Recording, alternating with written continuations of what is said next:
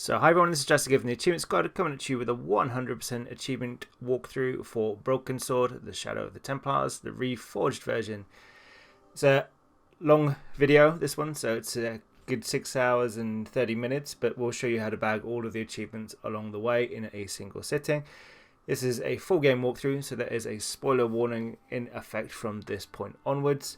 If you haven't played this game previously, like I have, it was a big part of my childhood. So it is a point and click adventure where you have to solve a lot of puzzles. There, I believe, is a grand total of the achievements are 26 in total, and there are several that are missable. But once you have completed the end of the game, you'll be able to track to select and go back to certain areas and mop that up. Weirdly enough, the achievement list, as if you open up the main menu, appears in the order that you can unlock them, so that kind of gives you a clue of when an achievement can be collected. So on that note, I'm going to let the intro play out, and I'll catch up with you in a bit. The city holds many memories for me, of cafes, of music, of love, and of death.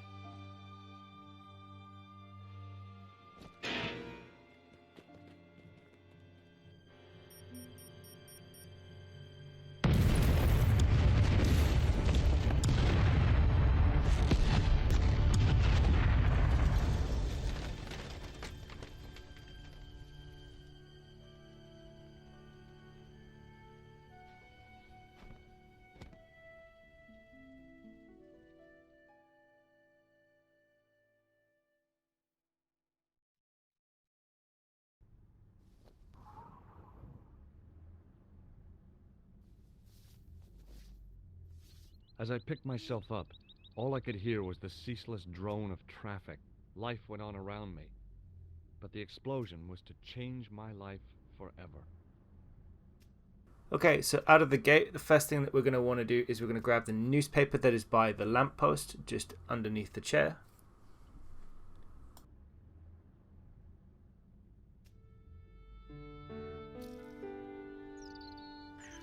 The leading article referred to the visit of a Nobel Prize winner from some unpronounceable Eastern European state. That was the only news story. The rest was rumor, gossip, and sensationalism. Then I noticed the writing at the foot of the page. It read Salah Eddin, 1345. And then we're going to make our way inside the cafe that has just been blown up. You'll also get the prompt to enable hints if you want them. When you make your way inside, the first thing you want to do is inspect the dead body in the corner.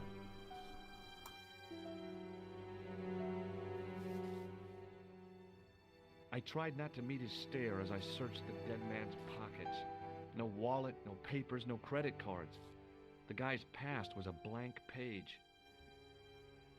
And once you've done that, you want to speak to the waitress, and we're going to get our first missable achievement. So it's important in this little snippet of dialogue with her that you do not give her the alcohol, so do not give her any brandy when she requests it, and that you inform her that the guy in the corner is dead. So the way I do this is I say yes to being a doctor, I say no to the brandy, and yes to the plantard being dead in the corner. Did I drink? No, don't tell me. What is your name, Sherry? George Stobart, ma'am. Oh, American. She asked the question quite innocently, but I could sense her reserve. It was something which seemed to afflict all Europeans. You look like you could use a little help. I could use a little drink. I feel sick, dizzy, and bruised. I don't even remember the party. Just relax and take it easy. You've been knocked out. You don't say. What happened? There's been an explosion. You should try not to move. Are you a doctor? Yes, I am. I studied under Dr. Benton. Who is he? Only one of the most brilliant medical minds on this planet. He taught me everything I know about medicine. Can you remember anything at all? No. I need a drink. Pour me a brandy. You could be in shock. No alcohol. Okay, you're the doctor. What about your man? Is he dead? Yes, he is. Ah, mon Dieu.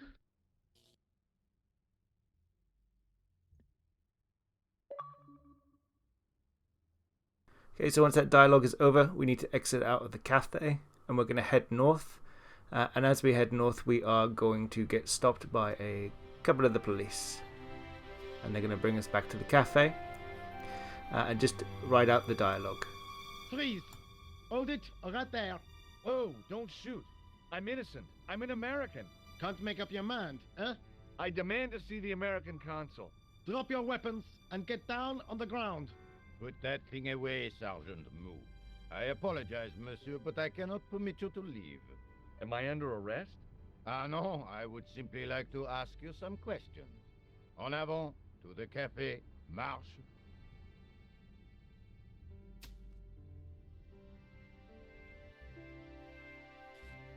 What a mess. This bombing is an outrage, is it not? Stop that, monsieur. Stop holding your breath at once. Has it occurred to you that he may be dead, Mou? Oui, monsieur. But I prefer to look on the bright side. Besides, I recall a case where the killer escaped by feigning death. However, in this case, the man is quite dead. Clearly, the killer knew of his presence and... How many times have I warned you about premature extrapolation? All we know is that he is dead. It seemed reasonable to assume... A great detective assumes nothing. Take Maigret, for instance. But he was a fictitious character, monsieur. Why, he was no more real than Poirot or Tintin. That's different, Mou. They were comedy Belgians. Anyway, it is unlikely that even you will learn much from talking to the dead. Examine the girl and take her statement, if you can.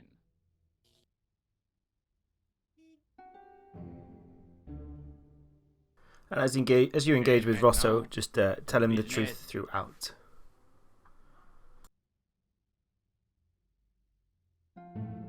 Your name, please? George Stobart. I'm from California. And what brings you to Paris, Monsieur Stobart? Travel. I'm touring Europe. You chose well. The city is most beautiful at this time of year, no? Yeah, I guess so, apart from the bomb blasts. Were you in the vicinity of the cafe at the time of the explosion? Yeah, I was sitting out on the sidewalk. I was lucky I wasn't killed. The inspector passed over my remark with no reaction. Did you see the deceased enter the cafe?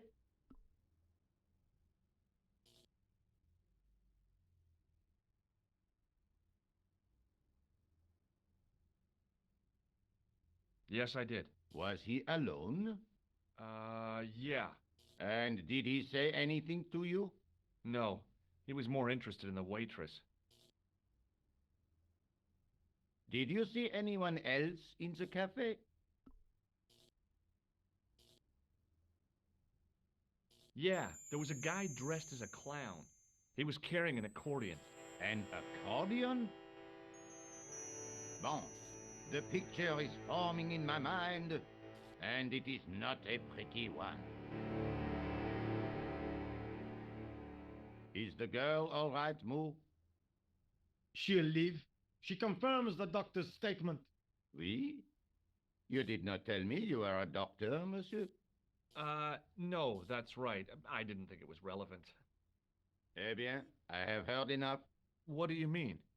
I am satisfied that you know nothing. You may leave. Enjoy your vacation, Dr. Stobart. What about my personal safety? Can't you at least give me some advice? What can I say? Stay alert and look out for suspicious characters. And don't cross the road until the little man shows green. Great advice. I honestly believe you are in no danger, monsieur. Should you remember anything of importance, please contact me. My card.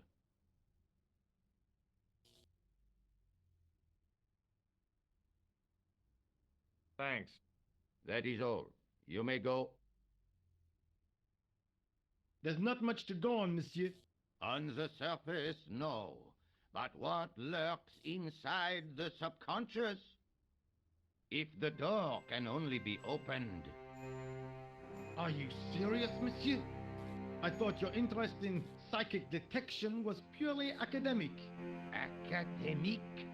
You are about to witness a scientific breakthrough. Once the conversation in the cafe is done and you're outside, you'll want to engage with Nico, who is the photographer walking around. And you want to engage with her on the main items along the top of the discussion until you get her card to give her a phone call later. Oh, an American by the sound of it. Yeah, that's right. On holiday in Paris. Some holiday, huh? You were here when the bomb went off? Sure was. Sat right out front of the cafe. Did you notice a middle-aged man, maybe 60, with an hat and overcoat? I couldn't believe it. She hadn't even asked how I was feeling. Yeah, he went inside just before the bomb exploded. You weren't related to him, were you? Oh no, nothing like that. I am Nicole Collard from La Liberté. What's that, some kind of nightclub? No, it is a newspaper. You're a reporter? I'm a freelance photojournalist. Say, you can interview me about the bombing. You know, an eyewitness account. Minutes after the outrage that shook the whole of Paris. You know, real-life drama, human interest, that kind of stuff. I'll just stick to the facts, thank you. Did you see who planted the bomb? I know it sounds crazy, but he was dressed like a clown. Oh, God. It's him again.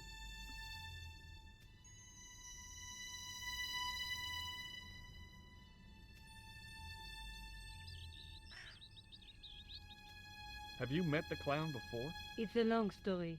I have plenty of time. I don't.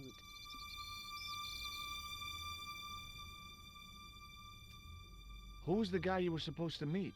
His name was Planter. I didn't know him, but he called me last night. He said he had a story which would interest me. He asked me to meet him at the cafe. I guess I'll never know what he wanted to tell me. Not unless you have Rosso's gift for psychic interrogation.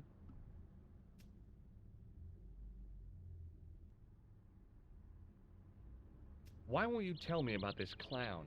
Why do you want to get involved? Because he almost killed me. Isn't that reason enough? I guess so. Listen, I'll give you my phone number. You help me with my story, and I'll let you in on what I know. And let's get one thing straight right now. This is strictly business. Okay, it's a deal. I have to go develop these pictures.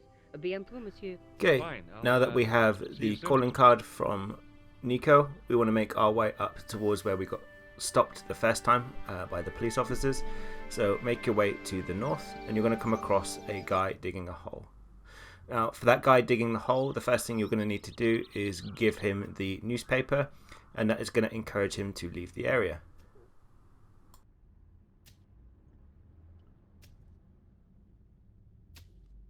Hi, can you spare a few minutes?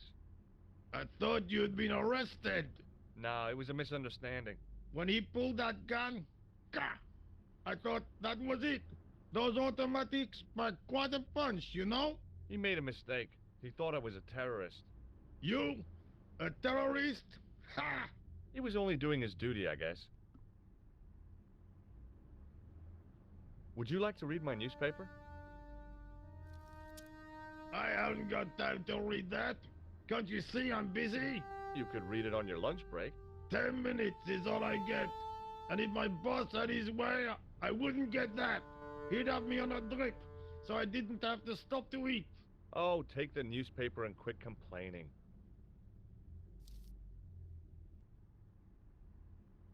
Bah! Look at this. Damn bleeding out liberals. Cha! Save the dolphins. Catch them and eat them, I say. All that fuss over a bunch of fish. Nah, that's more like it. Look at the size of those. Like champagne bottle corks, no? Ah, what's this? Saladin running in the Prix de l'Arc de Triomphe. It's a racehorse? A horse? A legend. Bucephalus reborn, mon ami. Like a streak of lightning she is.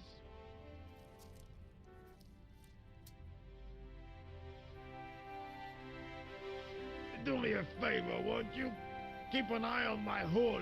I'm off to put some money on that nag. And now that the worker has departed, you can go into his tent and into his toolbox. And inside his toolbox is a sewer key. So loot the tent, grab the sewer key, and we're going to need that for a couple of things later on. It's a very useful tool in the game. So once you've bagged that, you want to make your way back towards the I cafe. didn't know what it was, but it looked useful.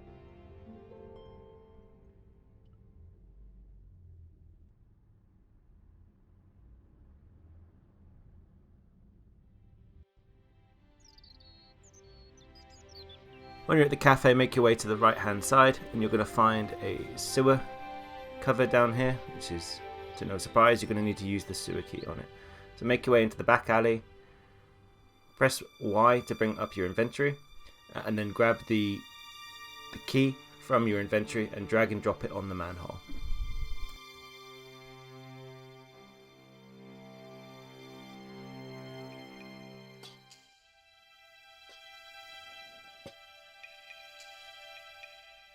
And then make your way down. The cupboard to reveal what smelt like the entrance to a sewer.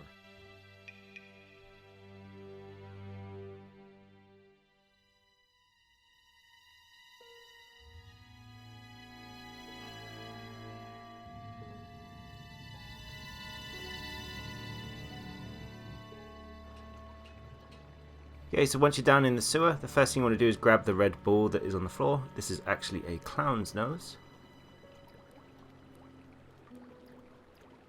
As I picked up the plastic ball, I realized... And once you've picked up that clown's nose, you want to make your way to the right. It was the clown's red nose.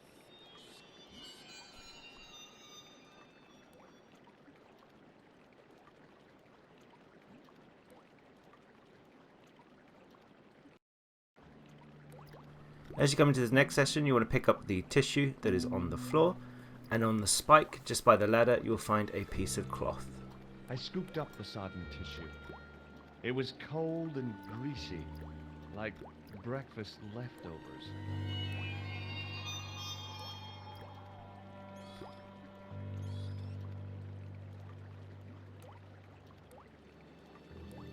I took hold of the scrap of material and unsnagged it from the spike. Then make your way up the ladder into one of the nearby areas of the cafe. As you come up, you're going to get stopped by this guy. Hi there. Hold it right there. You sewer rat. I knew you'd come back. And now I've got you. What are you talking about? You're trespassing. Come out of there immediately. That's what I'm trying to do. Give me your hand. Ha! You won't catch me with tricks like that.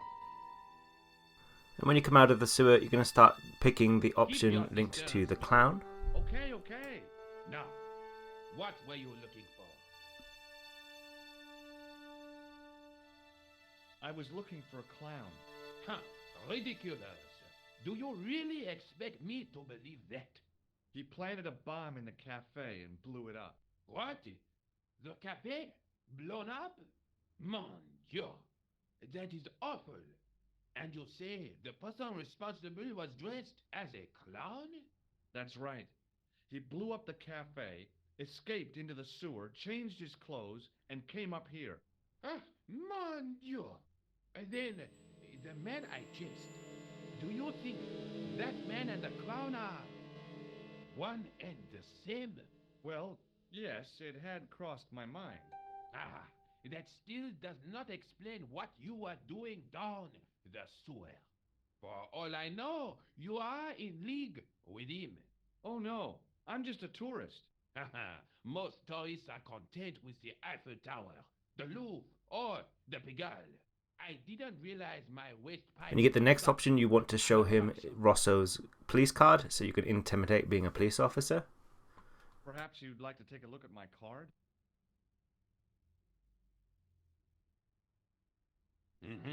What is this? Inspector Augustin Rosso? What does that say? Hominoid Division? A homicide. I think the ink's smudged. Then you are not a tourist. Okay, I'm not. I lied to you, and I'm sorry. Don't apologize, monsieur.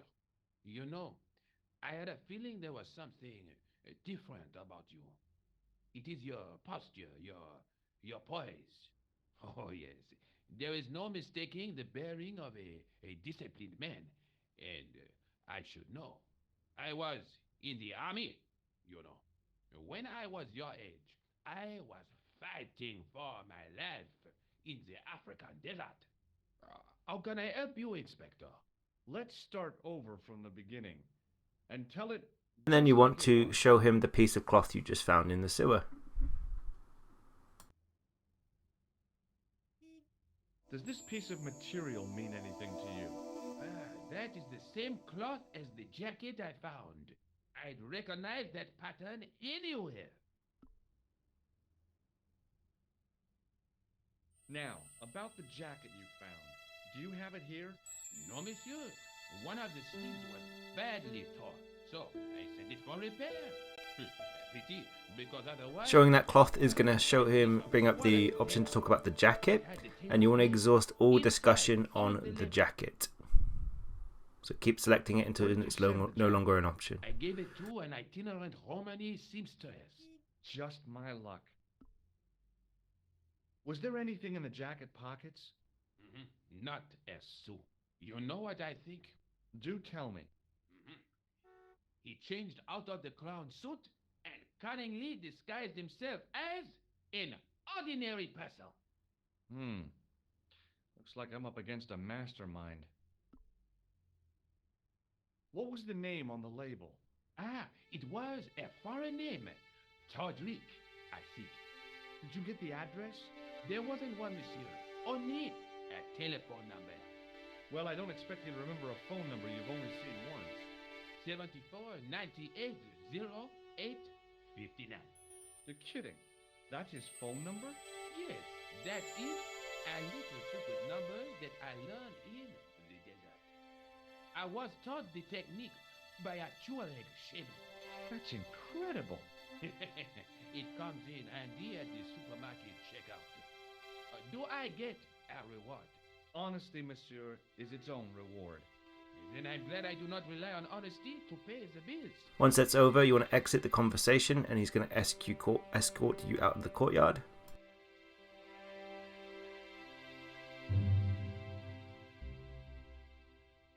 I have to be going. Thanks to your help, the citizens of Paris can sleep a little easier tonight. Raymond, I was only doing my duty, monsieur. Good luck, Inspector. I hope you catch that killer soon. I'll let you out.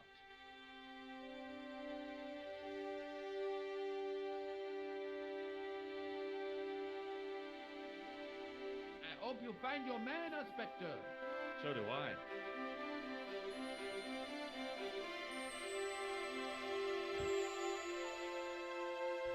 And you'll be back on the main street by the workers' hole. You want to use the telephone that is just next to the tent, and you want to select Nico as an option to call her. So telephone by the tent and pick Nico as the calling option.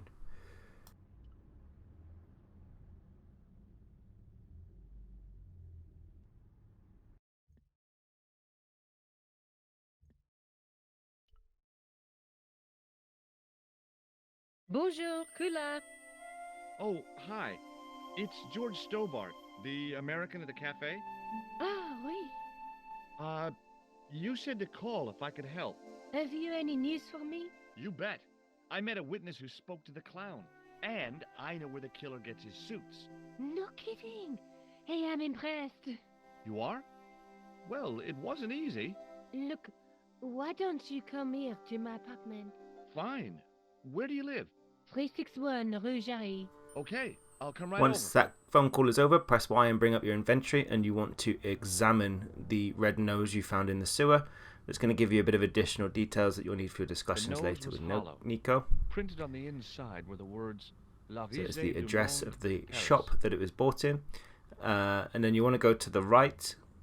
Sorry, not the address, the name of the shop. Make your way to the right, and then you're going to pick Rue Jarry as your next location to go to.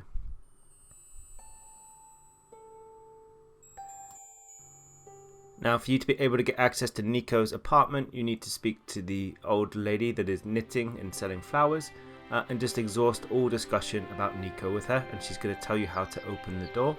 Once she tells you how to open the door, you'll be able to exit the discussion and go into the door in the background. Oh, hi. Bonjour, monsieur. Would you like me to foretell your future? No thanks.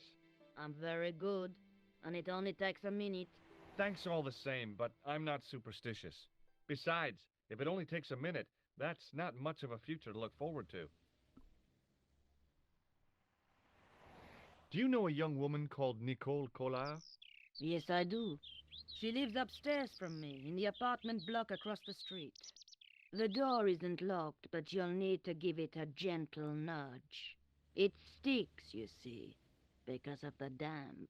The landlord said he'd fixed it before winter sets in. He's been saying that for 3 years.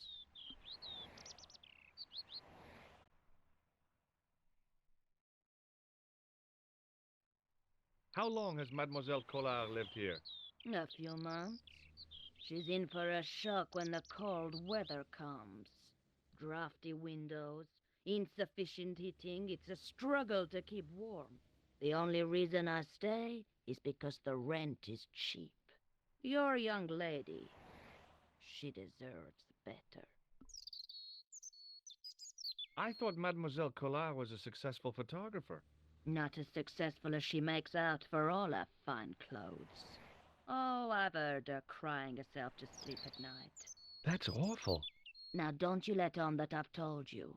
She's proud, that one. Too proud, if you ask me. So now the discussion's over, you can exit, and then you click on the See you door later. in the background, That's and right, you will make your way You inside the will. apartment.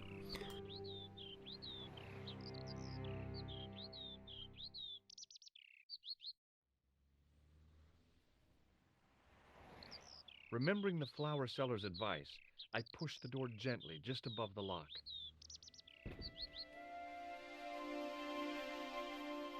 So once you're inside, you're automatically going to engage with Nico, and we're going to need to pick the 2 options. So we're going to show her the red nose and the I'm glad you could make it. the cloth Please, that we found in the Call me sewer. George. Fine. I'm Nicole. Take a seat, George.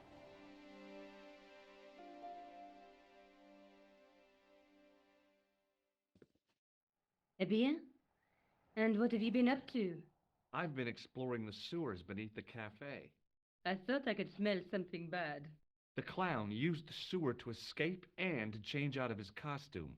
I guess he was in a hurry. He left his jacket behind. And? I got his tailor's phone number. What's more, I know where he hired the clown suit, too. You had better luck than I did. Luck, she said. Luck! Hard work, I'd call it. What happened? I took my photographs to the editor, but he wasn't interested. Can you believe it? He told me to drop his story. But you're not about to do that. Oh no. I am going to find out what's behind these killings. You know what I think?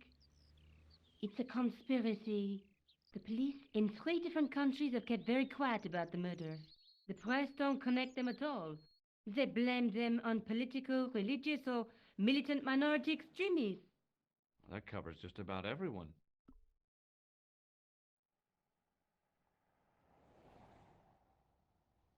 I found this false nose in the sewer. It has La Risée du Monde printed inside it. The laughing stock of the world. It's a costume shop near the Gare Saint-Lazare. I'll check it out.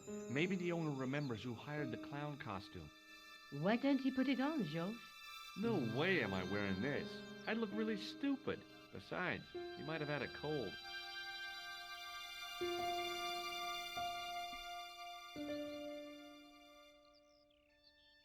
I found a piece of material near the cafe.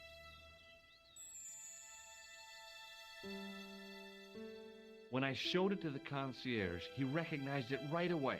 It's very distinctive, all right. Just wait until you see this. I developed the film I shot at the cafe. Here, George, it's an enlargement I made. Look what that guy's wearing. Checkered pants.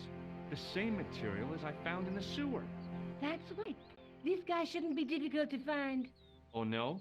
Take a close look at his left cheek. A scar. In the shape of a horseshoe. Oh, a crescent moon.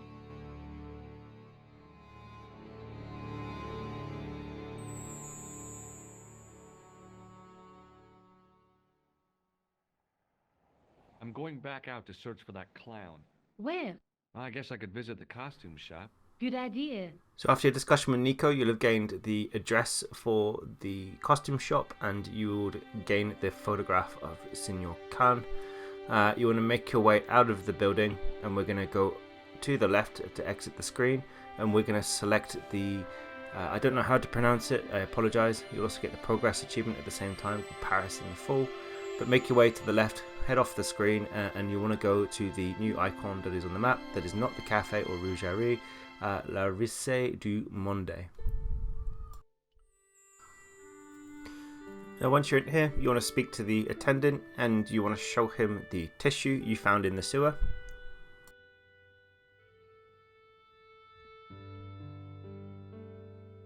Excuse me. Bonjour, monsieur. Please, come in. Welcome. Leave the mundane world behind, for in these 4 walls, fantasy is king. I don't want a costume. Didn't you ever dress up when you were a child? Not that I remember. Incredible! You'll be telling me next that you never shared your elder sister's lingerie. I don't have a sister, and I think I'd look pretty silly in a brassiere. I just need some information. Of course. How can I help you? And once you've shown him the tissue, you will want to pick the option of showing him the photograph that has been given to you by Nico. So first the tissue and then the photograph. Does this dirty tissue mean anything to you? Let me smell that.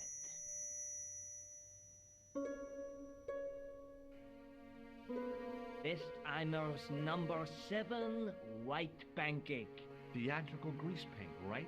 Oui, monsieur. La crème de la crème of Shakespeare accoutrement. Have you sold any of it recently? Yes, 2 cans. Do you recognize this man? Oui, monsieur. That is the man to whom I sold the grease paint. I remember the scar on his face. He chose 2 costumes, Bozo the clown and Seamus the pixie. A pixie? Very smart. Green silk with a taffeta lining.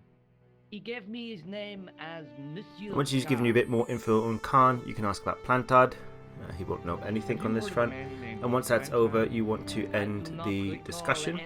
And he's going to give you a buzzer. Now this buzzer we need to use on every character that we can interact with in the game, with the exception of the waitress in the cafe. And that is going to bag ourselves the achievement. So he's going to shake your hand now and give you electric shock and give you the buzzer for free. Huh? Well, okay.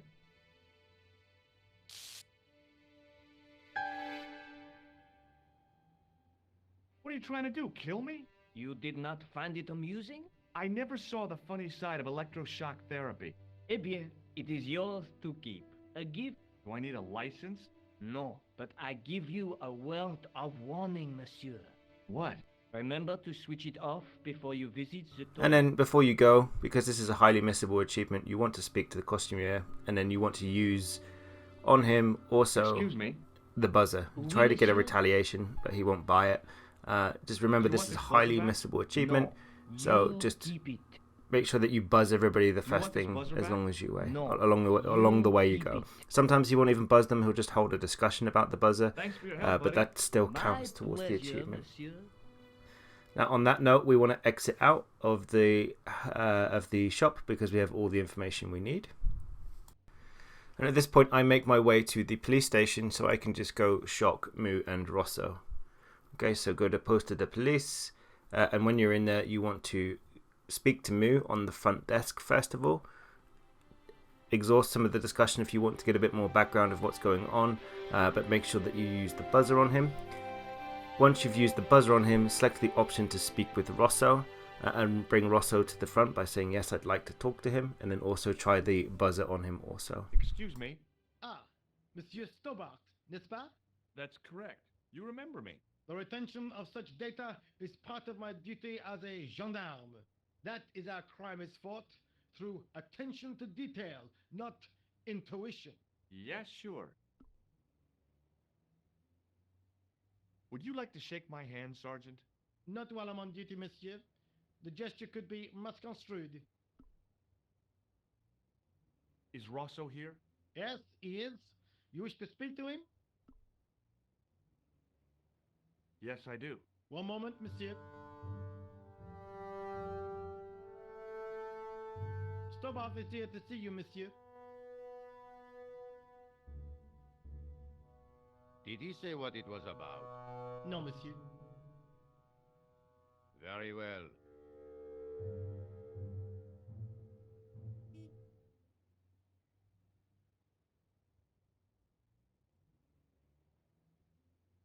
Hi, Inspector. Remember me? But of course, Doctor, my mind is a well-ordered faculty. A mental classification system that's the envy of the Bibliothèque Nationale. No tricks, mark you, monsieur. Just exercise. Just as our muscles waste through inactivity, so our minds decay. But there is no need.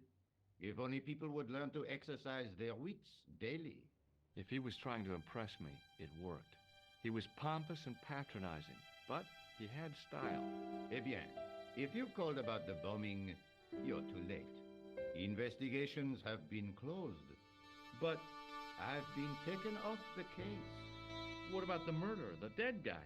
It is out of my hands. Would you care to shake my hand, Inspector? Please don't be offended if I decline your offer, Stobart. The palms of my hands are particularly sensitive.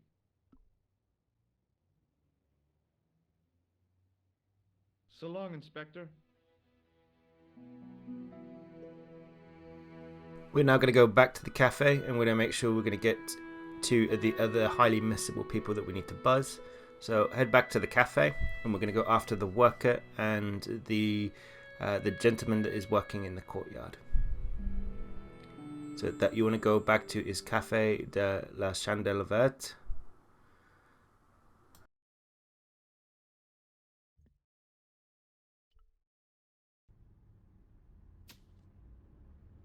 Then we want to knock on the door within the door, and that is going to cause the guy who's working in the courtyard to open the door. Once he's opened it, you just need to select the use of the buzzer.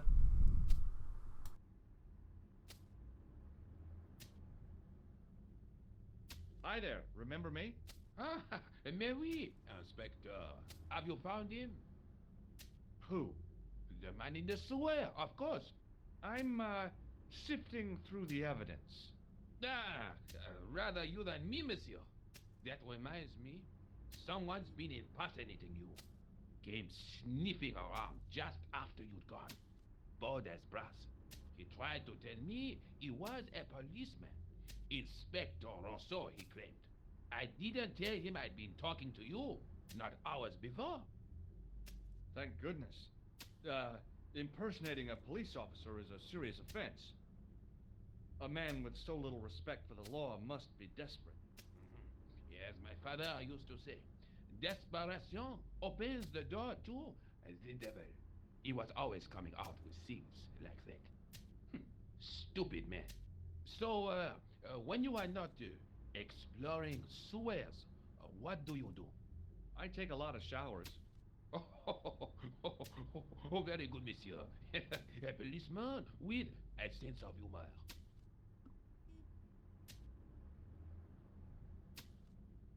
Shake my hand.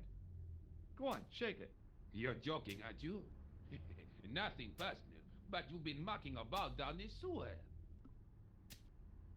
Wouldn't you like to shake my hand? Frankly, no. Wouldn't you like to shake my hand? Frankly, no. I have to be going. Good luck, Inspector. I hope you catch that killer soon.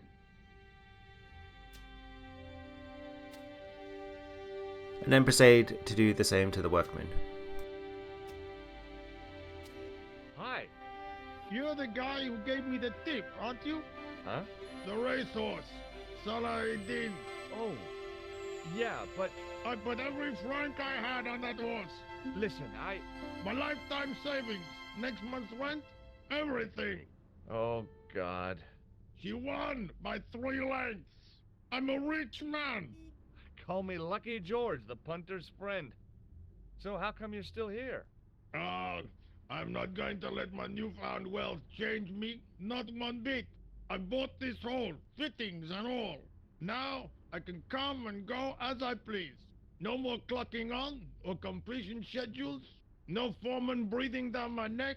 Thanks to you, I've found paradise. I'm getting a mushy feeling in my chest. But not half as mushy as your head. What do you want now? Would you like to shake hands with me? No, I wouldn't. One of the real pleasures of being rich is not having to be polite. Would you like to shake hands with me? No, I wouldn't. One of the real pleasures. Now you'll notice that I'm being using the rich buzzer a is couple of not times having to because be on my polite. first test playthrough I had a bit of an issue trying to get it to work, the achievement. I gotta go. I probably missed Don't somebody let knowing me my luck, kick but you. I was just doubling down and making sure that I tried to shock them. Now use the guy's phone and we're going to call Todrick, and when you speak to Todrick, ask about the guy in the photograph. Who is this? Hi. My name's George Stobart. You don't know me. Correct, Mr. Stobart. I don't. What can I do for you? Well, I'm trying to trace one of your customers. Could I maybe come over and talk to you?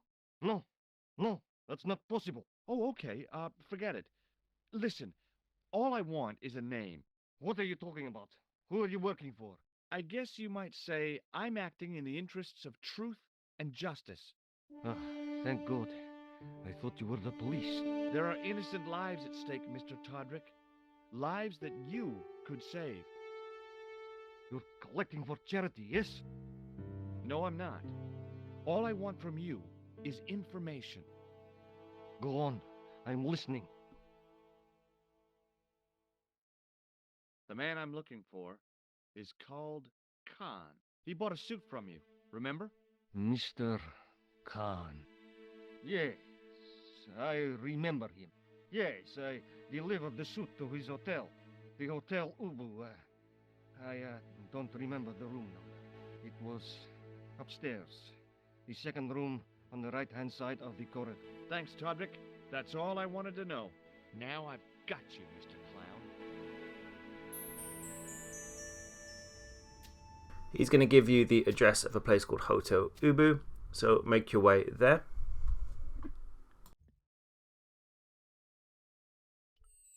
And once you arrive, you want to try and shock the 2 gangsters that are out at the front. Don't bother holding any other type of discussion with them. They are pretty unhelpful, I would say. Yes? Will you shake my hand?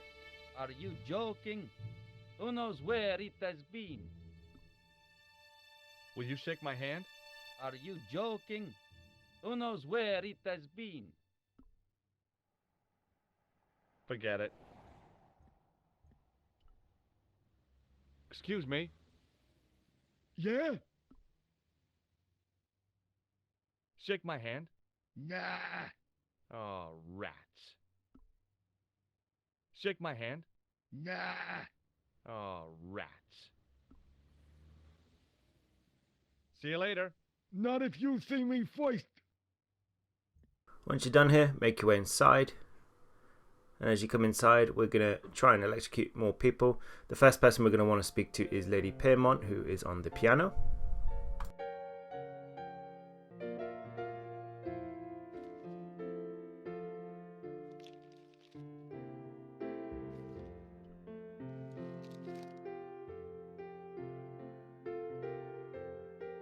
Hi there, ma'am.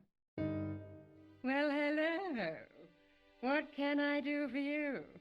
I'm looking for a man. You disappoint me, my dear. For one foolish moment I thought, but never mind. Aren't you going to tell me your name? George Stobart, ma'am. How sweet! I once had a stable boy called George. I am Lady Piermont. The common reaction is to kneel and stutter, but it's not obligatory. A real lady? I mean, you're an honest-to-God aristocrat? Oh, I don't know about that. Few of my ancestors are honest, not even to God.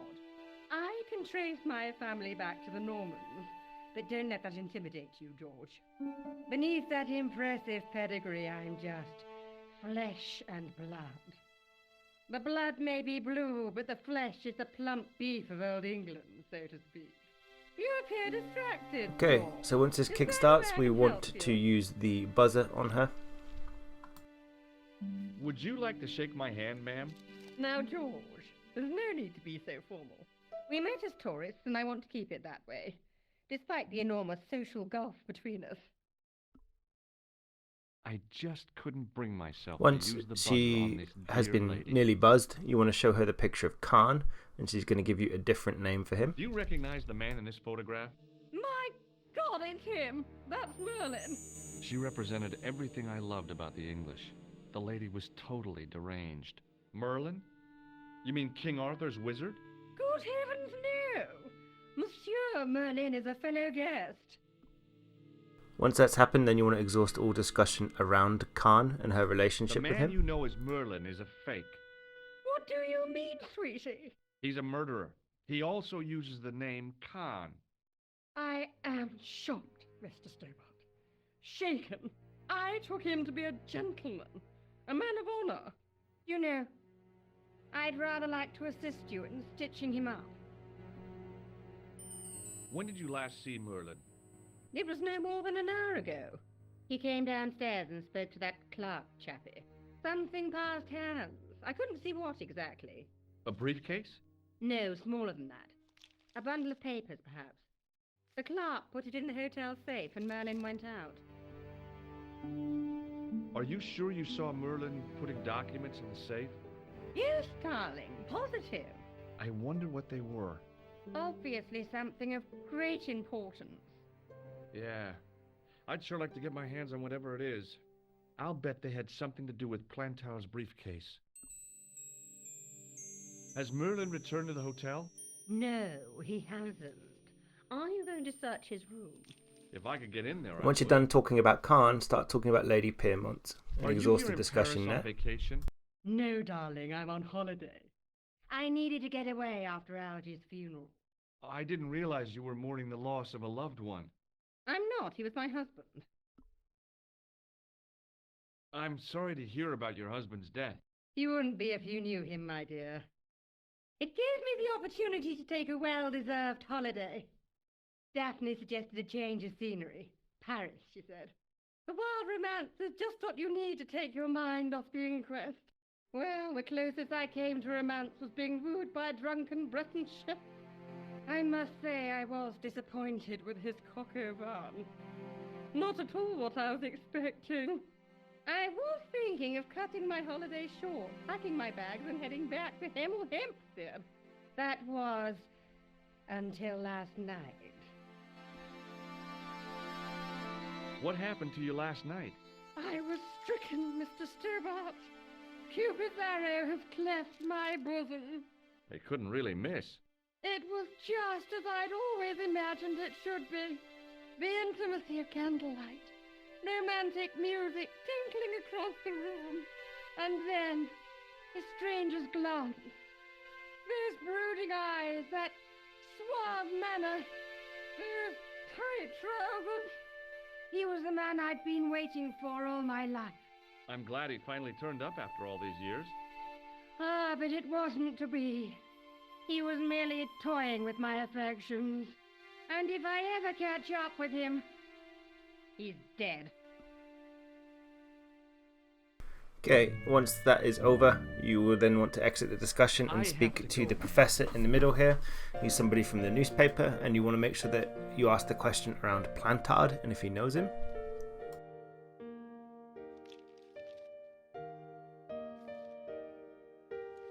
Excuse me, didn't I see your picture in the news? You're that Nobel Prize winner from some unpronounceable Eastern European state. Yes, that is me, in person. I don't want to worry you, but have you had any threats on your life? You know, mysterious phone calls, letters made up of headlines cut from the newspaper. I don't know what you're talking about.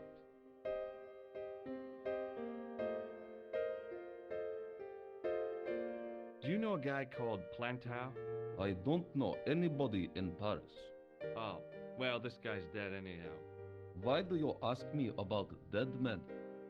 I have seen enough of death to last me Then a ask him lifetime. about the I'm clown. Sure you have. Have you seen a clown? I beg your pardon? The clown. A guy in funny pants. Have you seen him? My pants are from England, Marks and Spencer. They are a pleasure and a comfort to wear, with much support. I'm real glad to hear that. You know, it's good to know you Nobel Prize winners are human too. In my country, the people make do with string and egg cartoons. For pants? For everything. Oppression is the mother And try and of shake his hand with the ingenuity. buzzer.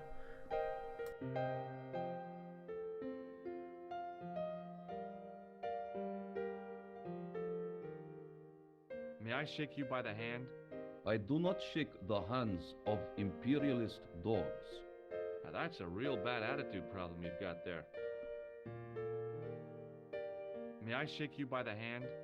I do not shake the hands of imperialist dogs. Now, that's a real bad attitude problem. You'll then you've got want to select Kahn from the photographs. Do you recognize this man? He calls himself Kahn. Yes, I know this man. Why do you carry... Then exhaust the discussion on I'm Kahn. a private detective. What's your interest in Kahn? He is an enemy of my people. You know he's a killer. Of course, amongst other things. Would you help me investigate Kahn? That is not possible. My instructions are to observe. I cannot jeopardize my position as an honored guest of this country's government. Thanks for your help. End the conversation and make your way over to the left hand side, and we're going to go speak to the store clerk. So not the store clerk, the hotel attendant.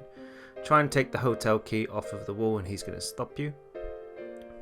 Excusez-moi, monsieur. What? You were This trying fella's got a to bit of steal sass that behind key, him. No? No way. Now try and inspect the hotel register, but it's not going to return much There information was at the no moment. one registered under the name of Kahn. If the killer was staying here, he'd used a different pseudonym. There was no one registered under the name of Kahn. If the killer was staying here, he'd used a different pseudonym. It was the register of guests staying at the hotel. And now speak to the clerk, because we're going to try and get a bit more detail on some of the guests and how we can try and get into that I room. want some information. Who are you? The police? I'm conducting a private investigation. Ah, I know only too well what you mean. That is one of the drawbacks of the catering business. When people book into an hotel, they leave their morals at home, no? So first of all, try to buzz this guy. Hey, shake my hand. I'd rather not, monsieur. I'm still sore from the shock administered by one of the guests. He was secretly concealing an electrical device in the palm of his hand. Practical jokes are so puerile, don't you think? Oh, yeah, sure.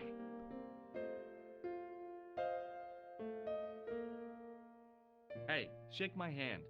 I have already explained why I would rather... And then you want to show him Kahn's photograph.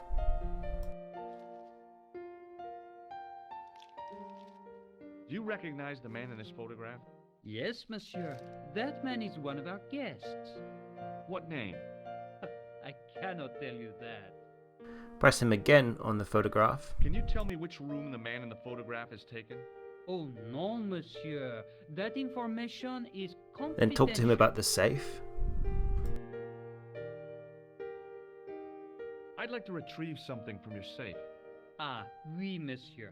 May I see some form of identification? Like what? A driving license, perhaps?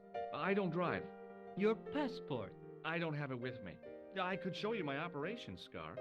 I'm sorry, monsieur. I must have some form of unique ID. You won't find a more unique ID than my scar. I'm sorry. I must insist on a more traditional identification. Rats. And you'll come to learn this discussion is pretty much going nowhere, so you want to end it at this point in time. And now if we should inspect the register, Thanks for your we'll help, see buddy. that you're going to get the room details. There was no one registered under the for name Merlin. of Kahn, I'm not sure but the why it name in didn't the appear book in for the room beginning, 22 but this is the was case. Merlin. Now we're going to go across to the other side of the room and speak to Lady Piermont again.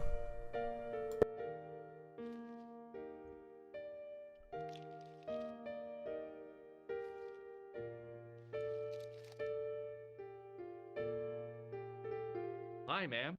Once you've done that, you want to Hello, pick the George. key What can I option, so do talk to for her about you the key, now? and she's going to help you create a distraction. So we need to be quick here. Would you distract Ask her for the help, while and I she'll borrow a go key? over with you to the reception. Are you asking me to aid you in a criminal act, darling? I guess I am. Good heavens, I must be dreaming. I don't think so, ma'am. Now tell me, why do you want to get into that room? I'm hoping it's the key to Merlin's room. Well, how can I refuse? I shouldn't think my feminine charms would be much use in this case, but a good dose of English arrogance might do the trick.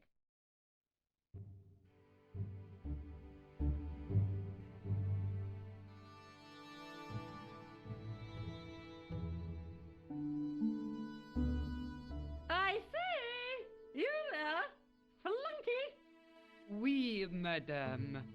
Listen carefully. You do understand English, don't you? But of course, madame. Good. I wish to deposit some jewelry for safekeeping. I understand. Are you quite certain?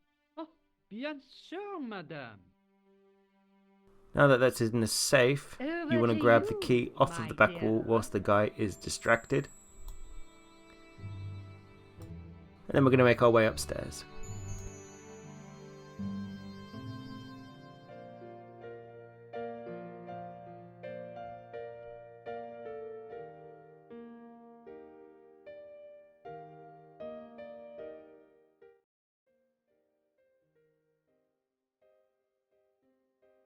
Once you're upstairs, you want to take the keys out of your pocket and use them on the door on the right hand side to open it up.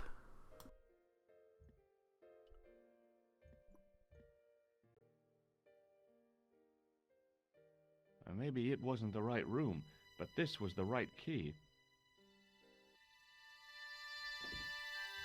Click on the window on the right hand side, and you want to climb out of that window and go across to the window that is opposite you and enter that room.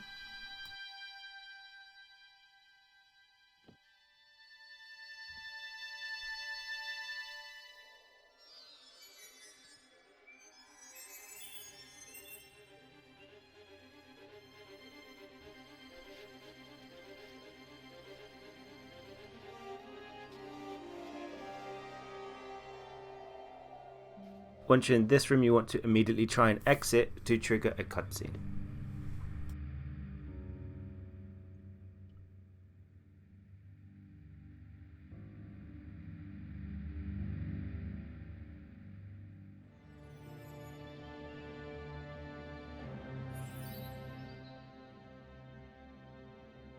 I had the kind of feeling in my stomach that would usually send me running to the bathroom.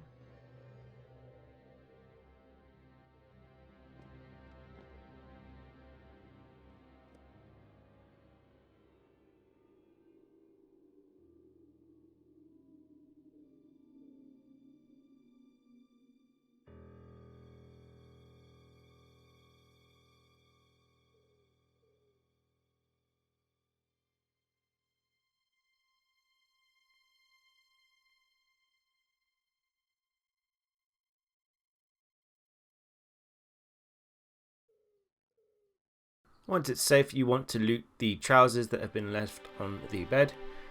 In the original version, there was a little bit of a puzzle with these trousers. This time around, that puzzle seems to have been removed. You will just take out the 2 items that you need. I couldn't believe my luck when I found 2 items in the pockets of the pants. The first was an ordinary matchbook. No matches, no clues. The second was a pass card which read, Thomas Merlin, Gruber Electronics Corporation. Exit this room and make your way back down to the reception.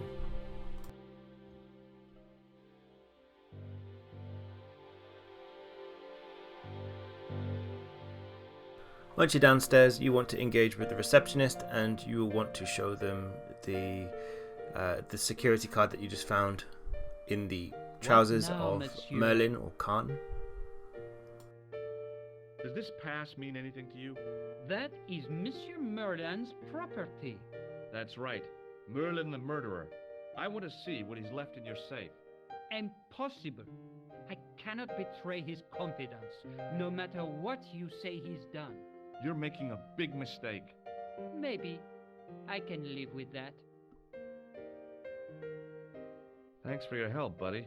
Again, he's not going to help you, so make your way to the right and you're going to speak to Lady Peagram again.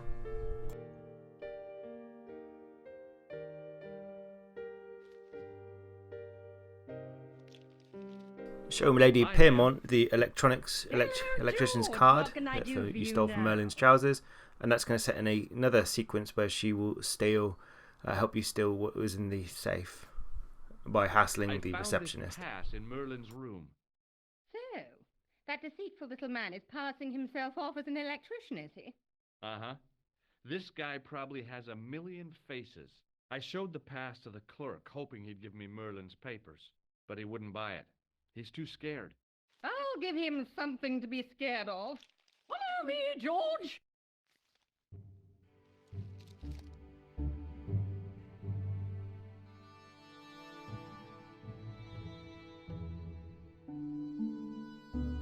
Did you place a package from Merlin in the hotel safe? I did, madame. And did my friend here show you Merlin's identification?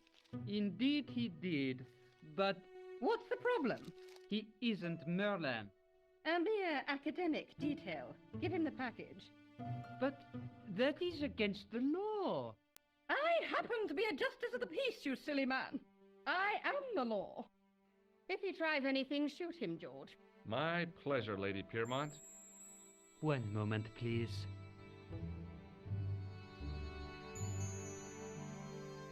You know, I haven't enjoyed myself this much since Greenham Common. I don't know what I would have done without you, Lady Peagram. Voilà, monsieur. Le manuscrit de Monsieur Merlin. Thanks. How satisfying. An Anglo-American alliance that actually worked. The clerk had given me a tightly rolled sheet of parchment. I decided not to unroll it until I was safely back in Nico's apartment. Okay, and now that we've done that, make your way upstairs. And when you're upstairs, you want to use the key on the room on the right hand side again to open it. And then you want to make your way to the window ledge one last time.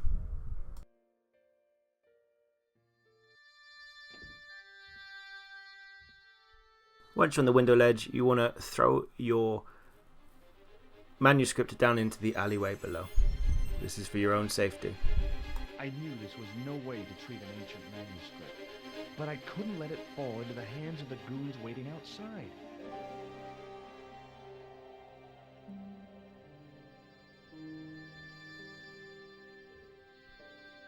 You now want to exit the hotel.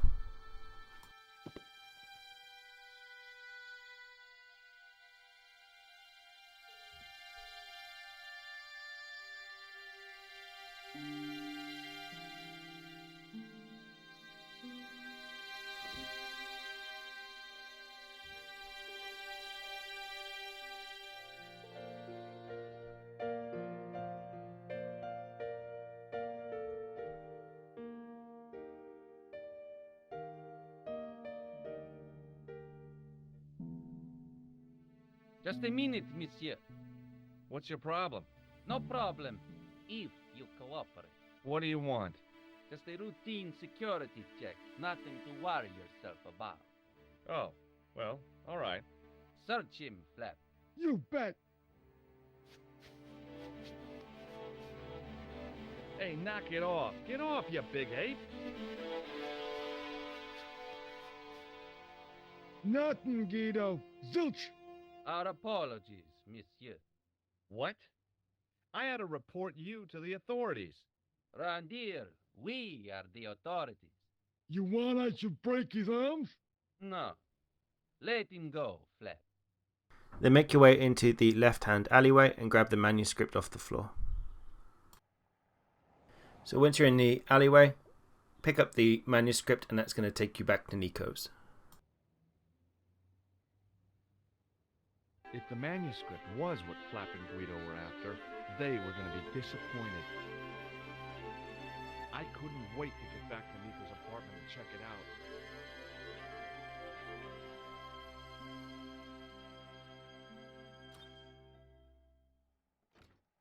You're just not going to believe what I found. It's not another part of the clown's costume, is it?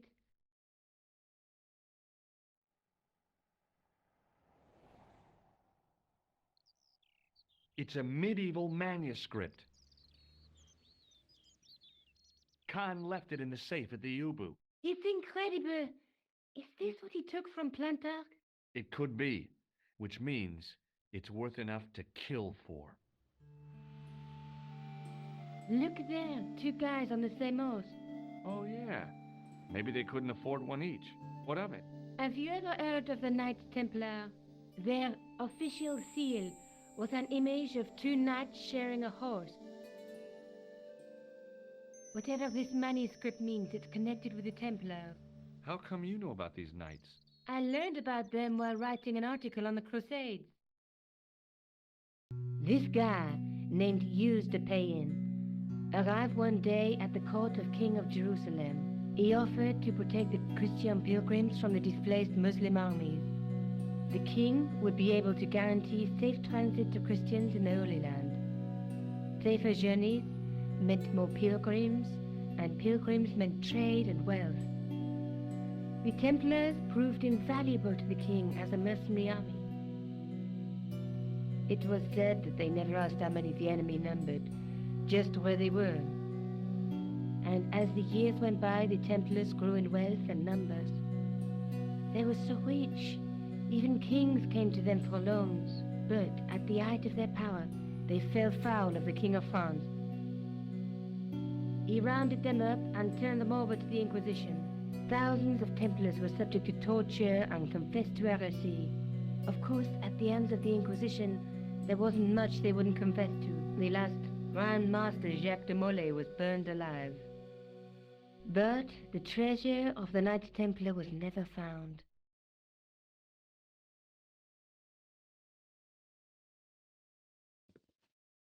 Jeez.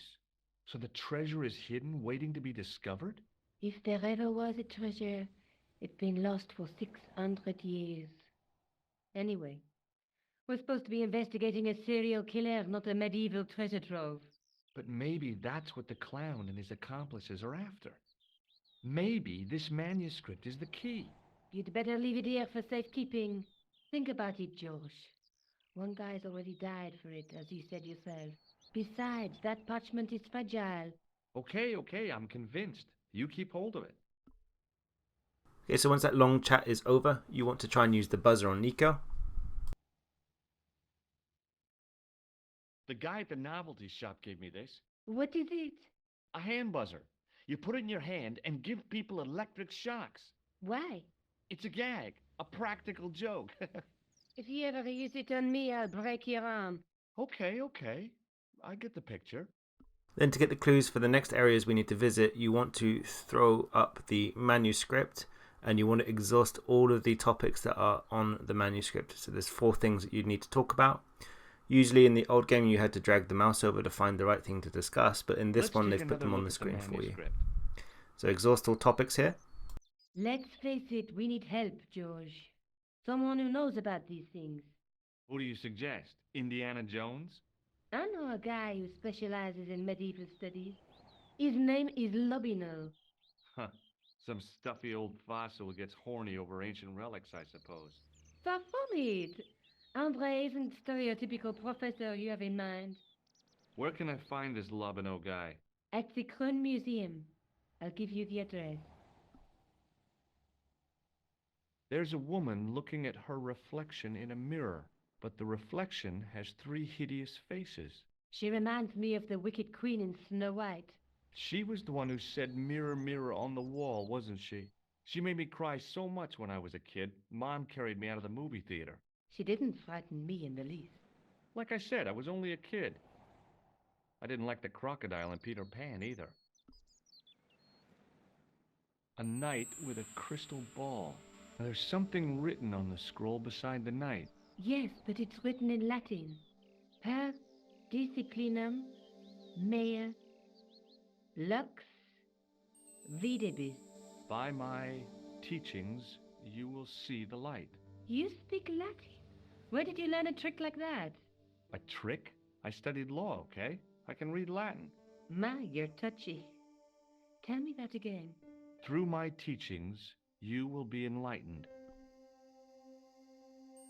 There's a guy working on a loom. He's weaving a carpet or a tapestry. Or a duvet cover. It's a clue to a place, I reckon. Somewhere famed for weaving and ships. Where folk live in barrels? It beats copper boxes. There's a guy with a sword and a bull. The only mythological bull I know of is the Minotaur, but he was only half bull. I don't think I'd like to be half a bull, even if it was the bottom half. What's that object between them? It looks like a gem on top of a tripod. Once that's over, exit the looking at the map and stop talking to Nico, and exit her apartment. Maybe I'll check out the Kroon Museum. I'm sure you'll find it useful, George. And then we're going to use this first opportunity to try and use the hand buzzer on the flower seller outside. So once you're outside, speak to her and use the buzzer on her. And as you'll see, as the common trend, this does not work quite frequently. But yeah, buzz her. Oh, hi. Hello, my handsome friend. Would you like to shake my hand? No, I wouldn't. I can see the future, remember? Would you like to shake my hand? No, I wouldn't. I can see the future, remember? See you later. That's right, monsieur. You will. Once you're done talking to her, you want to exit out to the left-hand side of the screen, and we're going to go to the museum.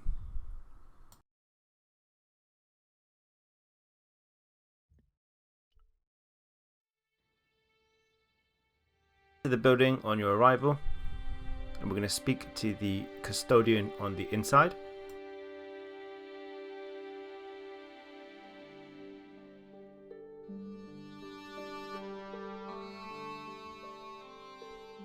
Pardon me. Oui, monsieur? Are you Lobino?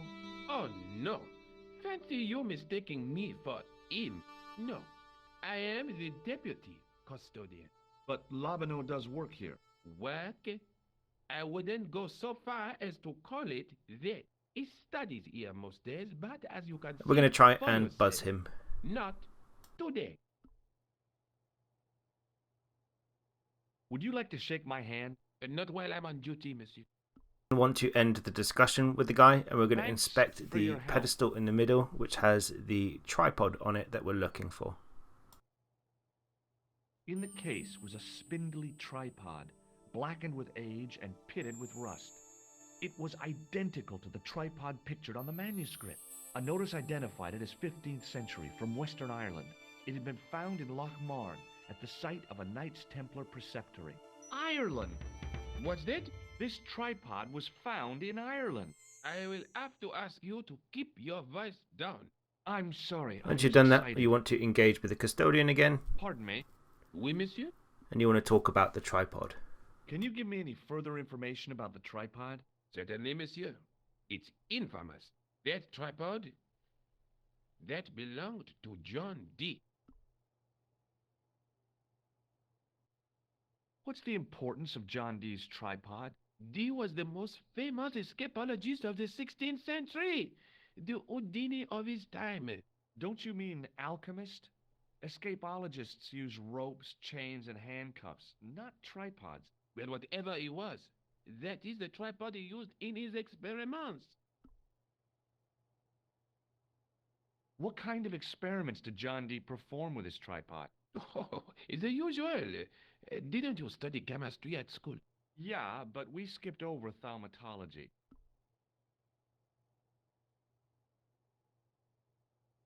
Can I take a closer look at the tripod? What? Get it out of the case? No! That tripod is protected by a sophisticated surveillance system. How sophisticated? A painfully loud alarm bell. Then discuss the bell. How is the alarm bell triggered? By the slightest pressure on or movement of any part of the case wherein that tripod is situated.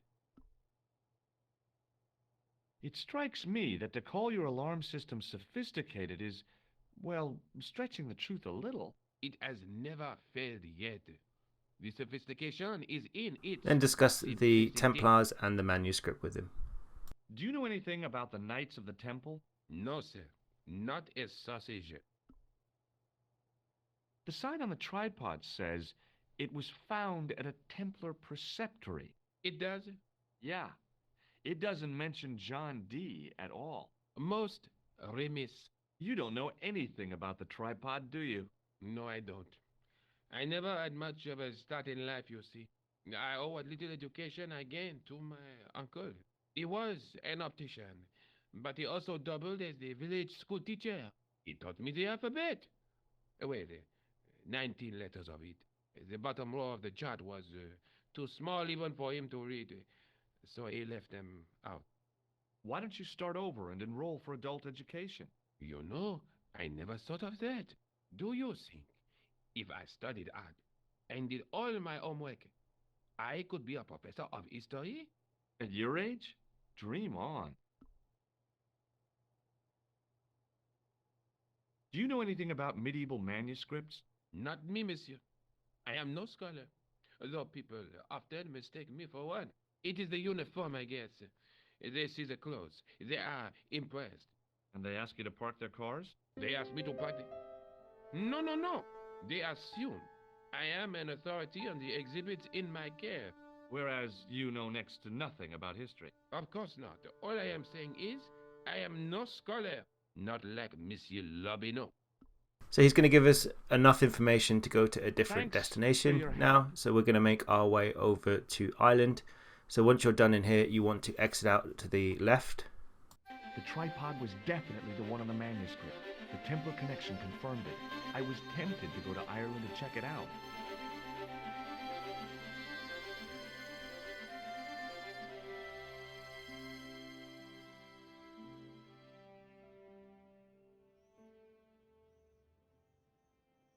And when you're on the world map, you want to go to the airport and you want to go to Ireland.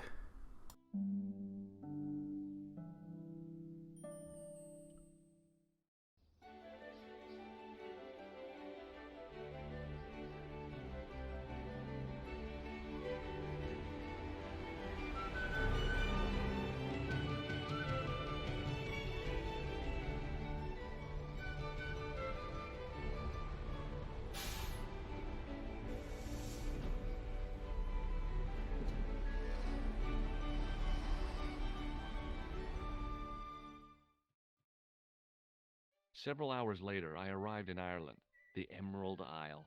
I'd been lucky to get a bus from Dublin to the tiny village of Lochmarn. On the way out, the driver told me there was only one service a day.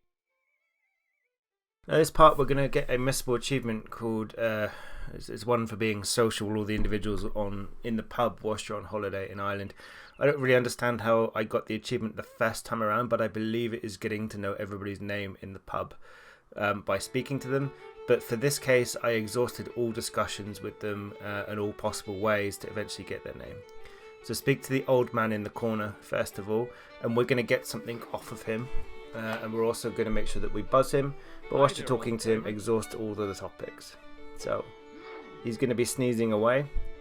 And he's going to tell you he's got a bit of a cold. Left my lips. I regretted them. Is there such a thing as a cold which isn't nasty? I put the question to Father Mahoney. Father, says I, why were we born to suffer snot? What did he say? He said, it's my reward for being out all night like a sinner. Pious prig. Anyway, this is no ordinary cold. It's the hay fever. Pollinosis? Thank you. You're not a policeman, are you? Excuse me? Police? No, I'd know it if you were. So for now, just back out of the discussion with Ron, is his name. I'll see you later. Just keep an eye on him because he's eventually going to take a wire out and he's going to put it on the table, and we're going to try and steal that off of him. So this wire coming out now, he's going to play with it, and once he starts to sneeze, pick it up. As soon as the old guy looked and then once you've picked it up, then you can go back into having the discussion with him, exhaust all topics, and be sure to use your buzzer on him. What?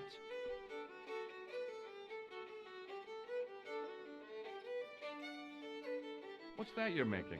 It's a necklace, me bucko. Oh, sure. Made out of steel wire? That's right. A necklace for my pretty one. When my little lover feels it round her slender neck, she'll be mine. All mine. If I was a woman, I wouldn't think much of a wire necklace. It's not made for a woman. I've got my sights on tastier dishes than women. Flesh as smooth and tender as a maiden's. Bones as soft and white as a newborn babe's. Rabbit, lad. That's what gets my juices flowing.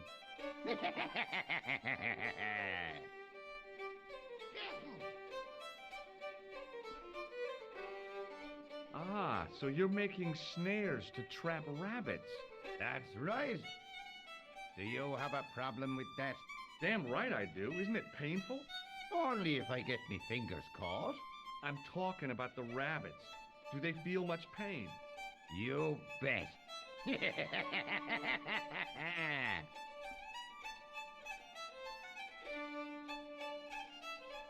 Can you tell me how to get into the castle? Don't even think about it, me bucko. Lochmarn Castle is haunted. Have you ever seen the ghost? To be sure, with me very own eyes. Can you describe the ghost? It was horrible. A wee stunted beast, long beak, straggly, flappy wings. Are you sure it wasn't a wild animal? A rabbit or a skunk or something? Skunk? In Lochmarn? That'll be the day. No, that was a ghost, to be sure.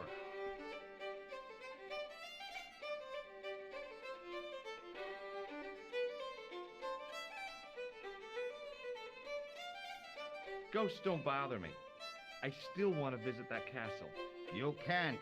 It's not open to the public. There's no one around to stop me, is there? That's right. Nothing human, anyhow. Can I buy you a beer? Very kind, I'm sure. But I don't drink the stuff Leary sells. What's wrong with it? I've seen what it can do.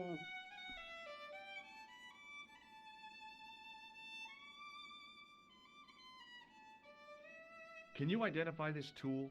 No. Can you identify this tool? No. What does this red nose mean to you? I suppose you're collecting for charity? No, I'm not. I want to know if you've seen someone wearing a nose like this. No, I haven't.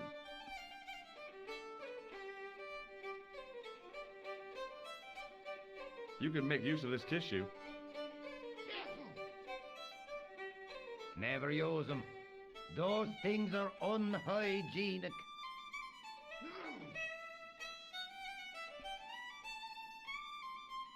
Do you recognize the man in this photograph? Is that supposed to be you? No, I don't have a scar on my face, and I'm not from the Middle East. I can't tell without me glasses. Here, this wire belongs to you. Oh, no. Never saw it before. No. Take a look at this ID card. Take a look. Oh, yes. Little plastic picture. I don't suppose it means anything to you, does it? No. What does this matchbook mean to you? Nothing. Go away and stop bothering me.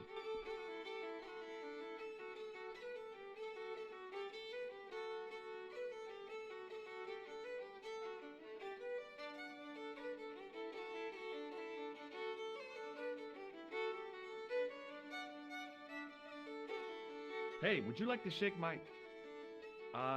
no, on second thought, forget it.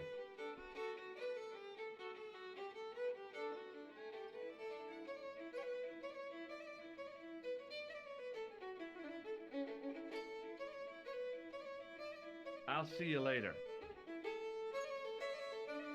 Okay, so we're going to move on to the next person in the room, and that is the man on the middle table with the yellow jacket. The name is Sean. And same again, talk to him about everything, even using the buzzer on him. He's not the most helpful of individuals. Shake my hand. It's a trick, isn't it? Damn it, you're right. I can't seem to fool anyone. What do you think this tool is used for? Something to do with horses? Wrong. It's for opening manhole covers. Oh, really? Well, you learn something every day. What does this red nose suggest to you? Blood. Why's that? I used to bleed a lot when I was a kid. Every time there was a playground scrap, I'd end up with a bloody nose.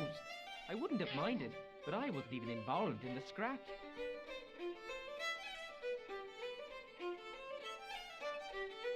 What does this tissue suggest to you? Nothing. Do you recognize the man in this photograph? No. At least I don't think so. Look closely. He has a scar on his face. No, I'm sure I don't know him. What do you suppose this wire is used for? How should I know? Check out this pass. Yeah. It's yours, is it? Not exactly. Do you recognize the name? Thomas Merlin? No, never heard of him.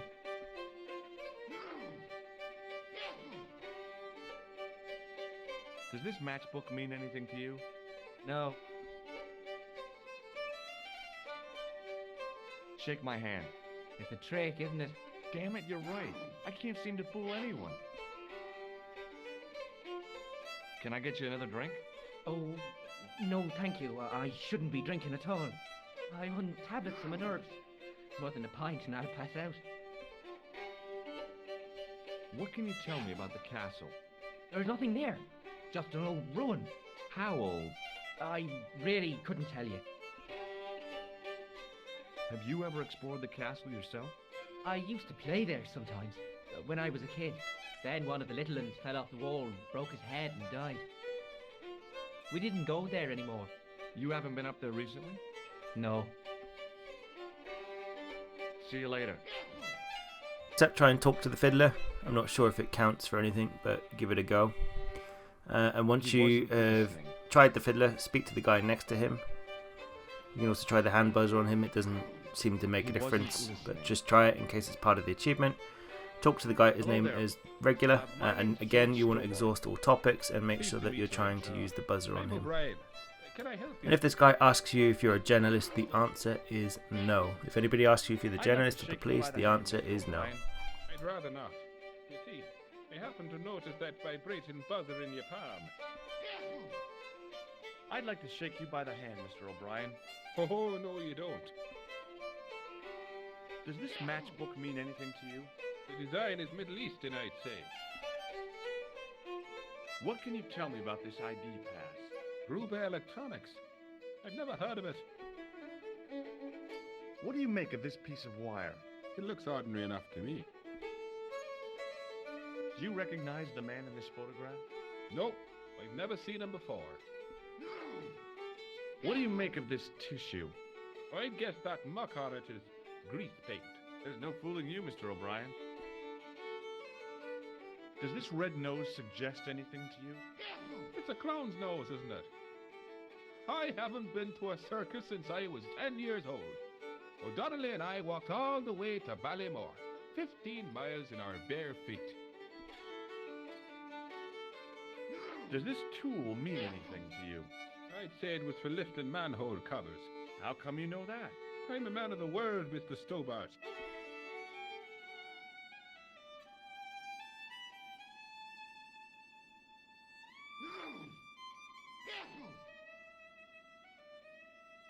What can you tell me about the castle, Mr. O'Brien? It's a fine sight now, isn't it? Dates back to the 10th century, you know. Most of the existing building was added much later, of course. Are the ruins open to the public? Oh no, it's much too dangerous. Anyway, there's nothing of interest remaining. Can you tell me about the tripod which was found at the castle? Now there's a bone of contention and controversy. It was dug up by an Englishman of the archaeological persuasion. Who was this Englishman? Professor Peagram, the same man who dug up the gem.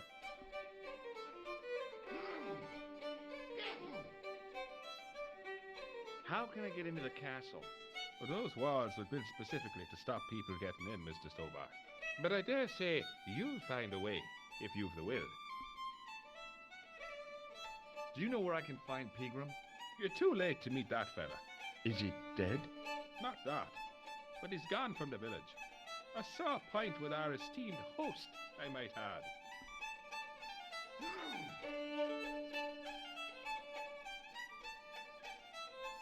Do you know where Peagram has gone? I'm sorry, but I don't. He upped anchor in the dark and shipped out before the dawn. Why did he do that? Who knows? A guilty conscience or a secret assignation. Whatever the reason, he'll not be missed in Lochmar. Maybe now the fuss about the gem has died down, we can get back to normal. What can you tell me about the gem which Peagram found? Now there's a gem which should never have been taken. A man would have to be full of greed to covet that stone. What's your interest in the jewel? You're not a reporter, are you?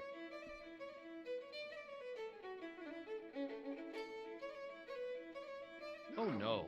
Thank the Lord for that. Why has Peagram's departure upset the landlord? He's lost a paying guest, that's why. More than that, there's the question of an unsettled bid.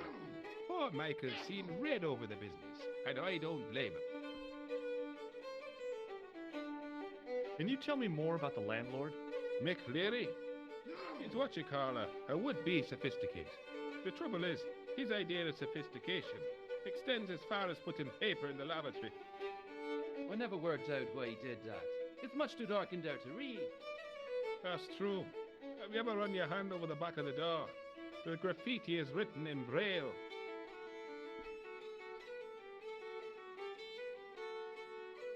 Goodbye for now. That's the same again for the other regular that is sat next to O'Brien. So just chat to him and exhaust all of the discussion to get his name. His name is Doyle, this guy. Hello there, mister. What can I do for you?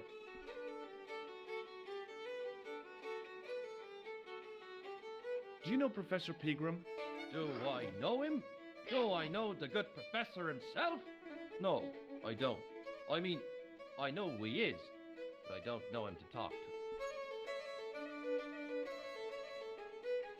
Do you know anything about Peagram's excavation? Only that he didn't have the right tools for the job. What he needed was shovels and a JCB. Peagram was digging for historical remains, not coal. Is that a fact? What the hell for? It's the science of archaeology, Pat. Understanding how people used to live by what they've left behind. One day archaeologists might be digging up our remains. Imagine that, Mr. O'Brien. I wonder what they'll find. Well, it won't be arrowheads and beakers. Fast food cartons and flavored condoms, more likely.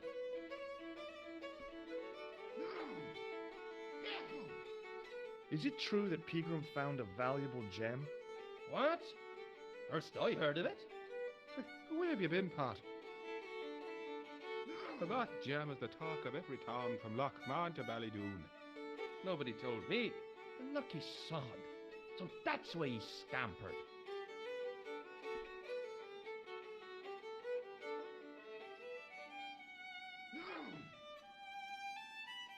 Did anyone from the village work at Peagram's dig? I tried it myself, but that high and mighty history man called me incontinent. What a nerve. Hadn't I dug more holes than the rest of them put together?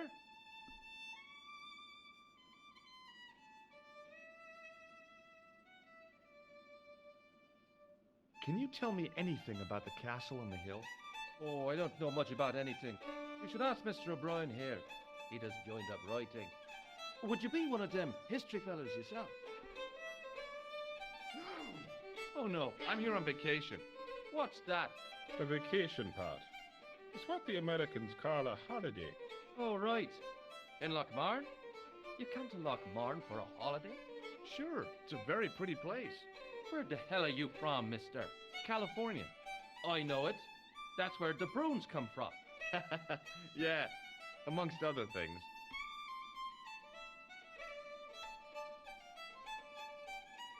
May I shake your hand?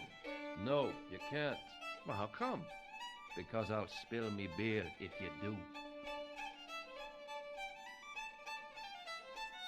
What do you make of this tool? It's for lifting manhole covers. That's right. I found it in Paris. Well, you look at that. A French sewer key. Marvelous.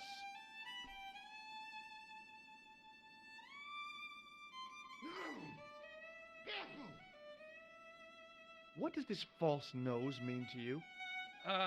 No, you're a clown. No, not me. Haha, you're a good one, aren't you? Did you hear that, Michael? I hate clowns. Listen to this fella. I hate clowns, says he. Isn't he just the funniest man you ever did see, Michael? He's not a clown, Doyle. He's not even remotely funny. Thanks.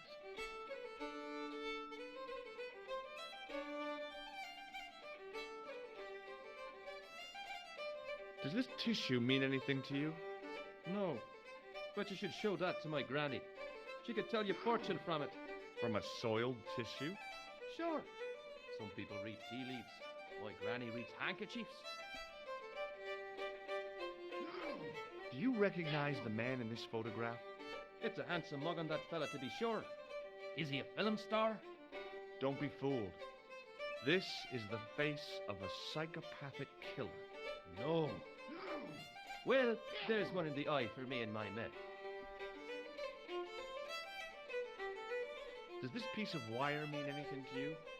Not me, mister. Does this security pass mean anything to you?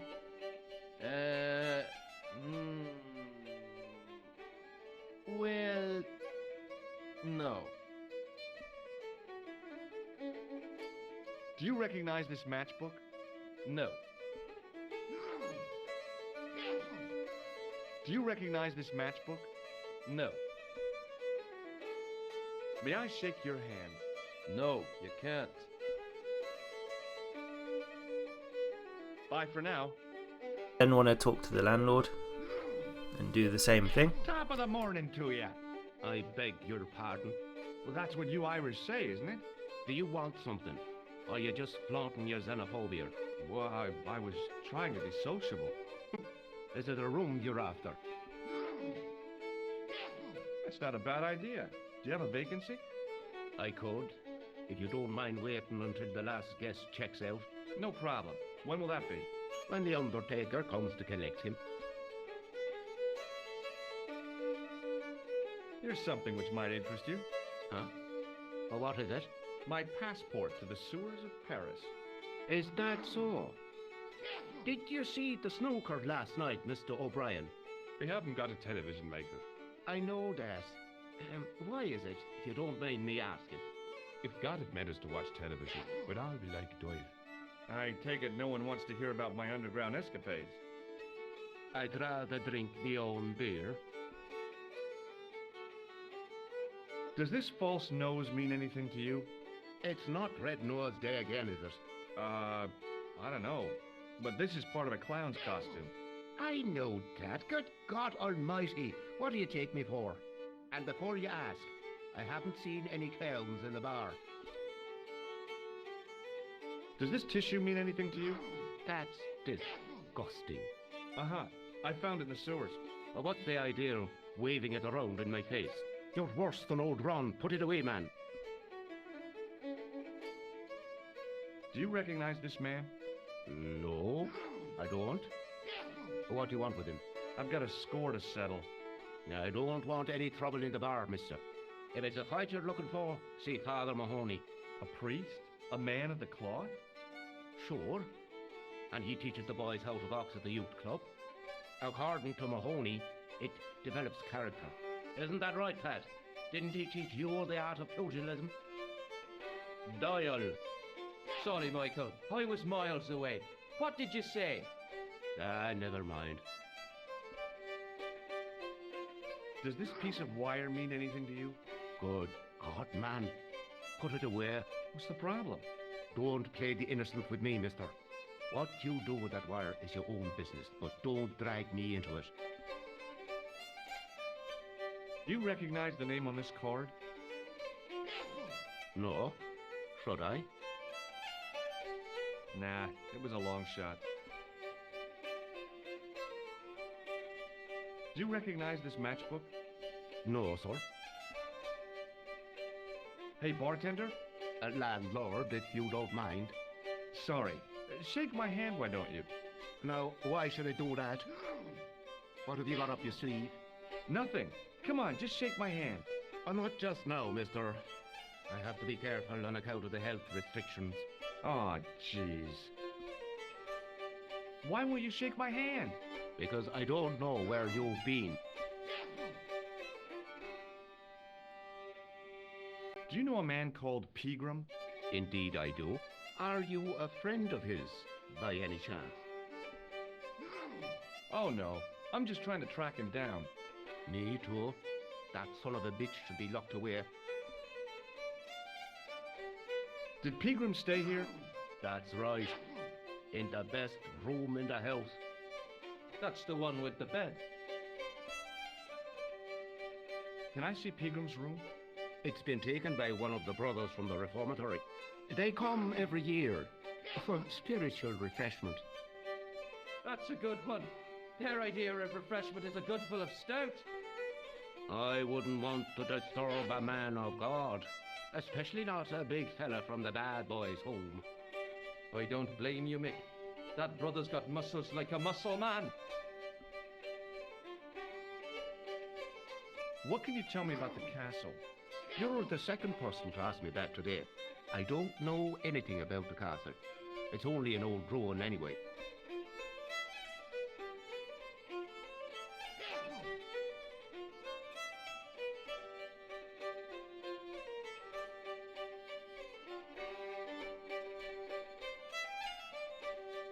Who else was asking about the castle? He said he was a reporter. He was asking about the little people. I could have told him a tale or two about the little people. He might have paid me to hear what he wanted me to say. Anyway, I chucked him out on his arse. Good for you, Meg. That's the way to deal with journalists. I'll try a glass of beer, please. Is this your first pint of real ale? Well, I guess so. What's real ale, anyhow? Beer that's brewed from natural ingredients to traditional methods. It shouldn't be kept under pressure or refrigerated. And finally, it should have a good body and distinctive character. In other words, it's flat and worn with bits in, and it makes you fall over. Now once you've done that, you want to exit the conversation. It'll have given you a beer as well. But Thanks. just next to the beer taps is a beer mat. And when Doyle lifts up his arm, you want to grab the beer mat from underneath him.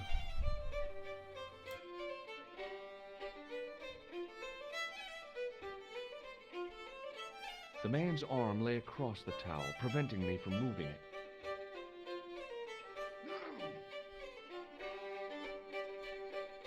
As the man raised his arm to drink, I snatched the towel away. Once you've done that, you want to drink the beer that is on the bar in front of you.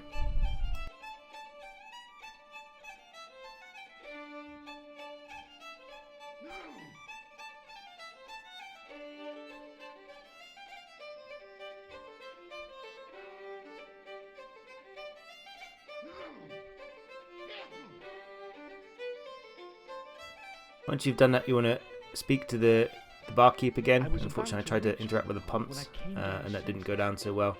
But once you speak to the landlord again, we can speak to him about his bar mat that you've just picked up off of the table. Excuse me. Yes, sir? May I borrow this towel? Sure you can, on one condition. What's that? You keep it away from old Ron. Who's Ron? That's him in the corner, with the hygiene problem. And then request another beer from the guy. May I have another beer, please? Certainly, sir.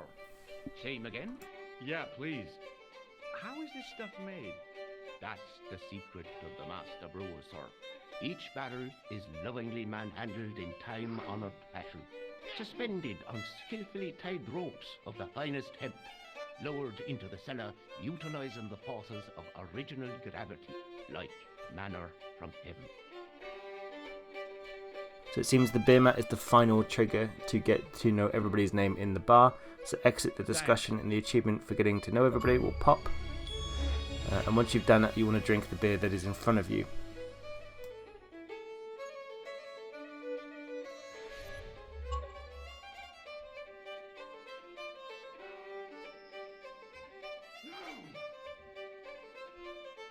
Get yourself an order for another beer. Yes, sir? Hey, how about another drink? See him again? Do you serve cocktails? I'll serve anyone with manners and money. No, I'm serious. Have you considered turning McDevitt's into a cocktail bar? Cocktails are chic, cool, and popular with younger drinkers. What? Kids in the bar? Can you imagine it?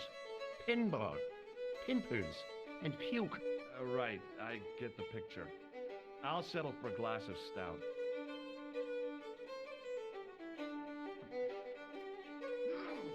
End that discussion, and because of the discussion you just had with the barkeep, you will get yourself another achievement, which is called Indecent Proposal. Now exit out of the pub.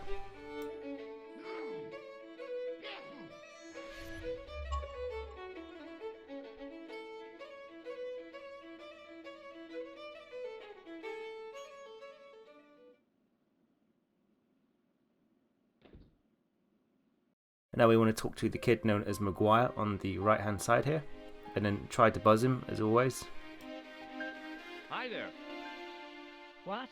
What's your name, kid? Who are you calling kid? Who the hell are you? I'm George Stobart, and I'm with the good guys. You're a head case, mister. A few sandwiches short of a picnic. Cut the crap and tell me your name. Liam McGuire. What are you doing hanging around the bar, McGuire? I'm on the run from me dad. Why? Did you do something bad? I ain't done nothing, boss. You can tell me, kid. Is it your dad? Oh, sir. He drinks every last penny down his evil throat. And there's me poor old mother, bedridden and dying of presumption. I tried to buy her medicine. Chopped firewood for Father Mahoney till me fingers bled. The old skinflint cheated me too. But I took the pennies he gave me back home. Look, Ma, says I, See what your darling son has earned with his own sweat and blood, when suddenly me dad appears and grabs the loot. I'm off to Dublin heavy drinking, says he. Watch out till I get back. That's why I runned away. Something in the grin on his face told me he wasn't being strictly truthful. Compared to him, Huckleberry Finn was a candidate for Altar Boy of the Year.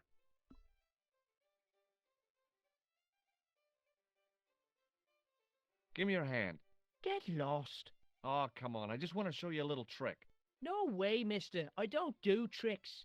Father Mahoney told me I'd burn in hell if I did. I just want to shake your hand, that's all. Oh, all right. Gotcha. Neat, huh? Didn't feel a thing. Now want to talk to Maguire about the Peagram professor and the castle. Exhaust all discussions on this. Do you know a man called Peagram? Can you describe him like on the telly in the cop shows? He's an English archaeologist. I know the man you mean if he's the one. Can you tell me where I'd find Peagram? No, I can't, 'cause he's not here now, but if I sees him, I'll ask him. Do you know what Peagram was doing in the castle? Digging for buried treasure. Jewels and gold and skeletons, like in the films. Do you know anything about Peagram's dig? He wouldn't let me anywhere near it. I offered to help, but he chased me off. I didn't want to see his smelly old hole anyhow. Did anyone from the village work at the dig? Peagram bought some students and bums with him. He reckoned no one in Lochmarn would know what to look for. The only local guy who worked for him was Sean Fitzgerald. I heard that Peagram had found a legendary gem. That's right. It's been the talk of Lochmarn all week. You haven't seen the gem, have you? Hell no. I reckon Peagram made off with it. If I was him, I'd go to Amsterdam, chop it up and sell it. He could be living the life of Riley instead of digging holes.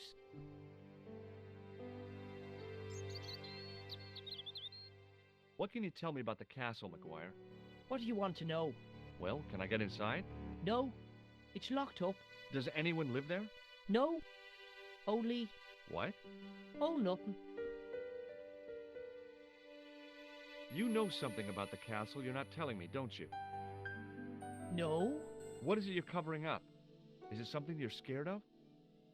I ain't scared of nothing.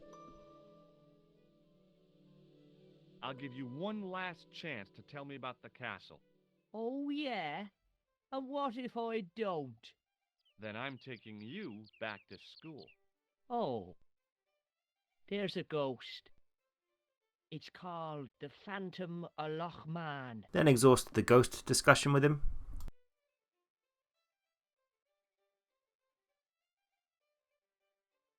You're not telling me you believe in ghosts, are you? Mister, I seen it with me very own eyes. Last Tuesday night, I went up to see what that dig was about. I just reached the top of the wall when I hears this awful noise. What sort of noise? A horrible snuffling and snorting, like O'Brien's pig, only worse. It was coming from inside the castle. Did you find out what was making the noise in the castle? No fear. I just sat there on the wall like Humpty Dumpty. The moon was cracked and greasy like an old dinner plate. The yard was full of shadows. I could have been hiding anything. I would have gone home, but my legs had lost their stuffing. Did you get to see the ghost? Indeed I did. And a fearsome sight it is too. I sat on my arse, waited while the moon went down. Then out it comes from the shadows, all grey and tattered and hunched over like an old bent willow. Then I hears this spluttering and splashing and horrible laughter in the dark. I was so scared. Why, I fell off the bloody wall. I'm sure there's a rational explanation for what you saw at the castle. There is. The bloody place is haunted. See you later, kid. Okay, mister. Then once it's over, make your way back inside the pub. And then we're going to speak to Sean, and we're going to pick all of the options on all of the discussion options from the top.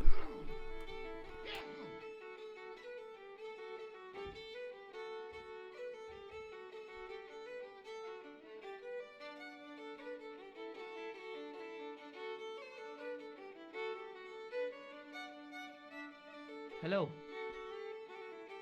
Did you work at Professor Peagram's dig? What gave you that idea? McGuire says you did. You don't believe that damned hooligan, do you? Why not? His probation officer could tell you a tale or two. Have you heard about the gem which Peagram found? I heard a rumor, but you can't believe everything you hear or see, can you? Where can I find Professor Peagram? I heard he's gone fishing. I don't know where. See you later. Speak to Doyle in the background because Sean was not the most helpful, but you want to speak to Doyle about Sean. Hey. Hello there again, mister. And buy him a beer when prompted. Do you remember seeing Sean Fitzgerald at the dig? Let me see now. I think me brain box needs a spot of lubrication.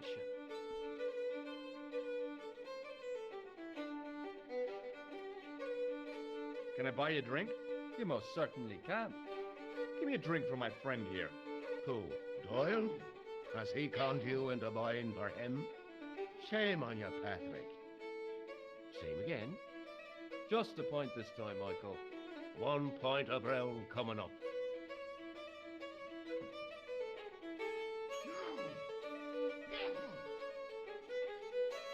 Do you remember Sean Fitzgerald now? I can picture the scene as if it was only last week. Come to think of it, it was only last week. Fitzgerald was there all right. Him and a bunch of students. He was speaking with the boss man.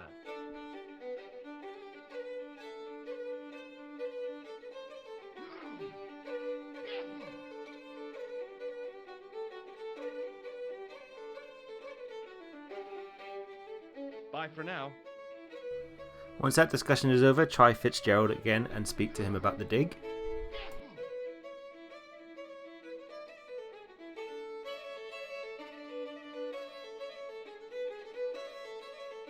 Hello. Doyle told me you definitely worked at the dig. You don't believe him, do you? Patrick Doyle is a moron and a scoundrel. Even so, he saw you talking to Peagram. You can't prove that, mister. Exit out of the pub and you want to go talk to Maguire again outside.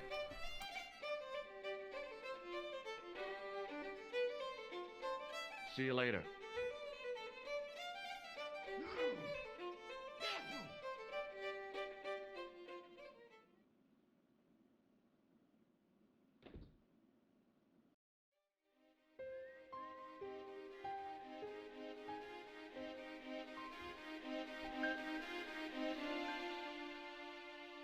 Hey, McGuire.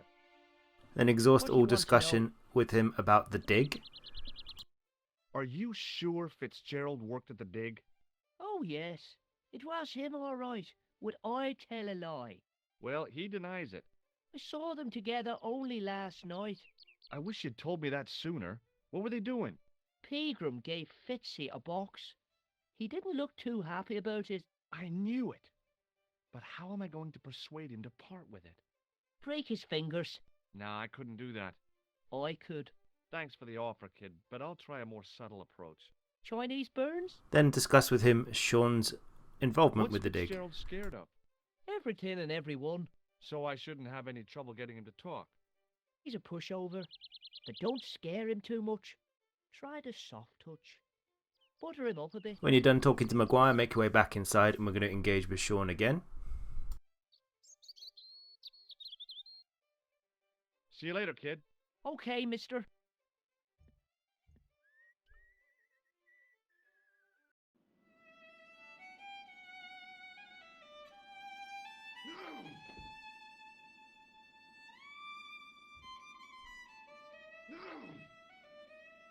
and press him on his involvement with the dig again. McGuire says he saw you working at the dig. What's more, he saw you talking with Peagram.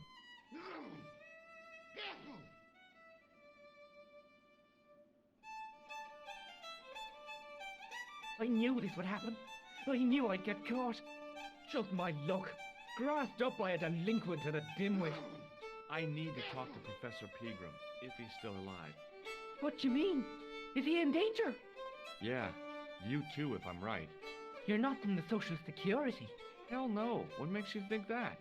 Well, I was claiming benefits at the same time I was working for Peagram. I'm not in a position to make judgments, Sean. That's between you and your conscience. All I want is to talk to Peagram about the gem.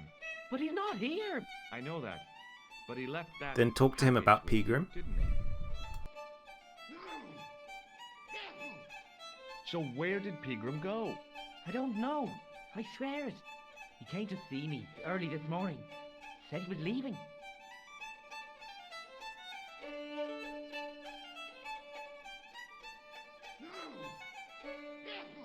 He asked me to give this package. And put pressure on him about talking around the box. Exhaust all topics for this one. Show me what's in the package, Sean. I can't do that. Why not? I promised the professor. So what? You didn't have any qualms about your benefit scam. So where's the harm in taking a peek inside Peagram's package? You don't know these people. I can't. I don't dare.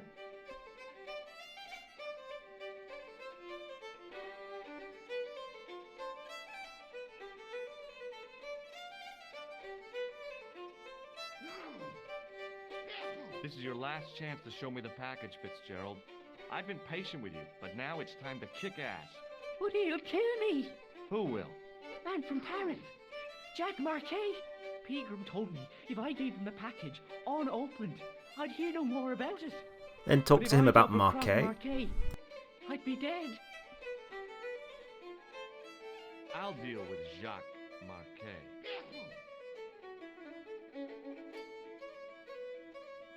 Give the package to me. No. Why should I trust you? I don't know who to trust anymore. I wish I'd never even heard of the Lochmarn gem.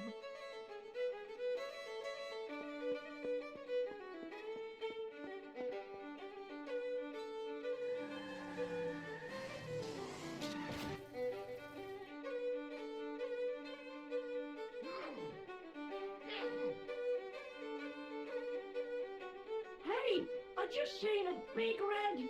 Get out of here, McGuire. Come back when you're old enough. What's the lad howling about? A big red sports car. Sean Fitzgerald's been runned over. Get out!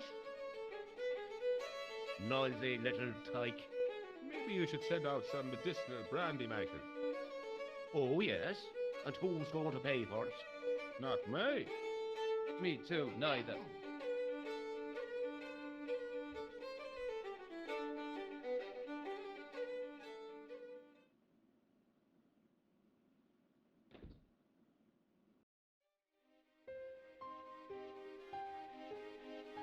I was telling the truth about Fitzy, mister. Okay, calm down. Now tell me what happened. I was standing here, minding me own business, when I saw this beautiful red sports car coming up over the hill. Would you look at that, says I. And I going over to take a closer look. Next thing, Fitzy comes tearing out of the pub and nearly knocks me on my ass. Well, the car just flies at him. It was too fast for poor old Fitzy, and hit him an awful wallop. He goes flying up on top. Jesus, says I thought he was a goner. Next thing, the driver hops out, and I couldn't believe my eyes.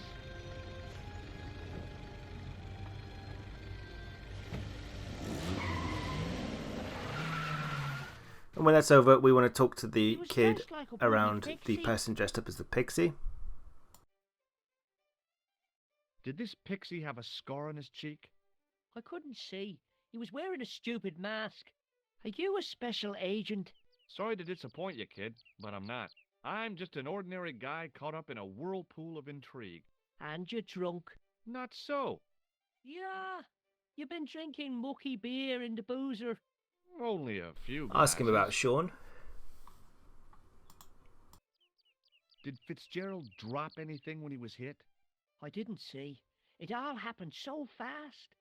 Yeah, once that's over, we're going to want to do a bit of tampering with the bar. So just above the beer cellar grates, See you later, you'll kid. see that the switch Okay, mister. thing here is kind of all busted up and exposed because the car crashed into it.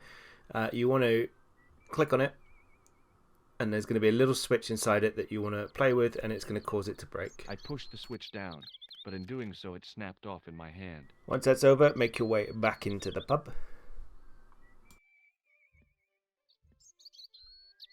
Then you want to drink the beer on the bar that you left behind from earlier, and then you want to ask the landlord to pour you another one, and that's going to cause some problems. So his electrics are going to short out because of the damage you caused to the box outside.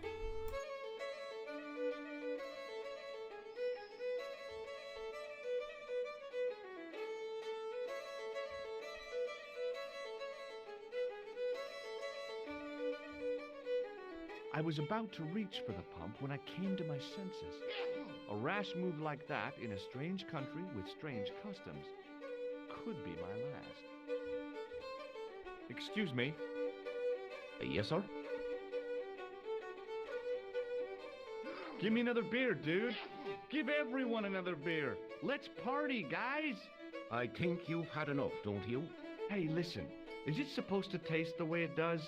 Gopeline stout is brewed from the finest chemicals in the world.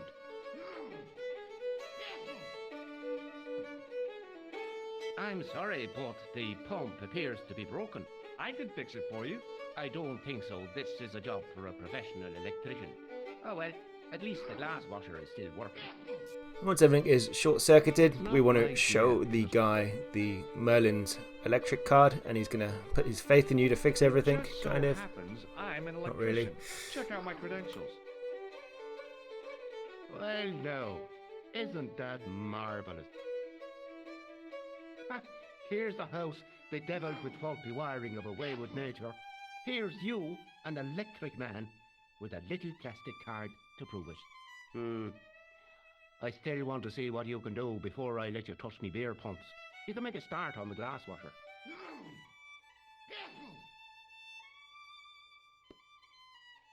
See, this guy really pretends to be something he's not through his whole kind of life in this game.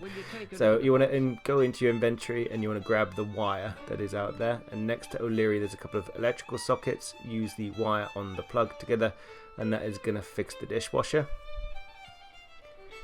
Absolutely safe.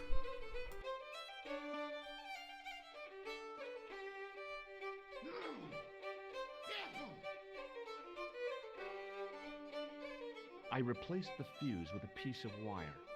I knew it was dangerous, but I was desperate enough to disregard everything I knew about standard safety precautions. Excuse me, Mr. Leary. I fixed your glass washer, no problem.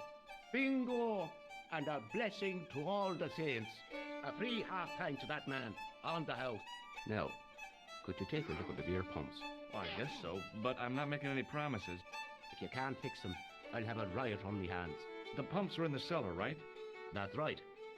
You'll find a flashlight down there somewhere. You'll now get access to the beer cellar, so make your way down.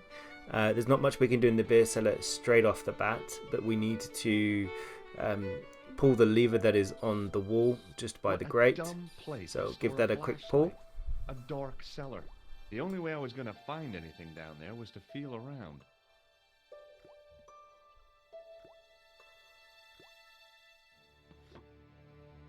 I pushed the lever and heard the grating of metal, but nothing appeared to happen.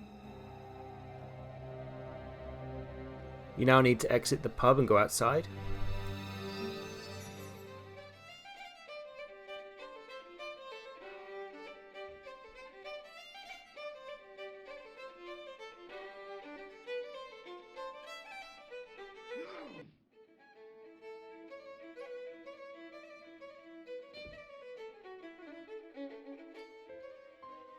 And when you're outside, open the trap door that is there, so the cellar gate, open that one up, and you're going to meet one of your closest friends.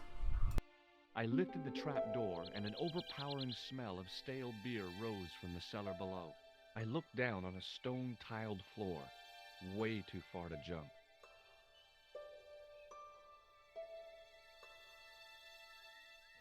Excuse me. There was a nasty feeling in my guts I usually associated with light opera. It was Kahn. What's the problem? Did you see what happened here a few minutes ago? What was that? A man was involved in an unfortunate accident. I didn't see anything. What about the boy? He doesn't know anything either. The kid, well, you know how it is in these rural communities. Not enough genes to go round. I prayed McGuire had the sense to keep his mouth shut. Was the guy hurt bad?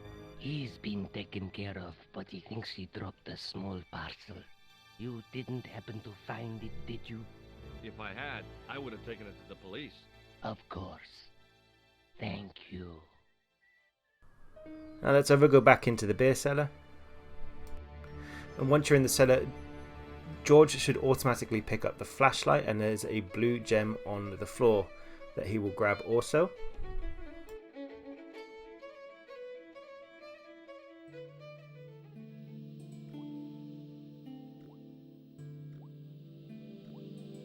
Then I noticed a flash of light, something sparkling beneath the open trap door.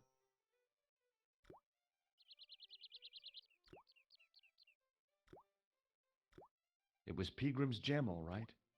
A large, uncut blue stone. As I held it aloft, I realized the fascination it could command. I guess I was already under its spell. Did you find it? What? Whatever you was looking for. Yeah. Listen, McGuire. I want you to keep this to yourself. No problemo. Just chuck us up a crate of lager. No way. You're not old enough. We can sell it and make some cash. Forget it, kid. I couldn't betray Mr. Leary's trust. I could, for sure. That old misery guts deserves it. If you want to do me a favor, keep a lookout for that guy in the suit. Okay. But it'll cost you a packet of chips. Oh, and shout if you see that Ferrari. You can now exit the pub again.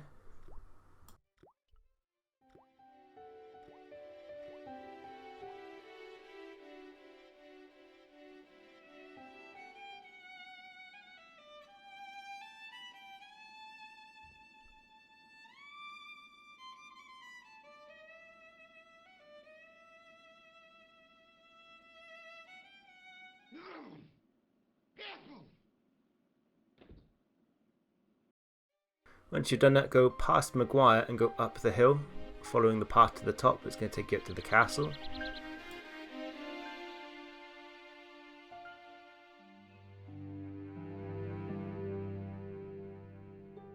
Talk to the farmer. You're going to try and buzz him. Hi, do you speak English? Well, no, what if I was to say no? An implication of cognizance shrouded in denial. A pretty poser of a paradox indeed. I gave him the look I'd perfected when I was 12 and was going to be the greatest hypnotist of all time. It was a killer. Are you attempting to hypnotize me, or is it the constipation you're suffering? I was a little out of practice.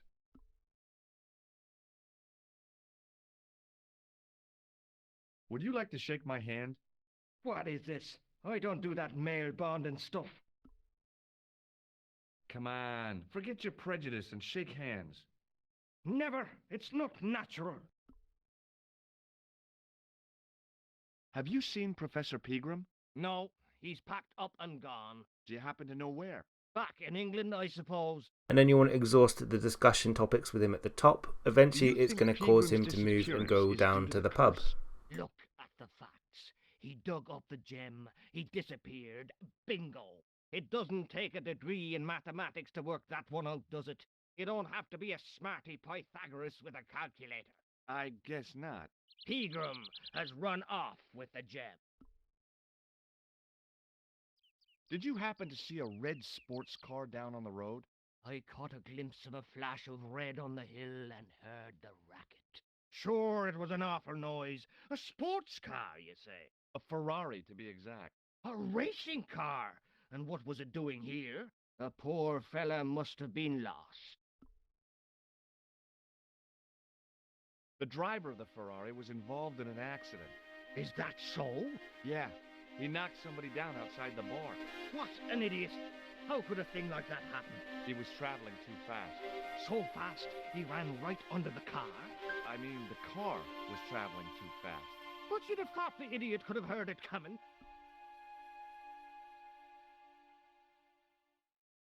Maybe you know the guy who was hit by the Ferrari. His name is Sean Fitzgerald. Oh, I know him all right. That's me nephew, the idiot responsible for the stacking of my hay cart. Was he killed by the car? Oh, no, but he has been abducted. Well, that's a relief now. Aren't you going to look for your nephew? What for?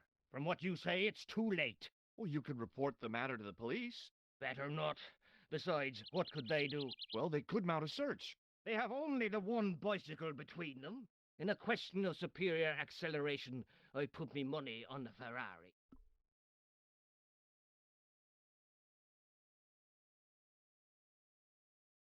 I think you ought to know exactly what Sean has gotten himself into. I'm not sure I want to know. But you're his uncle, his own flesh and blood. You're right, but what can I do? If I'm not here to guard it, some idiot might try to climb the haystack. What a moral dilemma. Stay here and guard this potentially lethal agricultural construction, or to go off in search of the prodigal nephew, the very man responsible for said hazard? It'll need some thinking about. Why, there's no problem. You're right. Why didn't I think of it before? We'll demolish the haystack.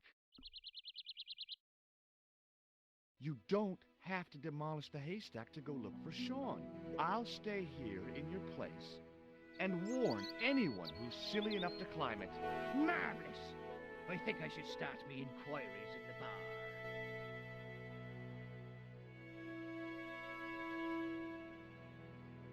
He strode off in the direction of McDevitt's bar, leaving me to contemplate the stack of hay. Now that he's gone, you want to climb your way to the top of the haystack.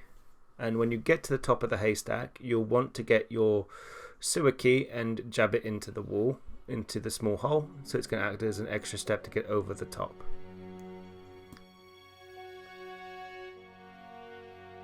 The stack of hay stopped, short of the top of the wall. Even if I stretched as far as I could, the wall was out of reach. What I needed was a slice or two of Alice's Wonderland.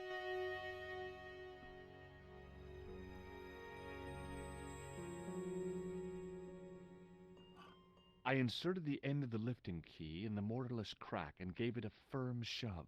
It remained lodged in the wall, jutting out to form a step.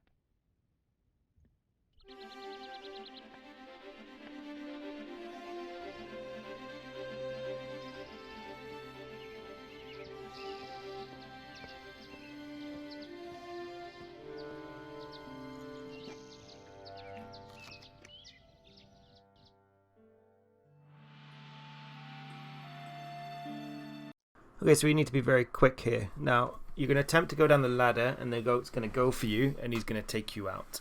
So, make your way over to the ladder. He's going to try and headbutt you. But once he's headbutted you, immediately run to the left of the plow. So, double click on it when you can, very quickly. He's going to run. He's going to move the plow. The goat's then going to charge you again and then get tangled in the plow. That should also bag you an achievement. The rope by which the goat was tethered had become tangled on the old plowshare.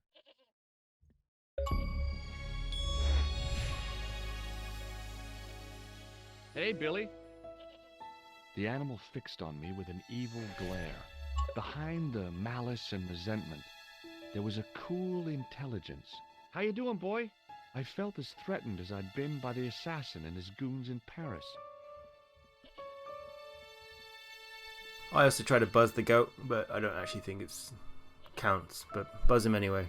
Make your way down.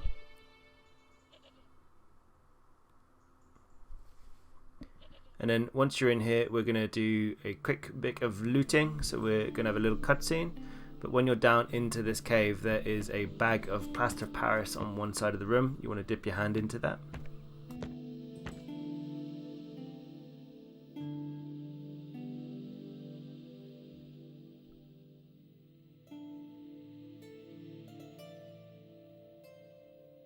As I dipped my fingers into the soft white powder, I realized what it was.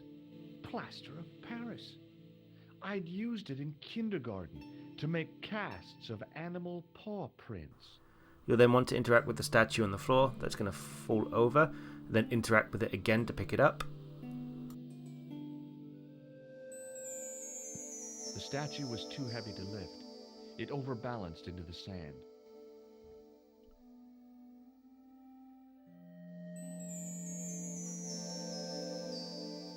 As I swung the stone upright, I noticed it had left a pattern of holes. Then put plaster of Paris into the holes, and that is going to be a little bit useful for later to do that. And once you've done this, you're going to need to return back to the pub. I sprinkled the plaster on the sand until the holes were filled.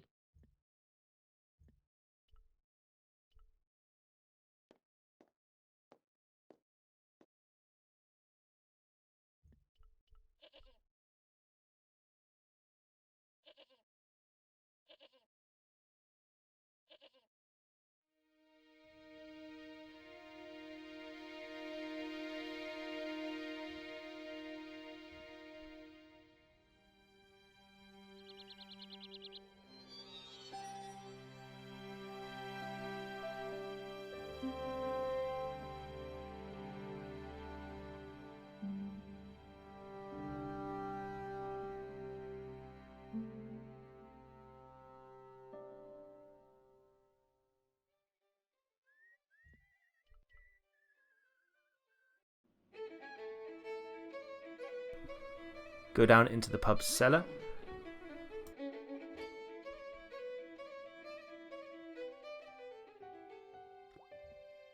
Turn on the tap and use the beer towel on the water to soak it. The faucet creaked, coughed, and spewed out a stream of rusty-colored water. Now use the beer towel, like we said, on the faucet to get it wet. Now, this is a word of warning, this is the point of no return for Island. You will not be able to come back here. So if you've not used the buzzer on anybody, now is your chance. Naturally, you can't do Sean because he's taking a ride in the Ferrari, but use this opportunity to zap anybody. If you've already zapped everybody, make your way back to the excavation site.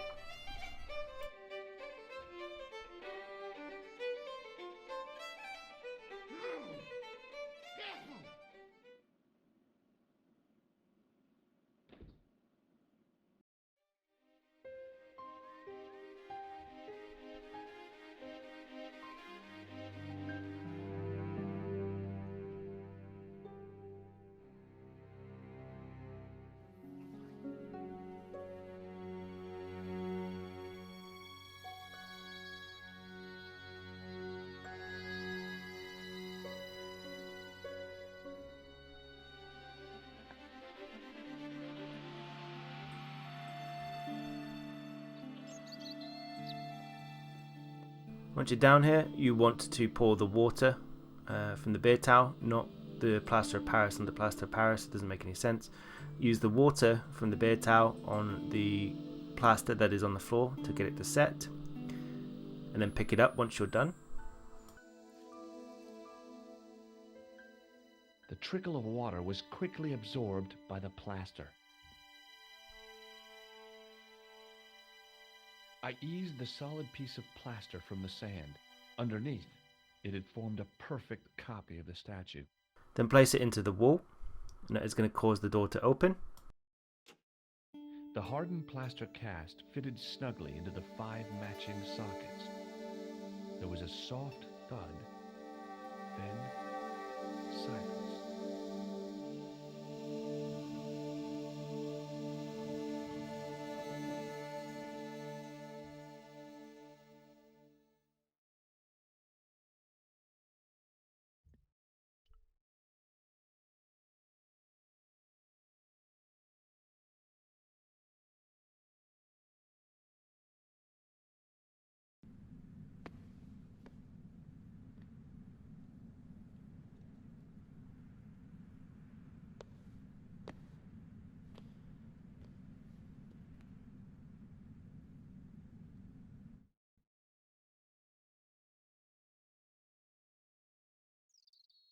So, where did you stay last night?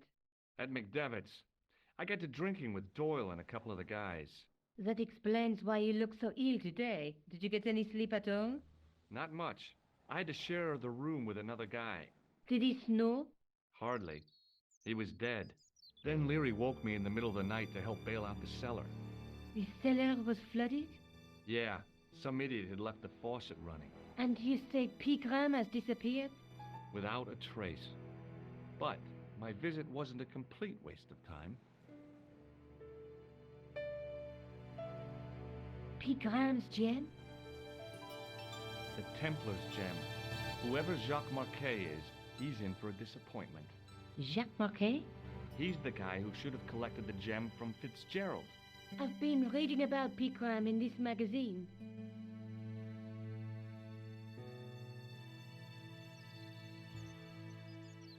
The media got its claws on him. Yeah, if I was his agent, I'd get him to lose the pipe.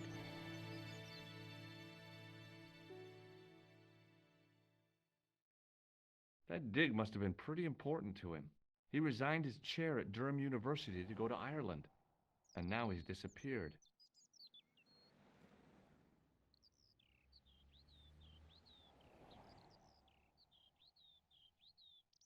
See what you can find out about Professor Peagram. I'll speak to the university. What are your plans? I want to find out who, what, or where Montfaucon was. All I've got to go by is the name and a picture of a hanged man. When you're with Nico, mention Peagram. And once that discussion is over, you can exit Nico's apartment.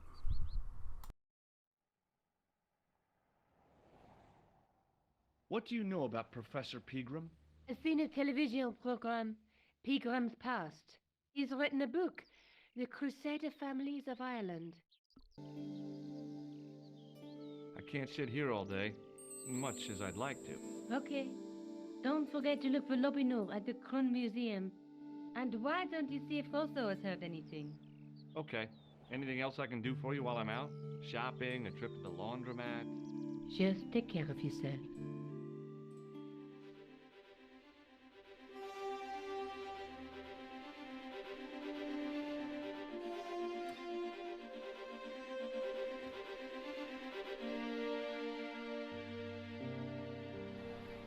Once that's over, we're going to go see the police at the police station.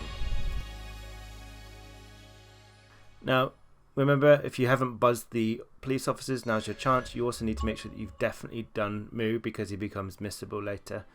You can get him back on chapter select, but there's a certain point of time where he won't be accessible. But whilst you're speaking with the sergeant, you want to exhaust discussions in relation to Peagram and Marquet as well.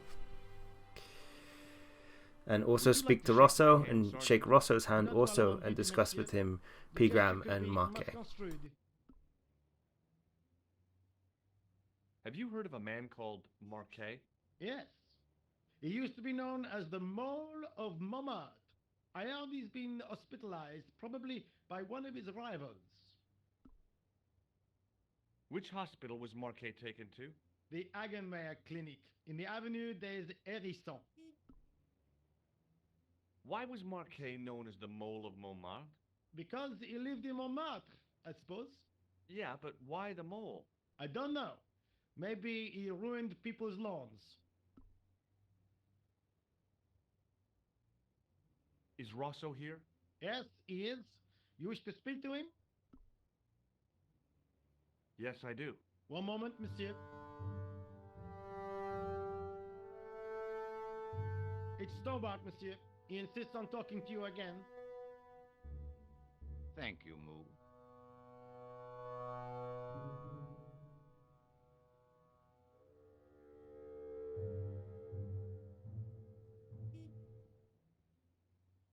How may I help you, Doctor? Have you heard of Professor Peagram, the archaeologist? Molly Peagram, the second son of Lord Barclay Peagram? I don't know. I only read about him in a magazine. So much for the efficacy of rehabilitation. What has he done this time? He made an important archaeological find in Ireland.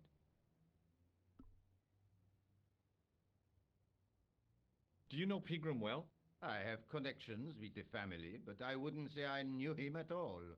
Is his name really Molly? Of course not. That was the nickname he was given at school. All his friends and acquaintances know him as Molly.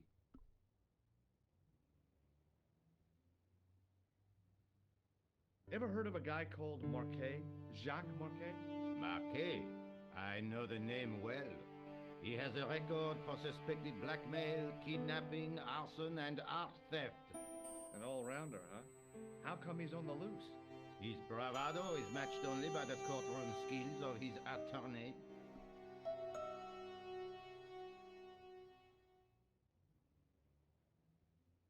So long, Inspector.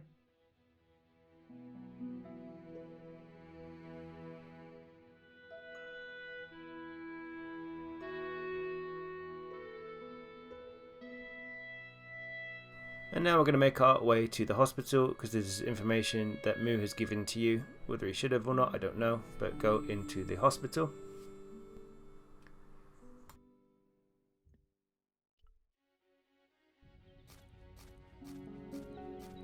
The old building managed to retain some of its original grandeur, but the modern additions look like a baseball cap on a statue of a medieval saint.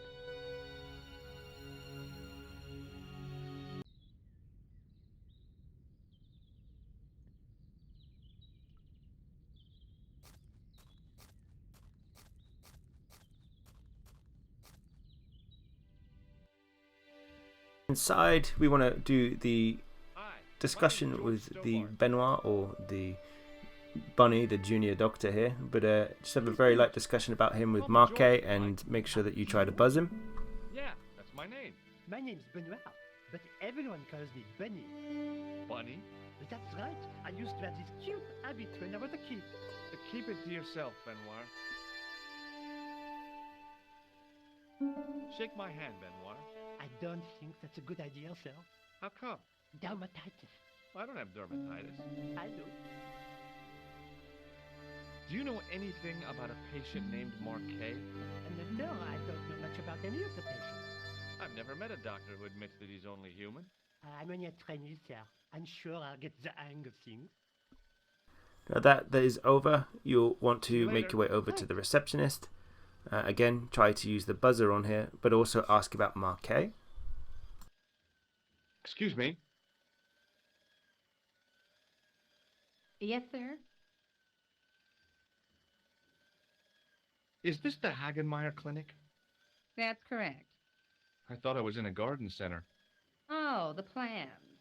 They were my idea. A little greenery to evoke the spirit of nature.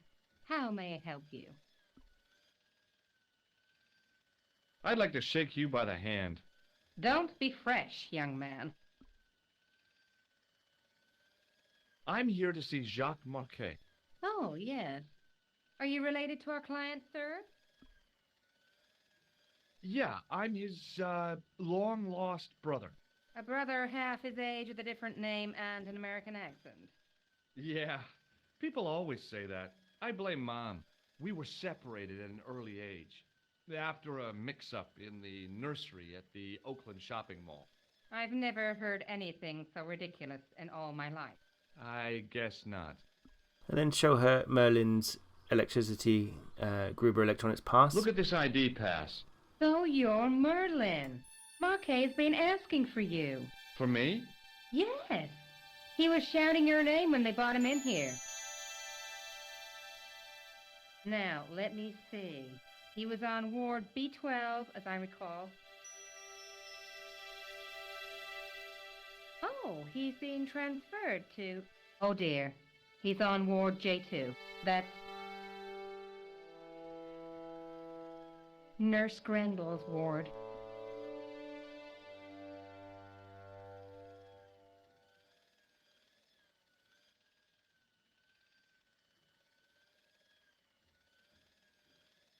And you can end the discussion here. Now you want to talk Thanks to for your the help, ma'am. new doctor that You're has shown up on welcome. the scene and try to buzz him and ask about Marquet also. Excuse me. Yes, sir?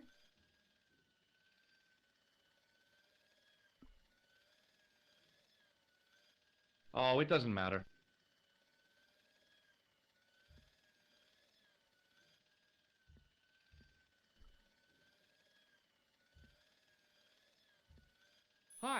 My name's George Stovard. Really? If you wish to make an appointment, see the receptionist.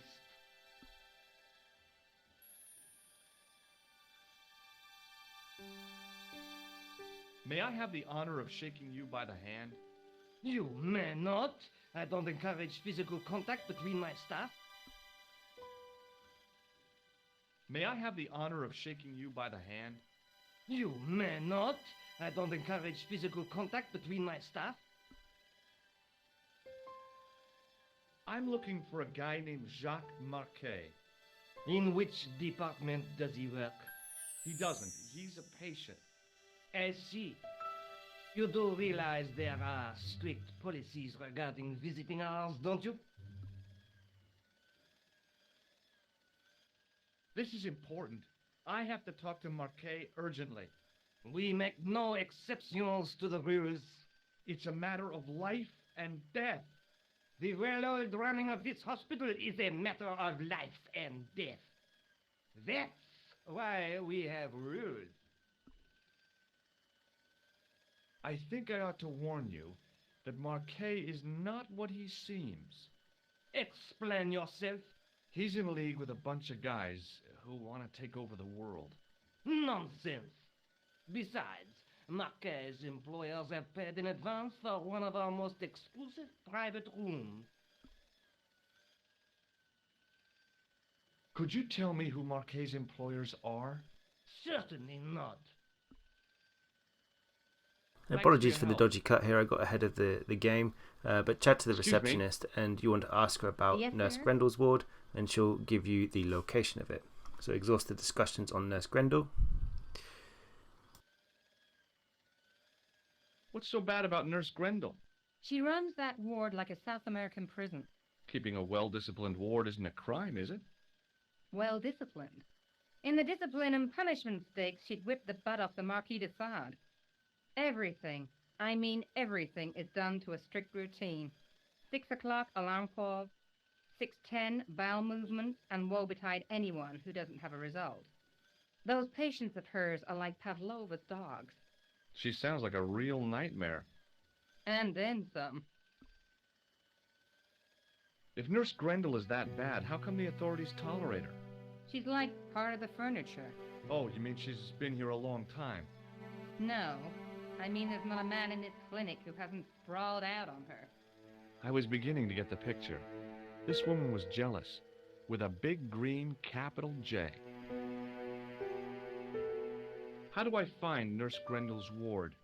Down the corridor on the left, turn right at the senior consultant's washroom. Right again at the executive coffee lounge. Bear left past the administrator's sauna.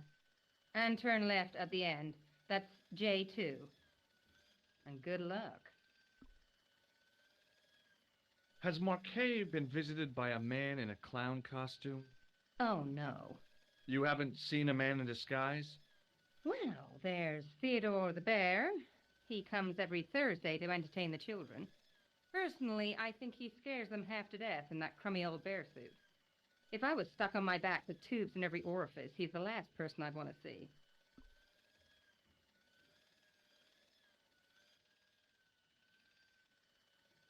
Thanks for your help, ma'am.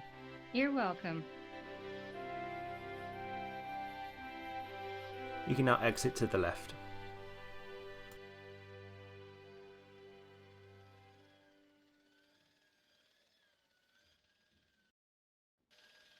As I turned the corner, I saw the source of the hellish noise which echoed through the corridors. It was an industrial polishing machine with an odd-looking guy in tow.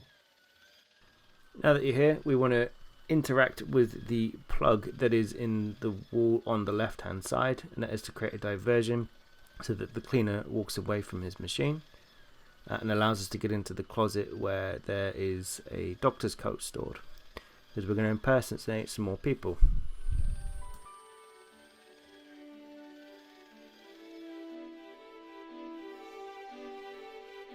As I tugged the plug out of the socket, the polishing machine coughed, spluttered, and died. Mr. Shiny, what's wrong, pal?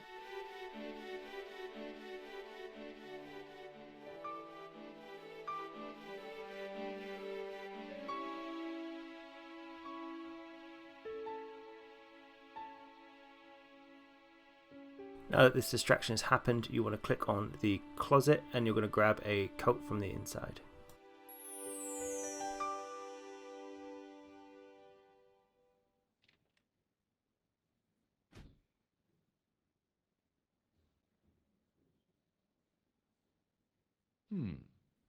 Dr. Stobart at your service.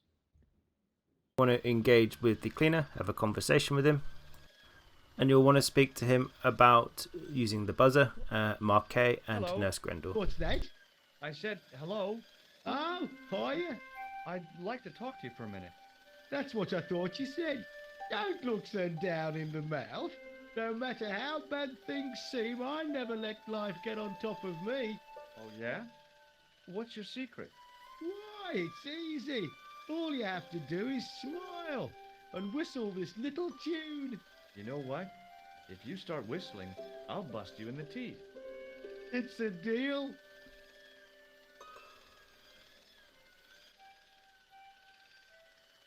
Would you like to shake my hand? Not until I've washed, if you don't mind, sir.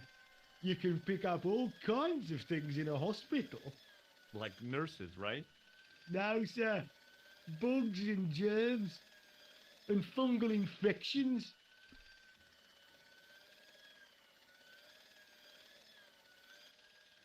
Do you know where I'd find a patient called Marquet? No, I'm not allowed on the wards with Mr. Shiny.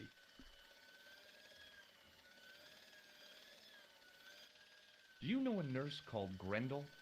Sure I do. Is she on duty today? Yeah, end of the corridor, ward J2. Then talk to him about his cleaning machine, Mr. Shiny. Would Mr. Shiny be your polishing machine by any chance? Please, don't call him that. He's more of a friend than a machine. I've had Mr. Shiny for 3 years, and he's never let me down once. How come you got so attached to a polishing machine? I asked you not to call him that. He's got a name, you know. Yeah, Mr. Shiny.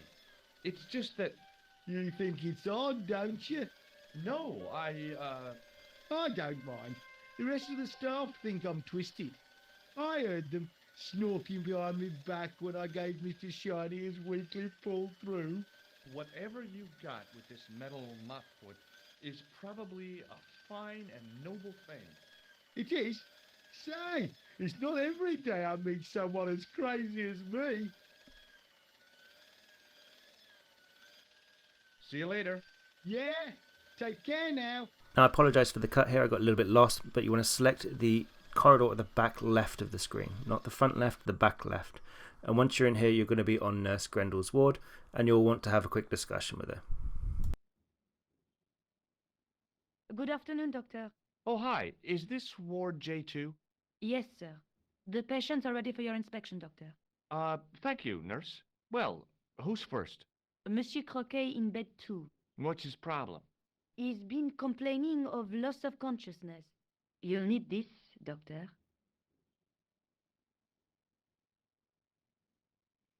She gave me a long, narrow metal box and a stunning smile. Thanks.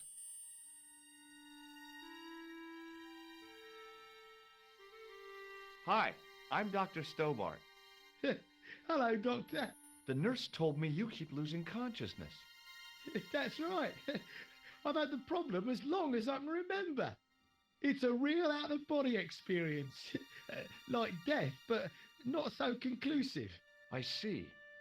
How long does it last? Just a fraction of a second, and then I recover. I might not have been a doctor, but I was formulating a diagnosis all the same. This guy was nuts. I know exactly what you mean. It's known in the medical field as blinking. Is it serious? Of course it isn't serious. It's perfectly natural. But just think, 2 seconds every minute? Why, that's almost half an hour every day. 2 weeks out of every year spent in total darkness. I don't have time to listen to this baloney. Ask him about Marquet and try to use the buzzer on him.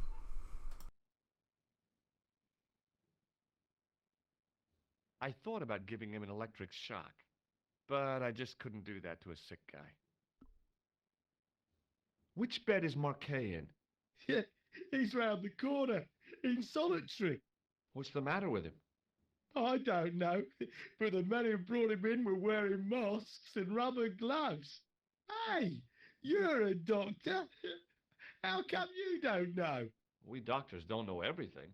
Then how come you act like you do?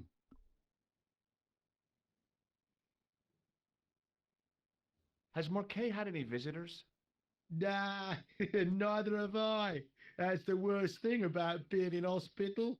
You feel like the rest of the world has abandoned you. Well, you know how it is. Life goes on. Thanks for those comforting words.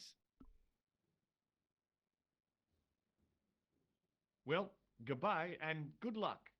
Thanks, Doc. End that discussion and talk to Nurse Grendel.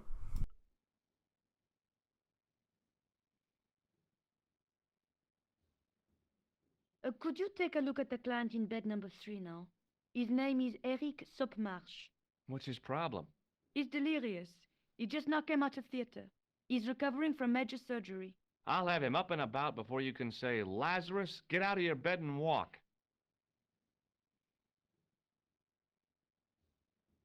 Hello? Anybody home? Who are you? My name is Dr. Stobart, and I'm here to steer you down the rocky road to recovery. Dr. Monroe said there was no cure for what I've got. Your problem is you stayed in bed too long. Are you sure you're a qualified doctor? You better believe it. And when you're engaged with the next patient, you want to speak about Marquet and also try to buzz him. I thought about giving him an electric shock, but I just couldn't do that to a sick guy. What can you tell me about Marquet? He's the man in the private room, isn't he? That room was mine before I was tossed out like a common squatter.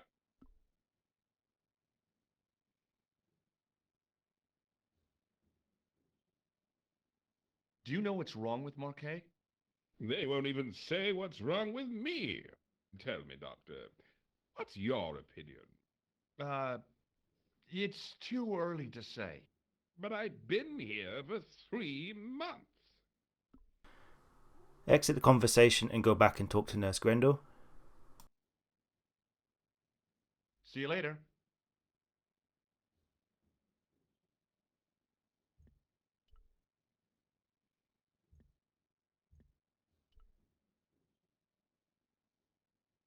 Doctor? What is it now, nurse? Number 2 again. He won't tell me what he wants. He says he'll only talk to a man. Do I have to? That guy's nuts. Doctor, I'm surprised at you. There's no way to talk about our clients. Okay, I'll see him. But I'm telling you, he's a hypochondriac.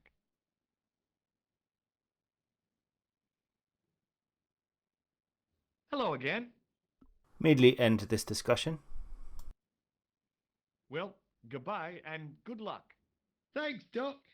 And then you want to speak to Nurse Grendel again, and you want to try and shock her and speak about Marquet.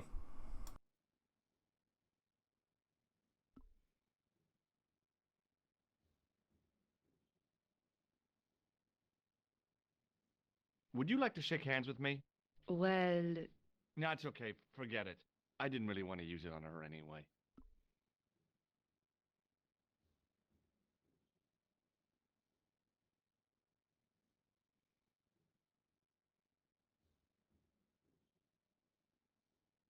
Do you have a patient named Marquet on this ward?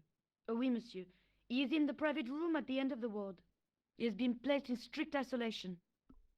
Now make your way back to the entrance of the hospital. Thank you, nurse. Au revoir, monsieur.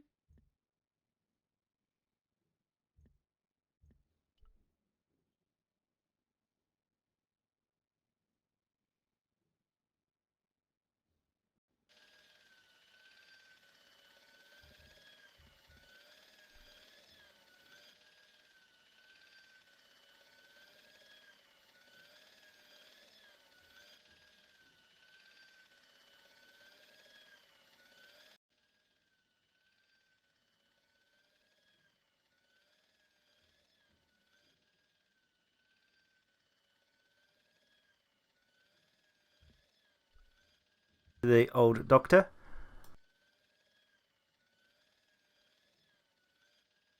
Excuse me, sir. You must be the new boy. Yeah, I must be. Well, stop wandering about and make yourself useful. Bernie, come here, boy. This is Benoit, my nephew. Can I trust you to look after him? Do your own babysitting, Gramps. Who do you think you are, anyhow? I am Felix Hagenmeyer. And may I say what an honor it is to meet you in person, sir. You are on my medical wall of fame. Right up there with Pasteur and Leary. I look on it as a privilege, no, an honor, to look after your nephew, sir. He is fresh out of medical school. It will open his eyes to see a real doctor on the job. I'll bet. Show him around. Let him see some real suffering. Then end this discussion and go back to Nurse Grendel's ward. So long, Hagenmeyer.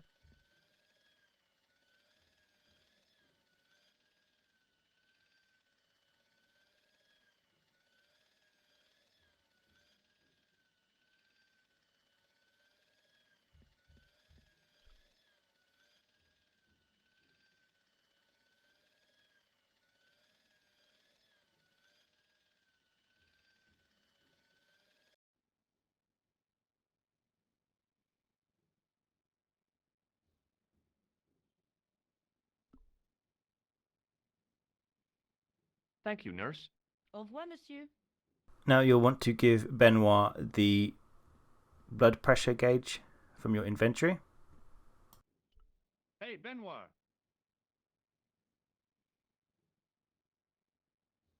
There's no need to shout. What do you want? Here, take this pressure gauge. Thank you, sir. What do you want me to do with it? Well, keep it safe until I think of something. Hey, Benoit. Yes, sir.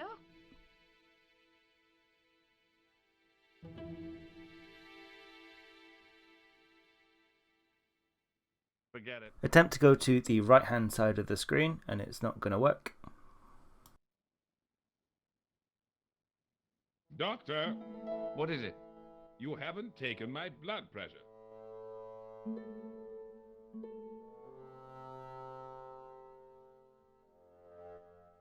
I can't take a satisfactory reading while you're excited like this. I'll come back later.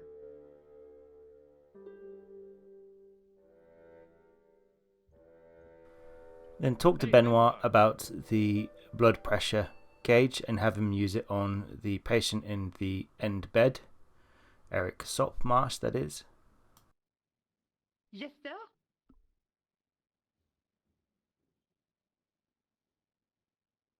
Are you ready with that pressure gauge? Primed and ready to pump, sir.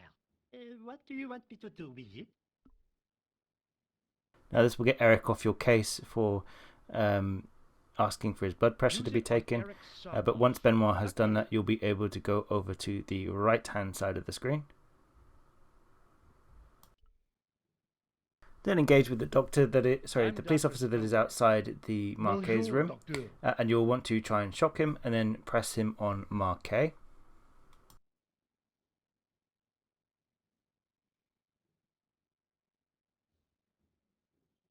Would you like to shake hands? What for? As a gesture of goodwill. On reflection? No.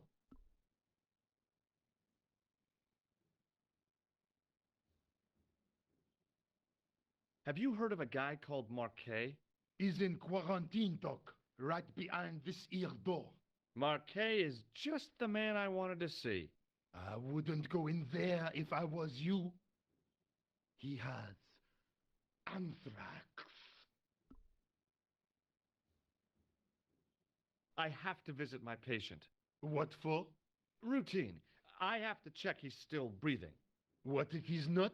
I'll sign the certificate and register his bed as vacant. That's a cold and distant attitude to death. Well, I've been institutionalized to the point of godlike aloofness. The white coat suits you. Thanks. And you want to talk to him about suspicious characters. Have you seen any suspicious characters on the ward? Yeah, I have. A gorilla and a weasel? No, this was a tatty old bear. How was the bear acting suspiciously? Well, he was wearing a homburg. Is that against the law? No, but it's pretty weird for a bear. Don't you think it's possible that the bear was a man in disguise? Well, obviously, I'm not completely stupid. But who would go to the bother of disguising himself as a bear? It's not as if he'd blend in with the surroundings. I checked with base to see if any bears had been reported missing from the zoo or a traveling circus. They told me to sit tight until reinforcements arrive. I guess they're right. I'd be stupid to tackle a bear single-handed. End the conversation with him, exit out of the conversation, and then enter the door that is on his right-hand side. Catch you later, officer. Au revoir, Doc. If you see that bear, kick him in the nuts. For our next missable achievement, we are going to check all of the equipment in Marquet's room. Rather you than me, pal. So when you're inside, don't engage with Marquet, because that will result in a cutscene being triggered. But actually what we want to do is we want to examine and inspect the card on the end of his bed. Another graph. You'll then want to examine and inspect the fluids that are on the IV drips just above Marquet. Marquet was dying. And then you'll want to examine and inspect the monitor that is just to the left-hand side of his bed. So make sure that you inspect and examine all of those, and you will bag yourself the achievement around private healthcare. I figured Marquet's life depended on those bottles, so I decided not to disturb them. Marquet's slim hold on life was being measured, monitored, and maintained by the machinery on the rack. Once you're done with that, trigger the discussion with Marquet, and you'll progress through a bit of a long-winded cutscene.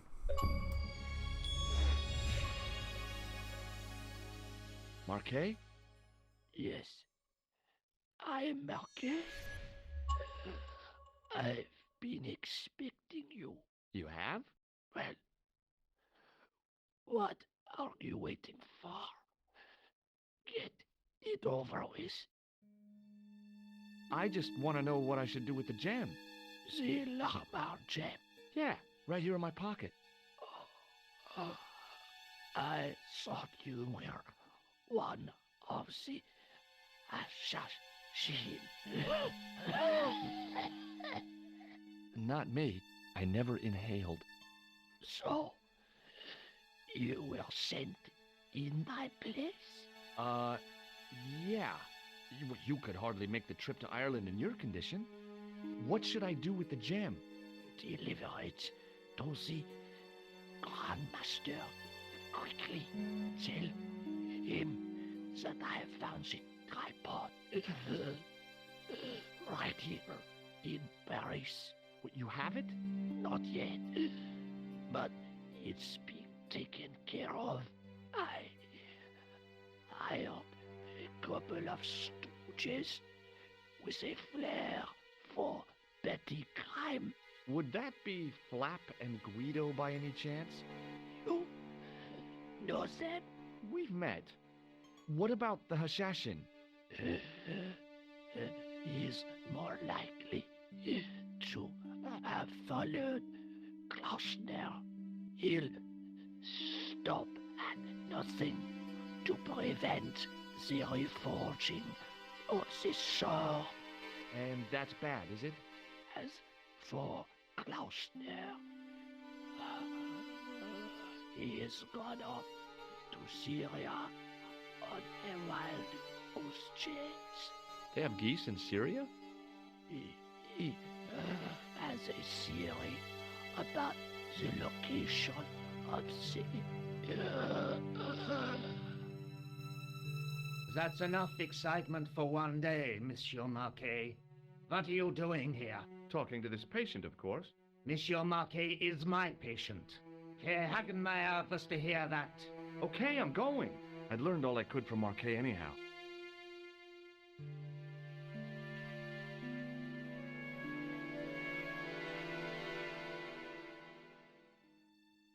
Ah, there you are, sir. I was just coming to look for you. I finished with your pressure gauge. Thanks, Bunny. What's that noise? It sounds as if someone's having a cardiac arrest. It's all right. The doctor's in.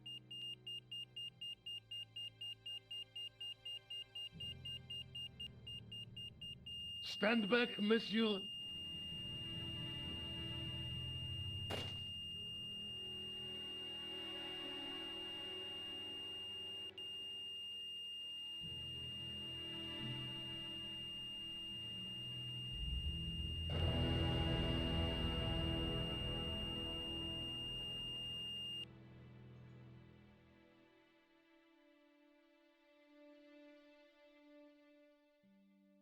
I found Jacques Marquet. Did he talk? Yeah, he talked. For the very last time. He's dead. Yeah, killed in cold blood by a bogus doctor. That's despicable. What kind of guy would pass himself off as a doctor and take advantage of a dying man? Was it Kahn? No, I don't know who he was, but it certainly wasn't Kahn. He Next got up, talk away to out the Nico window. about the assassins. Have you ever heard of the Hashiashin? No. Marquet said that they were his biggest enemy. His biggest enemy was the bogus doctor. Don't remind me. That guy was evil. He had wild, staring eyes like a dead fish. I'll never trust a doctor Then we're going to make again. our way out of the apartment and we are going to move on to the museum. I guess I'd better go back and talk to that weirdo. Which one, Rousseau or Sergeant Mou? Oh, were you referring to Andre? I'll let you work it out.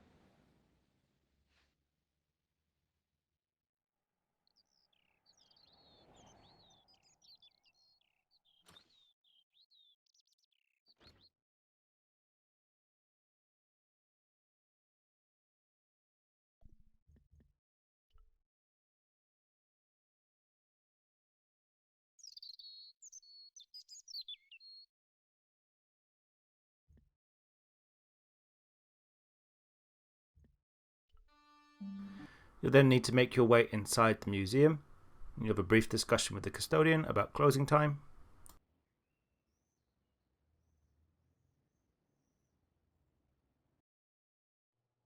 You have left it very late, monsieur. Late for what? Anything? I am closing the museum soon. You wouldn't like to get locked in. I can tell you. Not in this gallery. Why not? It is haunted, monsieur. You don't believe in ghosts, surely. Oh, yes, I do. 7 years ago, a lad managed to hide in here. He made a bet with his friends, I suppose. When I found him in the morning, he was cold as ice and stiff as a board. Well, what was the cause of death? They said it was a brain tumor.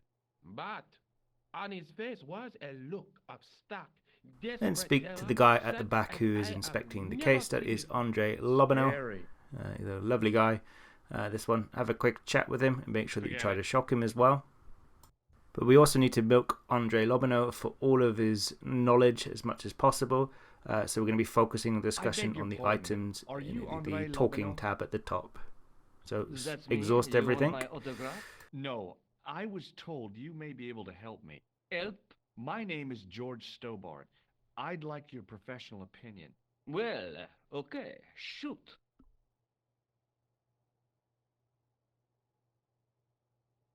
Have you ever heard of the Hashashin? Why, yes, it was a radical Muslim sect whose name became synonymous with murder. It was formed in 11th century Persia, shortly before the Crusades. At roughly the same time as the Templars. Yes, they gave a new word to our language, assassini, the assassins.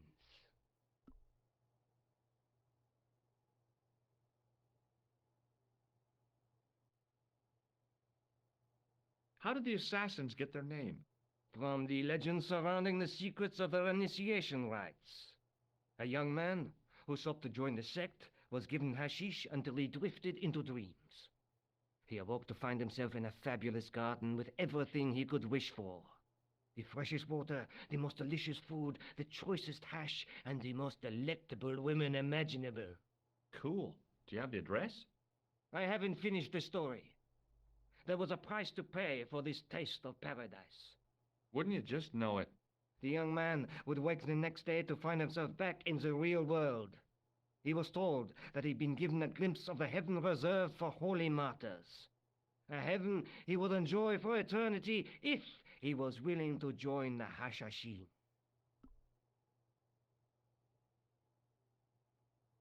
How did the assassins operate?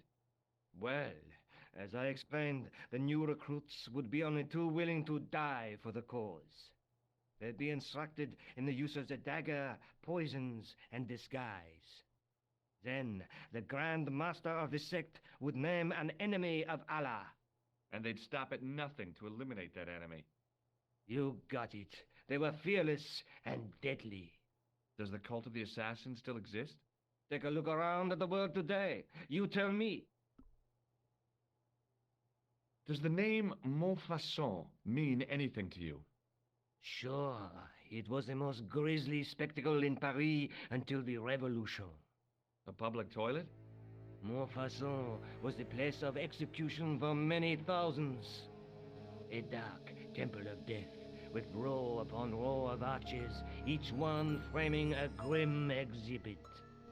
Scores of rotting corpses swung on creaking rope, while the crows devoured their flesh.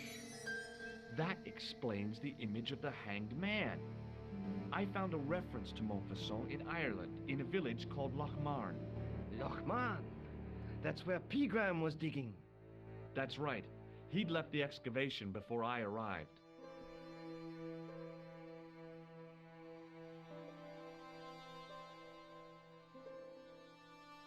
Do you know Peagram well?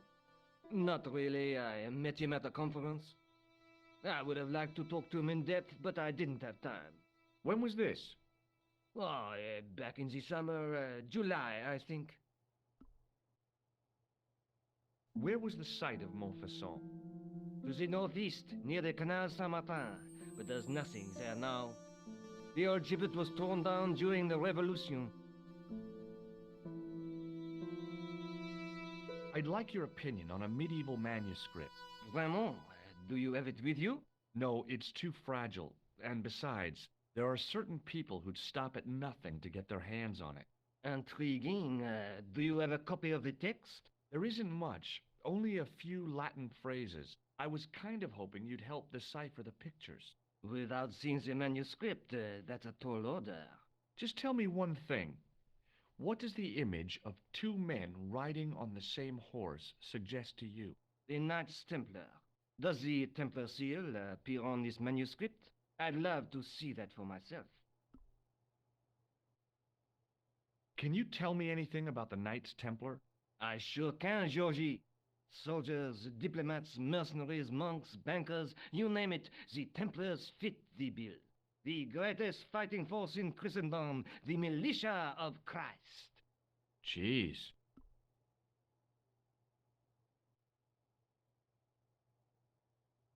How did the Templars get their name? From the building in which they set up their headquarters. The King of Jerusalem gave them part of a mosque on the Temple Mount. It was said to have been the site of the original Temple of Solomon. The order became known first as the Knights of the Temple, and later as the Knights Templar. You're a mine of information, Andre. Glad to be of help, Georgie.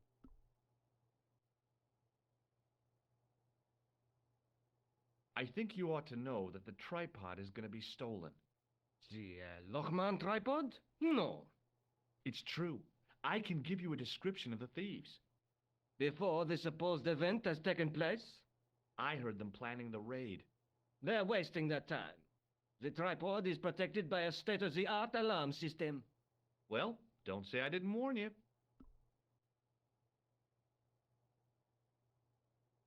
Why don't you loan the tripod to me for safekeeping? Because I'd never see it again. Well, don't you trust me? It's not a question of trust, George. That tripod is hundreds of years old and extremely fragile. I get your point.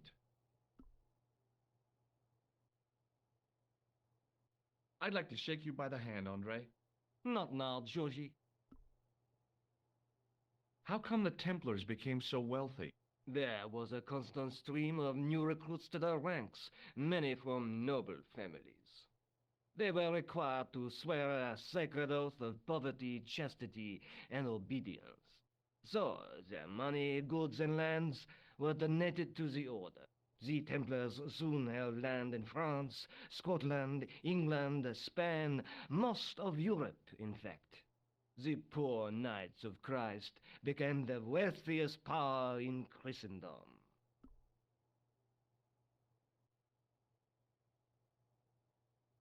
Thanks for your help, Andre. You're welcome. It's not important that we talk to him about the Templars and Nico in detail, because we just need to hide in this museum now past closing time. And the way we do that is we click on the handle that is by the window, just where the guard is stood now, whilst the guard is nowhere near it or not paying attention. That'll close the window, and he'll come back across to close that window again after we've opened it, and then we're going to sneak into the sarcophagus whilst he is distracted. So, the order of events: when he's walking away or not looking at the window, you want to turn the handle and then make your way across to the sarcophagus. Did make a couple of mistakes trying to do this, and he caught me a couple of times trying to go in there, so I'm going to cut this short so you don't have to endure that. Okay, so once that is done and he's looking at the tripod case, we can tweak the handle open. That's going to get his attention, and then click on the sarcophagus afterwards to go over and hide inside it. That is going to trigger a bit of a cutscene.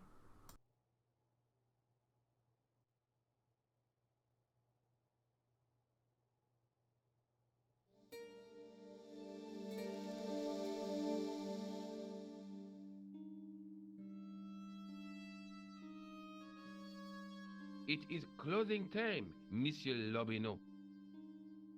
Already, there just aren't enough hours in the day. More than enough for me. I got to get home and put my feet up. Eh bien, see you tomorrow. Good night, Monsieur.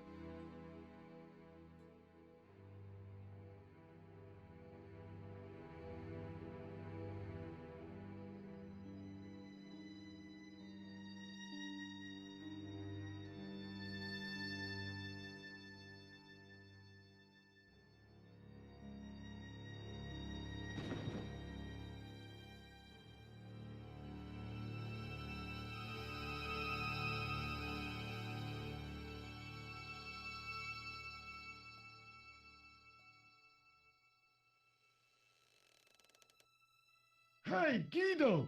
Look at this! Quit fooling around, you moron! Get your ass over here and bring that flashlight. Now, during this cutscene, you're going to want to hide in behind the totem, and then just ride it out to the end. What the? Who's there? Let's get out of here!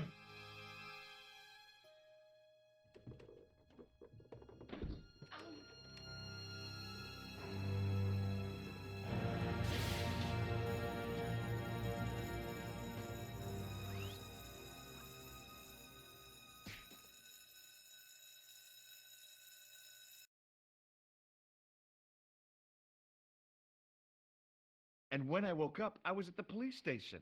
Luckily, I managed to persuade Rosso I was innocent. Poor Georges. What a mess. I bungled the whole thing. I don't think so. You made a pretty good job of distracting those two crooks. Yeah, but the killer got away with the tripod. No, he didn't. He's not the only one who can dress up in costume. You mean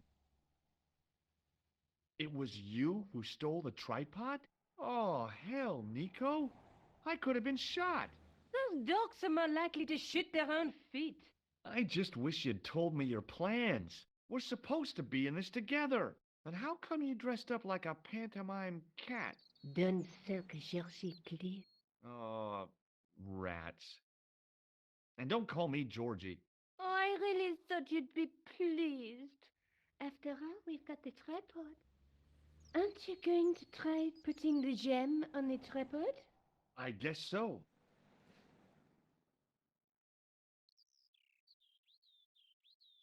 Nothing happened. Yeah. The gem fits perfectly, but what does that prove?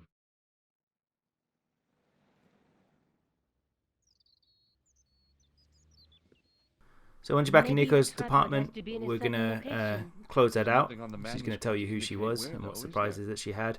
But close the discussion, and we're gonna make a move to our next place. So exit out of Nico's apartment.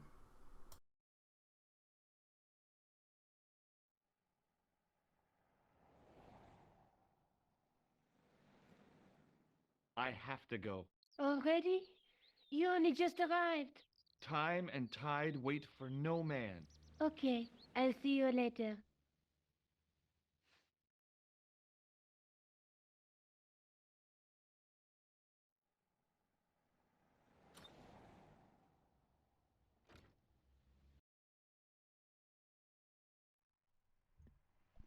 We're going to make our way back to the police station, and we're going to irritate Rosso a little bit here. So go into the police station and speak to Mu and get him to come to the front counter.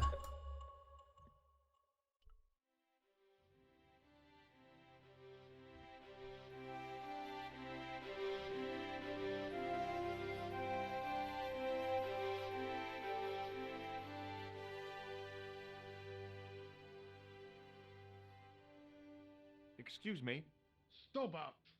I did not expect to see you so soon after that unfortunate business at the museum. Inspector Rosso was completely satisfied with my explanation. Ah, yes. You were accidentally trapped in an Egyptian sarcophagus. It could happen to anyone. Indeed, as could being knocked unconscious by a wooden salmon. What do you want now? Is Rosso here? Yes, he is. You wish to speak to him? Yes, I do. One moment, monsieur. It's Stobart, monsieur. He insists on talking to you again. Thank you, Moo.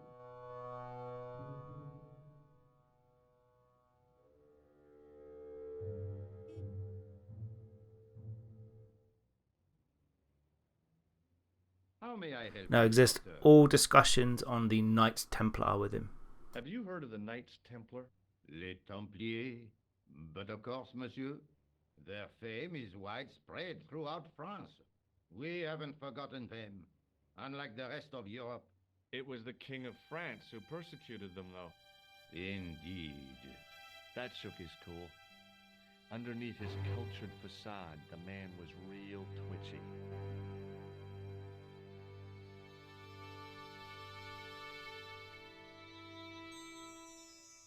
You're obviously a great admirer of the Knights Templar.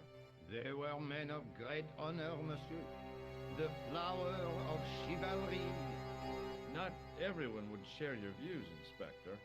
Not everyone shares my passion for Bartok. But if the Templars were as honorable as... That's enough. I do not wish to hear your uninformed opinions, Stobart. Why do you get so wound up about the Knights Templar? They've been dead for centuries. I shouldn't have pushed my luck. Maybe his ancestors were Templars. Whatever. I saw the anger flare in his eyes like a distant summer thunderstorm. The Templars were the first true internationalists. 800 years on, and still the world is fragmented by nationalistic flag-waving fools. You will excuse me. And now then ask Mu to bring him back.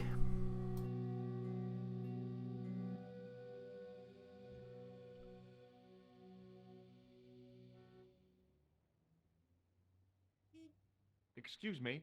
What do you want now?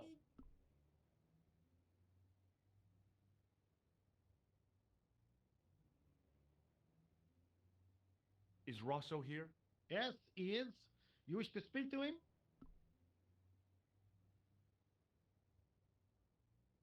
Yes, I do. One moment, monsieur. It's Stobart, monsieur. He insists on talking to you again. Thank you, Moo.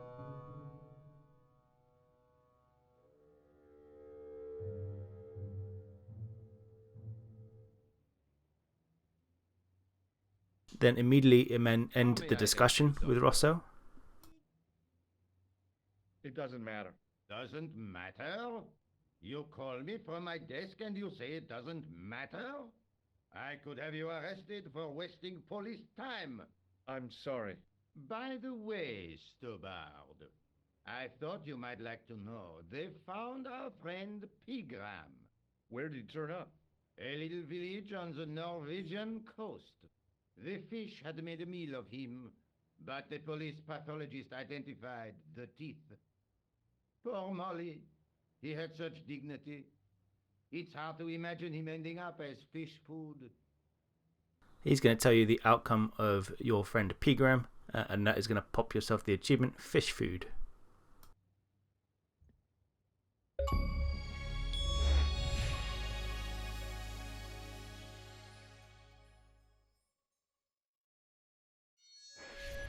And then you're going to make your way over to Montfaucon.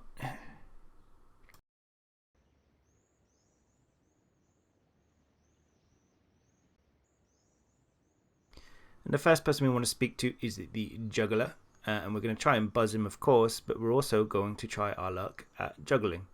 You can also try and use the buzzer on the crowd, but I don't think that counts towards the achievement. I just play it safe and give it a go on this one. Once that's done, go speak to the juggler.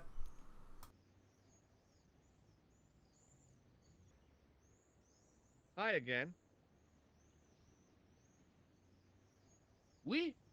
What is it this time? It didn't seem right to fry somebody's palm when they make their living with their hands. It didn't seem right to fry somebody's palm when they make their living with their hands. How did you learn to be a juggler? Juggler? What is this juggler? It's you. You juggle, that makes you a juggler. No! I am a jongleur! A jongler? What's that? Mon Dieu! A jongleur is an artist, a master of the contragravitic aeroballetic mysteries. In centuries past, the courts of the crowned heads of Europe had the jongleurs, witty, erudite men to whom the monarchs turned in their hours of need. Wait a minute, wait. Let me get this straight. Our enemies are at the borders, plague ravages the land, and the peasants are revolting. Thank God we've got Chuckles the Jongler to throw his balls around. I don't think so.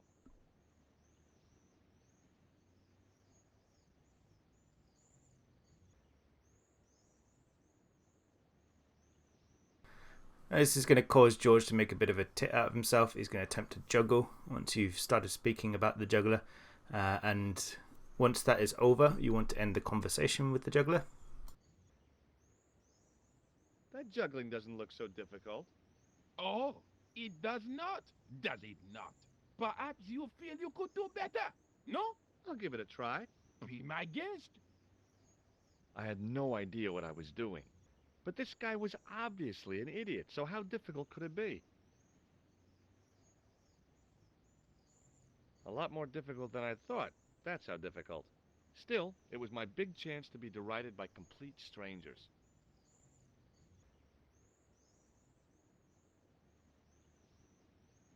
Not so easy after all, is it? No, I guess not.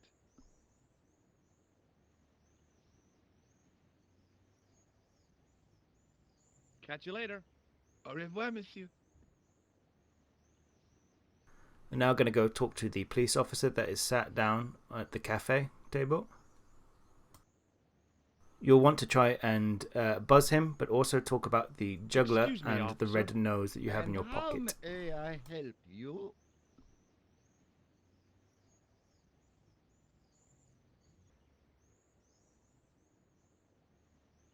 Would you like to shake? I stopped myself barely in time. Electrocuting a cop would not have been smart. They'd rebuild the Bastille just so they could throw me in and throw away the key. Would you like to shake? I stopped myself barely in time. Electrocuting a cop would not have been smart. They'd rebuild the Bastille just so they could throw me in and throw away the key.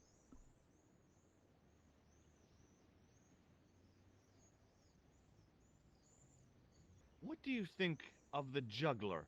Ah, he is excellent, most watchable. But he's blocking the thoroughfare and obstructing traffic. So?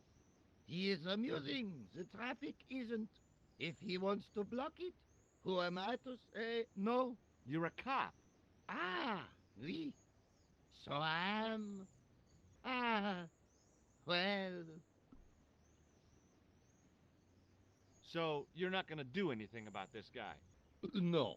He probably doesn't even have a license. Ah, a license. This I had not considered. So what are you going to do? The instant I return to the station, I shall check. Return to the station? Why not just ask him? And spoil his concentration? What kind of a barbarian do you take me for?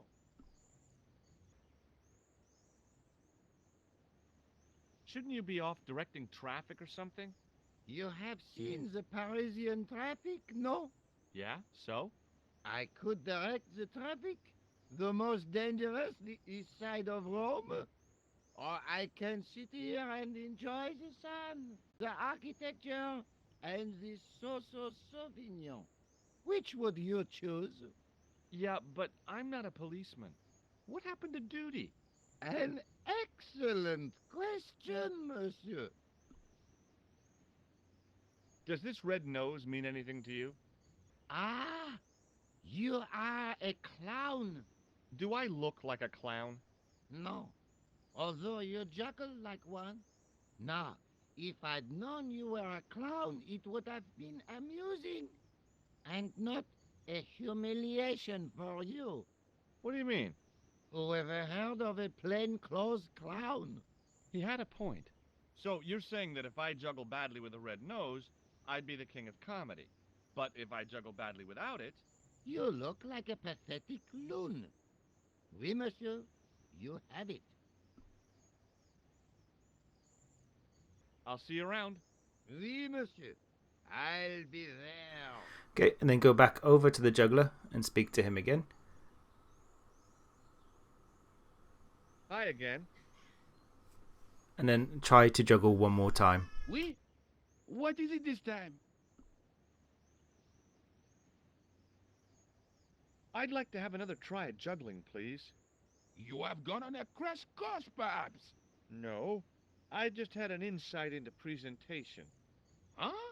Allow me to demonstrate. The balls, please. If you insist on completing your humiliation, monsieur. Okay, now for my secret weapon.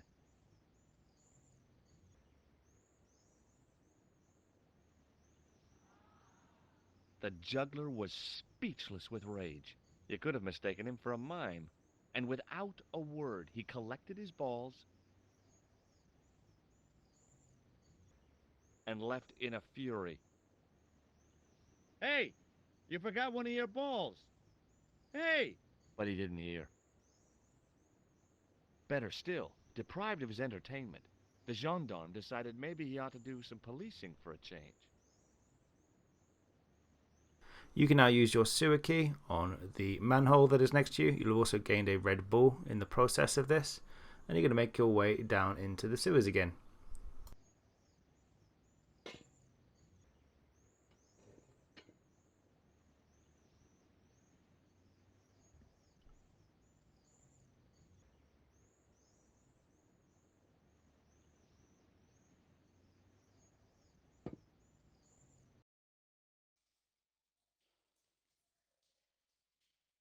To kickstart this one, we want to spin the handle that is on the bolt just on the side.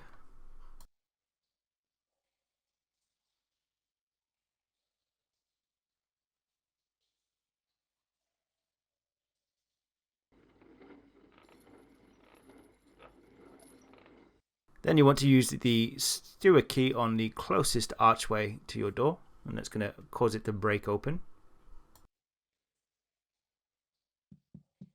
Hey, that's hollow. It was time for some brutal destruction. Close up, I could see the plaster was thinner where I'd broken through, and behind it were some cogs and a lever. Here goes. Then use the hook cool. after you've pulled the lever inside. Use the hook on the wall, and that's going to pull the wall down.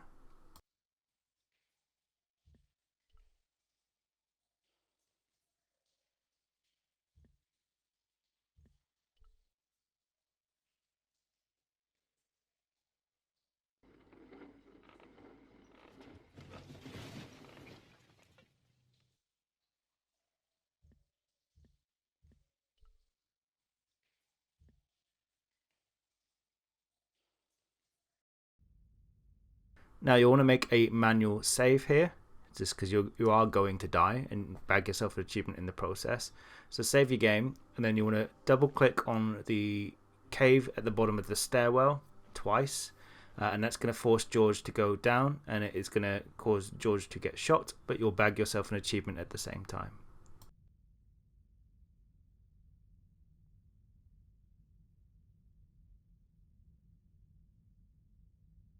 I could hear voices from the lit area.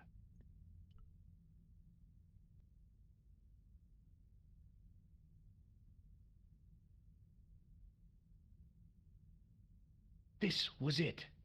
The conspiracy was revealed. Okay, nobody move. I'm making a citizen's arrest. At last, I had them. I could see the fear in their eyes as their little scheme came to pieces. You're all going away for a very long time. And you can just drop those guns. You're impressing nobody.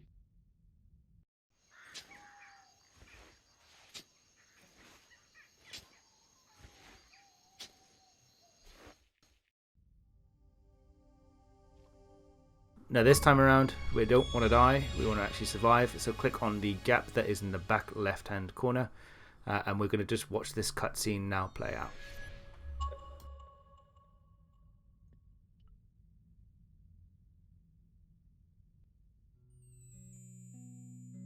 In the beginning was the end.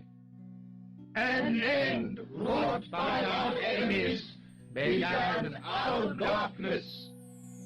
In the end will be a beginning. An end to our enemies heralds our new day. Report. The military establishments are in flux. The end of the Cold War has left them with no clear goal and as obvious targets for budgetary cuts. We have successfully promoted a sense of betrayal in the upper echelons. They feel that the politicians have cast them adrift. The pattern is emerging. Our time is now. Good. Mademoiselle? Governments are giving the corporations more respect than their own citizens. A groundswell of dissatisfaction and dissidence is growing. The corporations are becoming too large and complex for their own executives to control them. A blind belief in market forces is accelerating this trend the world over. The pattern is emerging. Our time is now. The global population's belief in those that govern it has never been lower. We have inculcated a sense of immediacy and action over forethought and planning in all the major governments. They are acting on hasty decisions that cannot be completed or revoked without appearing foolish. The pattern is emerging. Our time is now. Excellent.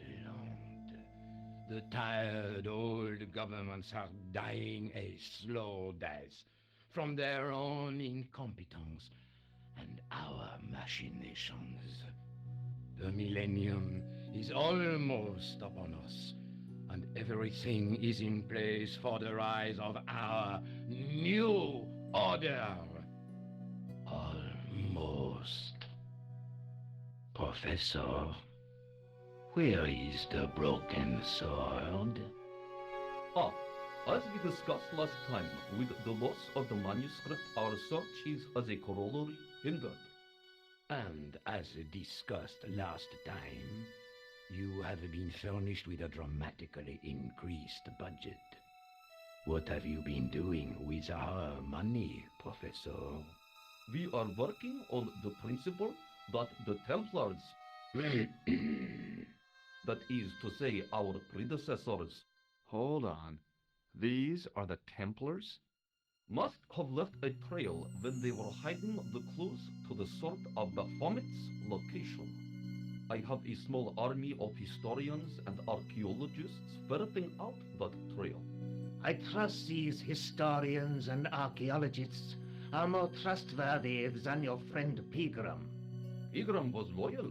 He tried to protect the Lochmarn gem when the Hashashin came near. and failed. And don't call that Syrian maniac the Hashashin. He's an assassin. Plain and simple. That's not what he believes. He actually thinks. Silence! Do I have to remind you that we have a sacred duty? A trust. When Philippe attempted to destroy the Order, we lost the sword and our power with it. Now we have the opportunity to reforge it. But time is short. We need results, not petty bickering, not excuses. Now, Professor Baphomet. Yes, of course. My apologies. We will find Baphomet and the sword, manuscript or no. We have already found another element actually within Paris. Excellent. What is it? Well, we're not exactly sure at present. Ha!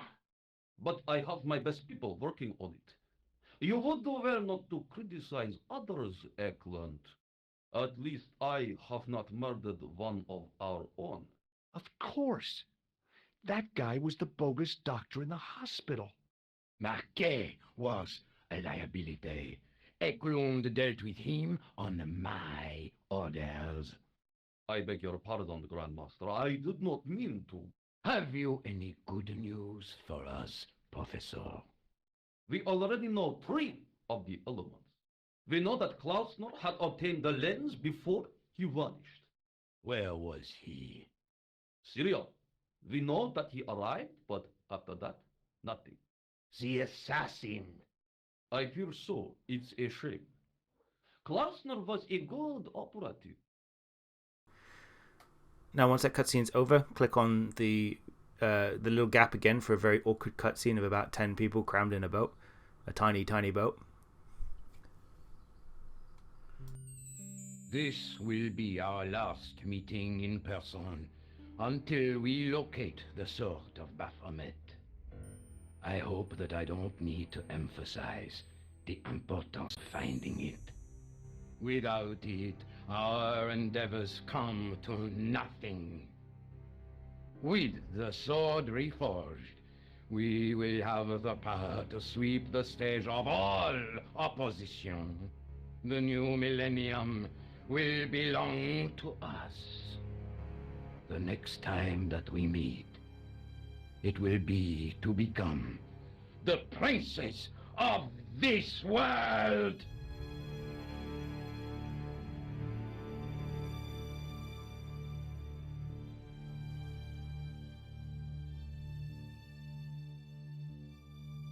You can now safely head downstairs.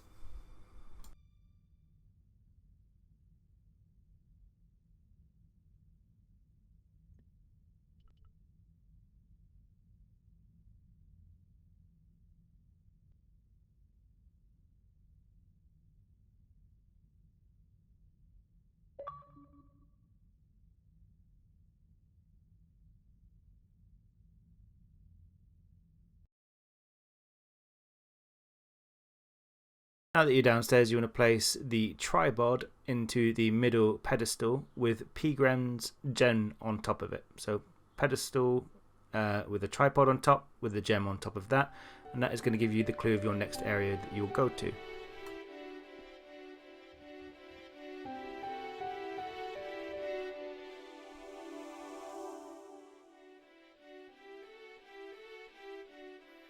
The light falling from above struck the gem and scattered in 5 neat rays, and each ray picked out a letter. Starting from the seal, I could read M-A-R-I-B. Marib. Now all I had to do was figure out what the heck that meant.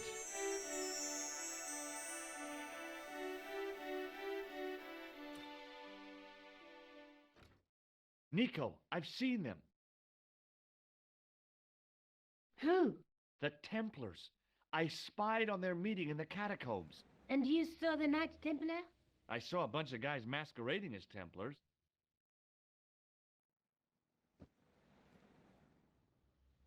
They're after something called the Sword of Baphomet. The bogus doctor was there, the guy who killed Marquet. The manuscript is the key, just as we thought. It shows the way to the broken sword, whatever that is. And how does the assassin fit into all these? He's out to stop them. These Neo-Templars, they're men and women in influential positions. Don't you see? Plantar was one of them. The assassin killed him for the manuscript, to stop them finding the sword. But now we have got the manuscript. Yes. So, how does he hope to find the sword? I don't know. They said something about a lens and a guy called Klausner who's gone to Syria, but they didn't seem to realize the significance of the very site of their meeting. You see, after they'd gone, I discovered a stone pedestal and a carved inscription. I set up the gem on the tripod, directly below a beam of light. The gem split the beam and lit the letters M-A-R-I-B.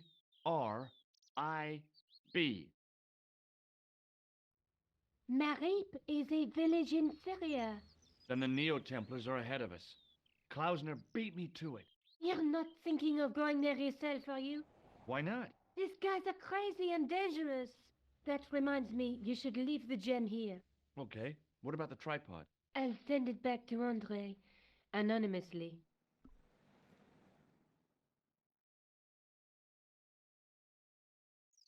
Do you think I should go to Marib? Syria is a long way, Georges. Once you're done with the discussion at Nico's apartment, we are going to go to Syria. So exit out to the map, go to the airport and pick Syria as an option.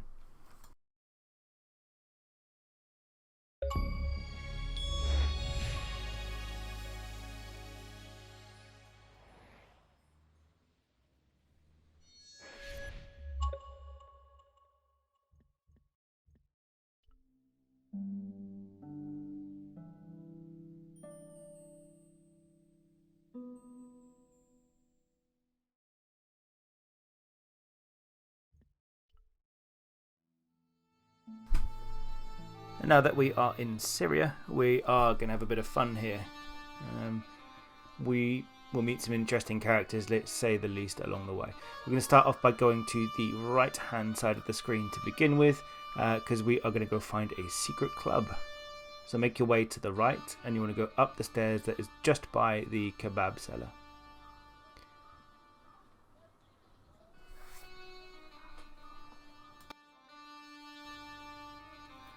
Now when you're up there, you want to engage with the carpet merchant, and when you talk to that carpet merchant, you are going to try and buzz him as always, but you will then want to show him the matchbook, which is the same pattern on the carpet that is just behind him, and he is going to pull the carpet out of the way to allow you access to the secret club upstairs.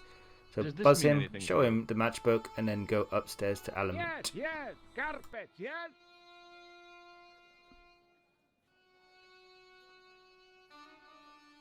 Does this matchbook mean anything to you? Ah, give to me, give to me. Alamut.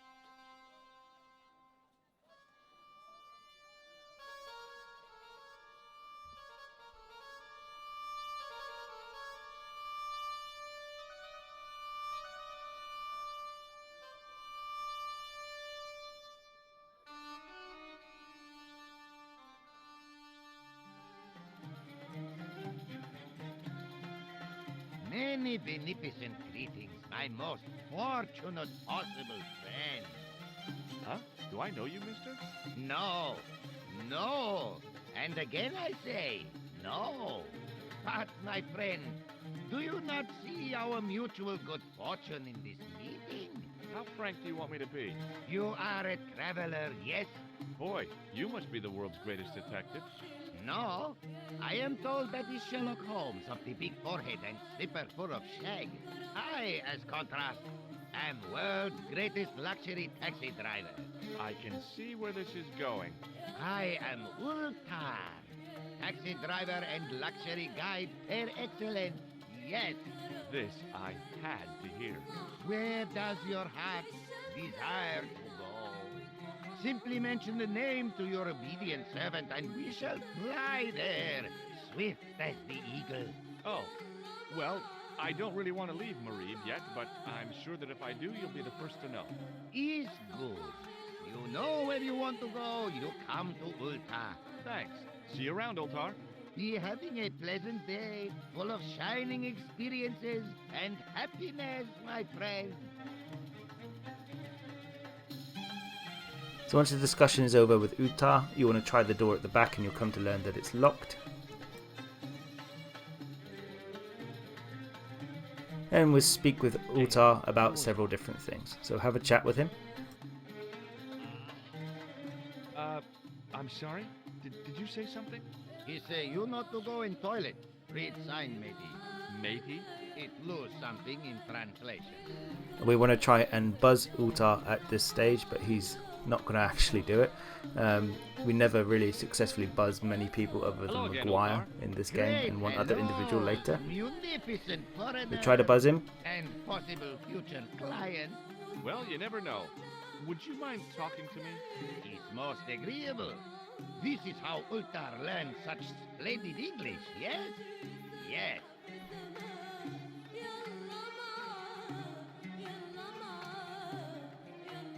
Shake my hand, Ultar. Ha ha. Remind me of things that happened months ago. Maybe 6. Man come up to Ultar, say, shake hands, Ultar. But man have electric buzz thing in his hand. Ha ha. How we laugh. Then I broke his arm. I didn't think electrocuting the... And once you've tried to buzz him, we are going to show him the picture of Kahn. Have you seen this man before? Oh, most certainly. Was here only yesterday. Here? Yesterday? My God, he's close. Yes, he was asking a lot of questions, just like you. What did he ask about? He asked about American called Stoby. Stobart? Yes, Stobart. You know him? The killer knew my name. What else did he ask about? He asked about German man called Klausner. I tried to remember the name of the man the conspiracy had lost in Syria. Was his name Klausner? Sure, that is what Ultar said. Klausner. I told this man in the picture, Klausner wanted to go up to Bull's Head. Hold on, he wanted to go where? Bull's Head. Big hill, 10 miles out of town. Maybe 60. When was that? Oh, maybe a week ago. And speak to Utar about Utar. This place is certainly hard to find. Oh, yes, it is most exclusive. The membership can be no more than... Kind sir, what would you guess the population of the village to be? Gee, I don't know, a couple of thousand? Then I would estimate the membership to be no more than a couple of thousand. And then exhaust all discussions with him about the Bull's Head. What can you tell me about this Bull's Head Hill? It's most magnificent. Lovely views. Worth visiting. Yes, by indeedity. How do I get there? No. Let me guess. You need fine luxury guide to take you there in air-conditioned taxi. Woe is me. Where can I find such a guide? And Ultar is most luxurious guide for most literally some way, in any direction. Gee willikers, lucky old me. Are you Then say yes to his service offering. Luxuriant service? All right, let's go. First, I regret the formalities. A trip to the Bull's Head. $50 Yankee dollars, please. $50? I don't have $50. Oh, most unhappy event. Ultar then sorry, but he cannot take you on ride of lifetime. Hold on, Ultar. Is there nothing I could barter with you? Word that it was so, beloved friend. But my taxi needs gas, and its muffler needs the muffler doctor. Trading for these things is not possible. My heart weeps for the injustice, but it's box or zip, or unfortunate American. And we want to end the discussion with him. See you around, Ultar. Okay, now that the discussion is over with him, we are going to try and use the buzzer on the manager. Hi, nice club you've got here. I was wondering if you could help me. What? I mean, I beg your pardon? I'm sorry, but I don't understand. No surprise there, all righty. He says sorry, but he not speak English. But he didn't say anything. He not have tongue. No tongue? What happened? It was bet. And he lost. He won. You should see other chappie. Oh, yes. Then we want to examine the sign on the toilet door to get a bit of insight into what's kind of going on.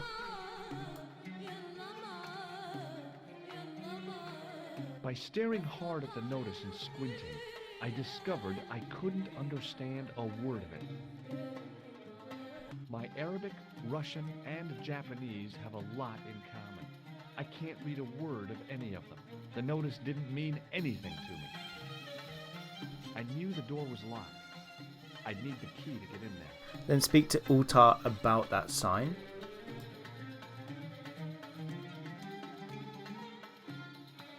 Hello again, Ultar. Praise be to Allah. I am blessed with your bountiful presence once more. Could you tell me what that sign means? It's a door stay shut until brush come back. Signed, the management. Oh, what does that mean?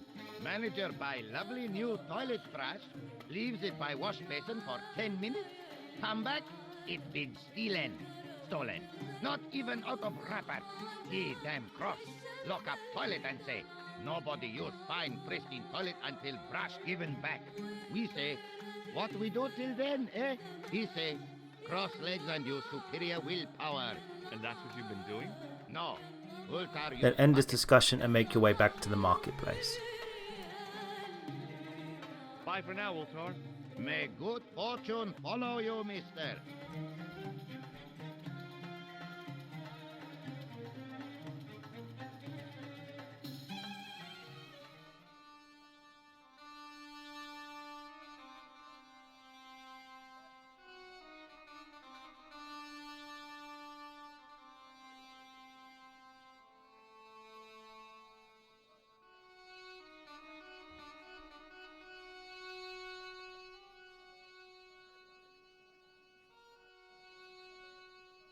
For the kebab seller, we're going to try and talk to him, but he does not speak much English, so the conversation doesn't go too far, but try and use the buzzer on him as always.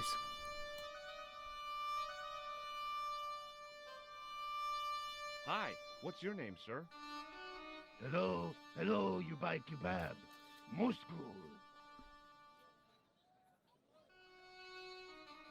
What do you make of this? Buy kebab. Most good. Well, goodbye. Have a nice day. Most good. Then examine the vendor, Suddenly, and you're I going to find realized out where the horrific missing truth. toilet brush is. The guy was basting the kebabs with a toilet brush. It may never have seen the inside of a toilet bowl, but it was still hardly appetizing. Now that you've had that discussion, you want to talk to either the guy in the yellow shirt or the lady. It doesn't make a difference, but these are also Hello. fellow I was Americans. wondering whether you could help me. Why, hi there, handsome. What can I do for you? Hi, my name's George. I was just... Well, it certainly is delightful to meet you, George. I was... My name's Mrs. Henderson, but you can call me Pearl, I'm sure. Okay, Pearl. I was... So nice to meet a friendly American face so far from home. Pearl? Yes, dear? I was just wondering if you could help me. Why, sure, precious. Of course, you want to try and use the buzzer on Pearl. And then you want to talk to her about Pearl. I liked her too much to zap her with the buzzer. So, tell me a little about yourself, Pearl. Me? Oh, a gentleman's interest is always so flattering. Well, my husband and I run a greetings card company in a cute little place called Akron in Ohio. Akron? Then talk to Pearl about her husband. Is your husband around, Pearl? Well, as a matter of fact, yes, he is. Sorry to disappoint you. And then you can end this discussion, and then you can engage with Dwayne himself, her husband. I've got to go now, Pearl. It's been a pleasure, George. Don't be a stranger. Hi, I was wondering whether you could help me.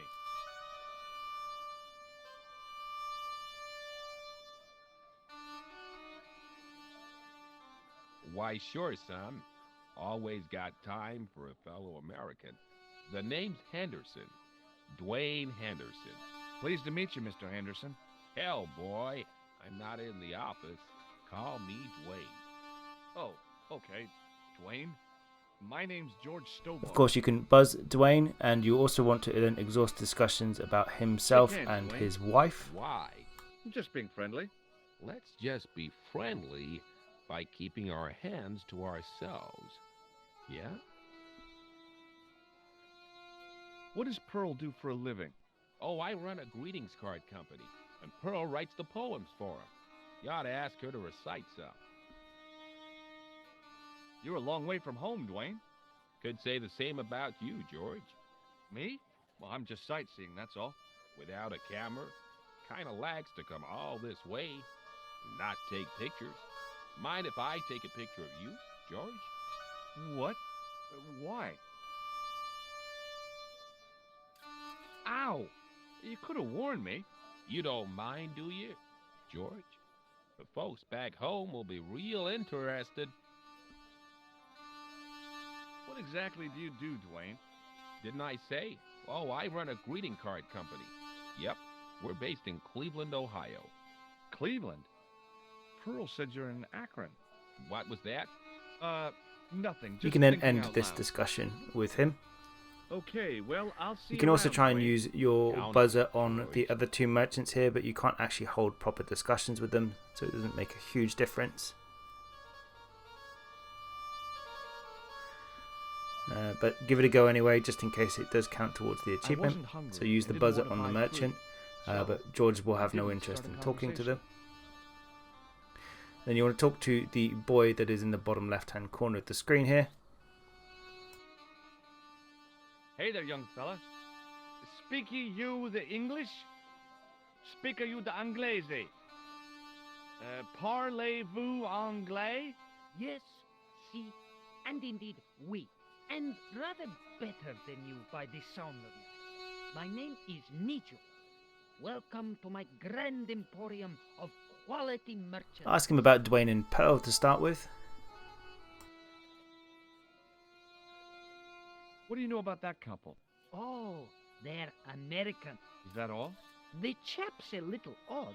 As for the lady, it's a funny thing, but I get the impression she's a lot cleverer than she's letting on. Then you want to talk to the kebab man. And be sure to exhaust all conversation about the kebab man. The guy selling the kebabs? Oh, that's Arto. A miserable blighter, to be sure, sir. He doesn't seem very happy. He never is. Day in, day out, a face like a wet Wednesday. Whatever one of those is. Does he speak any English? Not cogently, no. Look, this is going to sound a bit strange, but I need Arto's brush. What? The brush he bastes the kebabs with? Yes. Let me find some dirty postcards for you instead.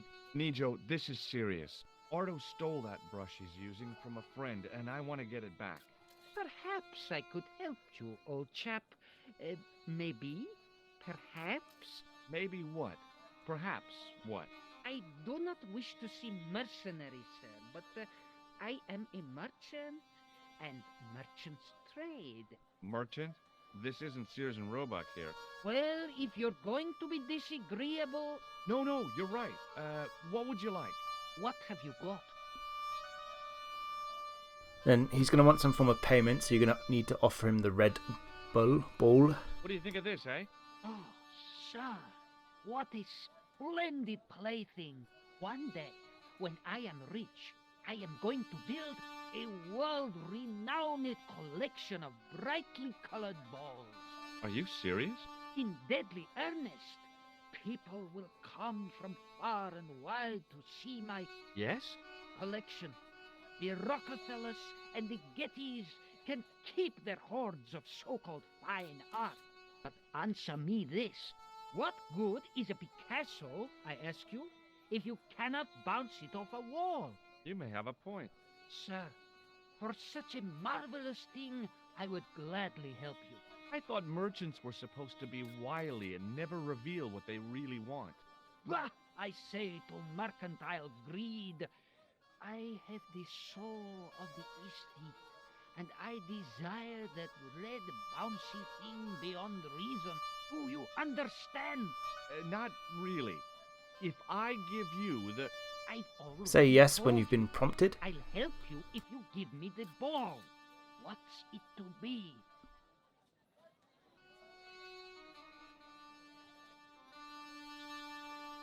All right, here you go.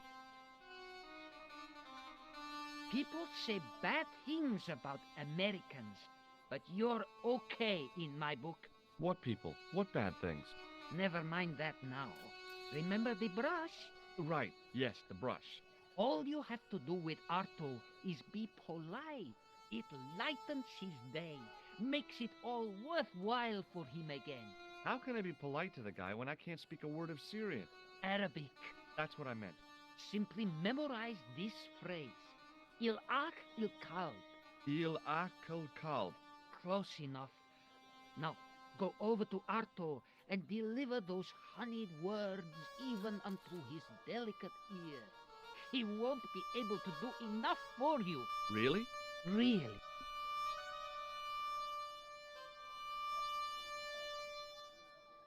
Here, shake hands, Nijo. Also, don't forget to buzz I'd Nijo, rather not, sir. which seems a At little bit least cruel, not while you've but got also that ask him what the shaken words that shock he's told you butter to say to the fondly kebab concealed seller in your palm. mean. Oh, you noticed. Outlawed in 3 separate arms limitation conventions, those are.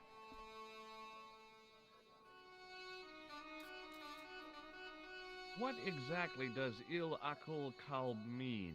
A polite but subtly complimentary greeting. He won't be able to do enough for you.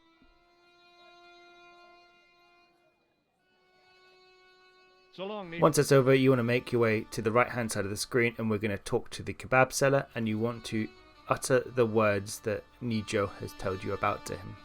So speak to him and mention those words, and that is going to upset him. In the still air, the smell hung around like bad smells do. Hello again, sir. Hello, kebab?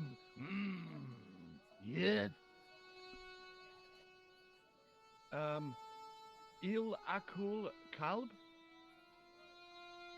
Filthy, bad, bad. I kill you. Whoa, calm down. I just... Feet, do your thing.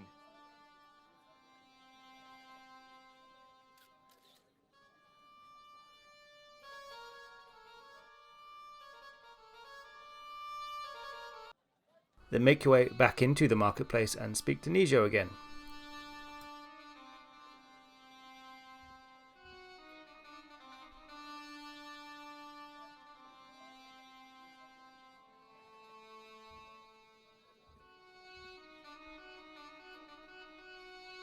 Hi, Nijo. What the heck did you tell me to tell him?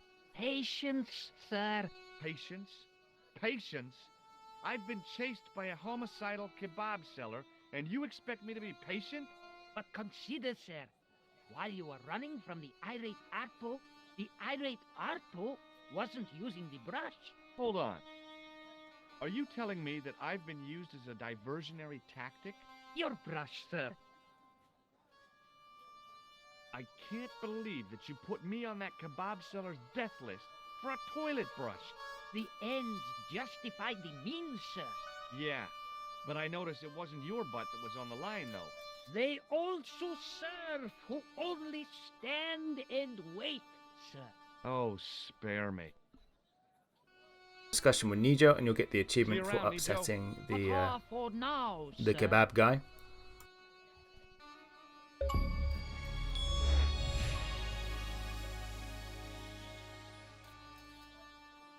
And now let's make our way back into Club Alamut, and we are going to give the toilet brush back to the manager of the club.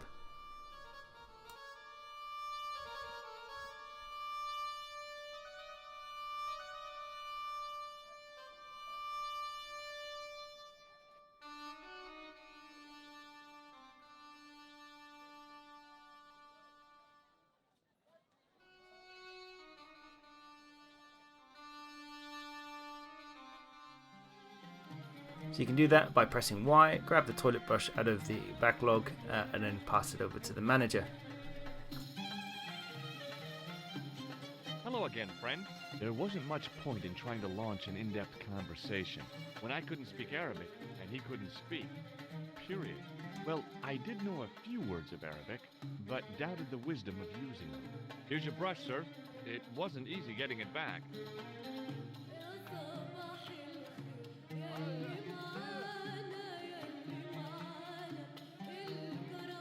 The manager took the brush from me, gave me the toilet keys as my reward, and stopped off. What was all that about? Manager, he say, bah, look at state of this. Need much cleaning and detergent before go around my, you bend. Said all that? Body language account for much, you know. And you want to use the keys on the the bathroom door at the back. And we're going to do a bit of a heist here.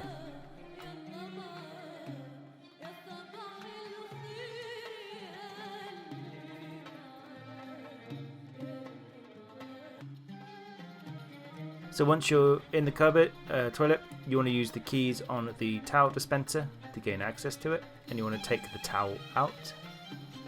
And then you can also take from the toilet chain. I'm not sure if this actually bears any purpose in this version of the game, so open it up anyway and take the toilet chain from Syria out. If you keep hold of it until the end of the game, you can give it to Nico, but keep hold of it for the end of the game, and adds a little cutscene kind of at the end of the game for you. Exit out, and we're going to go back to the marketplace.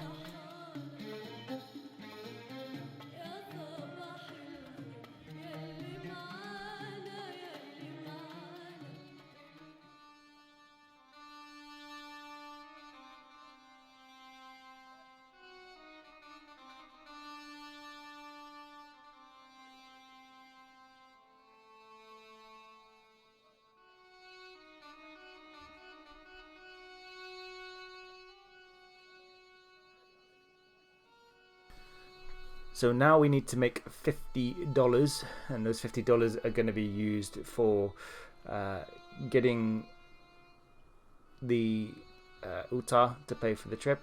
You can also use the hand buzzer on the other merchant if you haven't tried to do so yet. He didn't have anything. We're going to make our way back over to Nijo's stand, and you'll see that he's playing with the bull. You want to interact with the cat, and then you want to ding the bell that is just next to Nijo. And what's going to happen is the bull is going to bounce off the door when Nijo's dad opens it, and it is going to cause a bit of chaos. It's going to cause the cat to jump down and break the little statue off the shelf.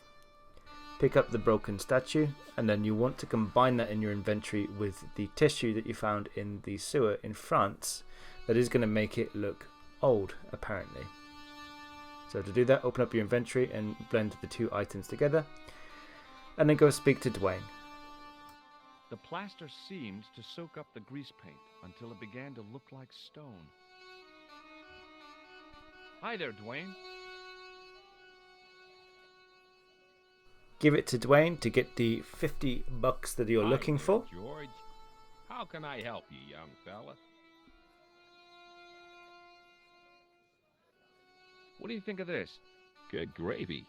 Looks old. Yeah, I had to turn this town upside down. Boy, your luck's better than ours. Looks Roman. I wouldn't know. What'll they say back home? How much do you want, George? Oh, I couldn't. It's the find of a lifetime. I mean, $50. Take it or leave it. I'll take it. Here you go.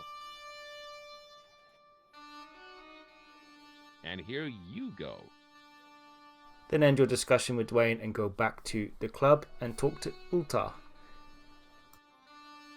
Okay, well, I'll see you around, Dwayne. Count on it, George.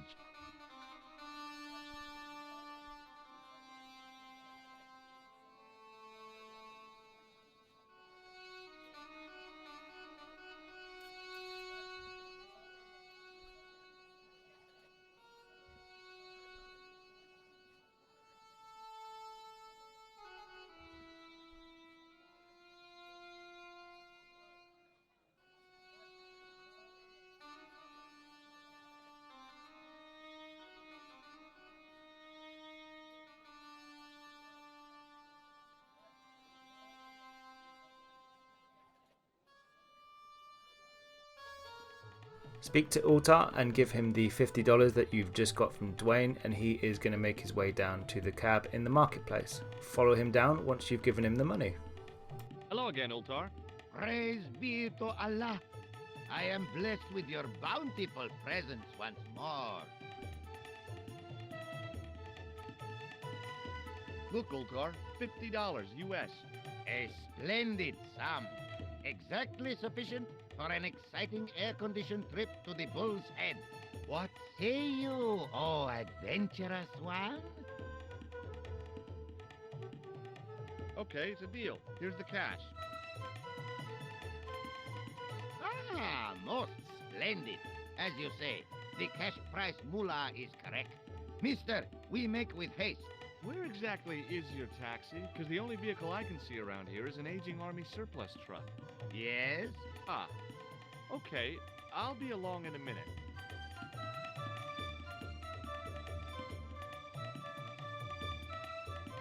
It didn't seem right to take off with the toilet keys, so I left them on the bar.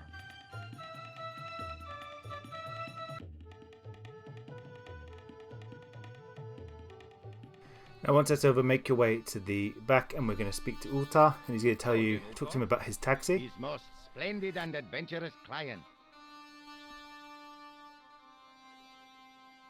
That's your taxi? Oh yes, most assuredly. Most entirely splendid taxi in all Marib. It looks like an old army truck to me. Bah! You Americans with your checkerboard caps and your Judd Hershes. You have lost sight of what a taxi should truly be. About 4 tons by the look of it. There, you have hit the nail in the nutshell. Okay, already, let's go. Regrettably not, most esteemed pair. There is a minor problem of a tiny nature. The fan belt has taken it upon itself to break. So, what are you gonna do? What can I do? I must wait for a ride to the garage for a replacement. How long is that gonna take? 1 day, maybe 6. I can't wait that long. We gotta get moving. But how, my friend? I'll think of something. Then give him the towel from your inventory, and that is going to kickstart you on your journey. Is this any use to you?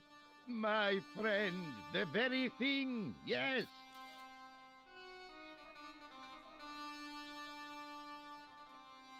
Ultar took the towel from me, cut it in 2 lengthways, and gave me half back.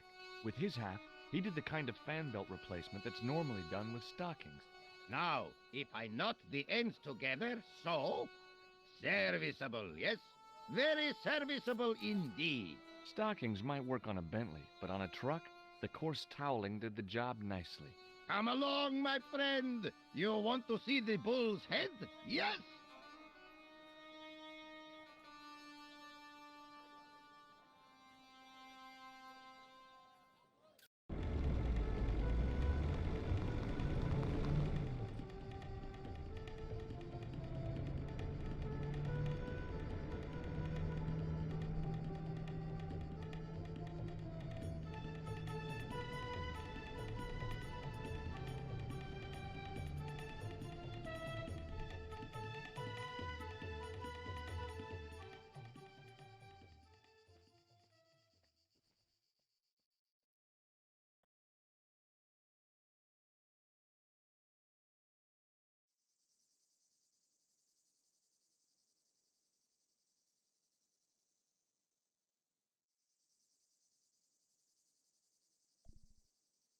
Okay, so we are now at the top of Bull's Head Rock, and the first thing we're going to do is, on that dead tree, grab the branch.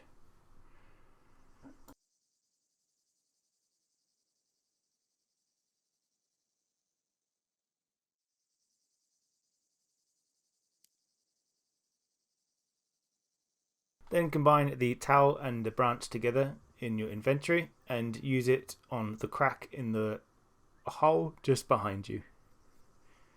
With a flourish, I tied the end of the towel to the stick with a textbook reef knot.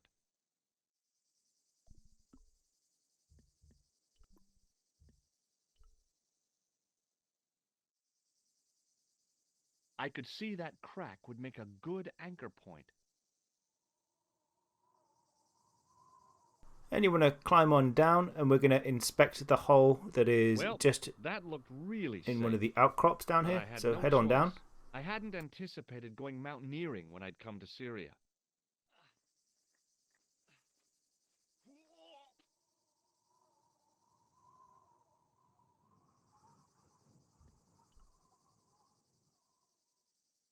Now where I click on the screen is where you want to click, and double click on that twice and it's going to cause George to open up a secret door on your right hand side, which you can like go the in. idea of putting my hand in there, but there was something in there. A metal ring, as wide as my hand. I took a firm hold of the ring and pulled. Whoa there!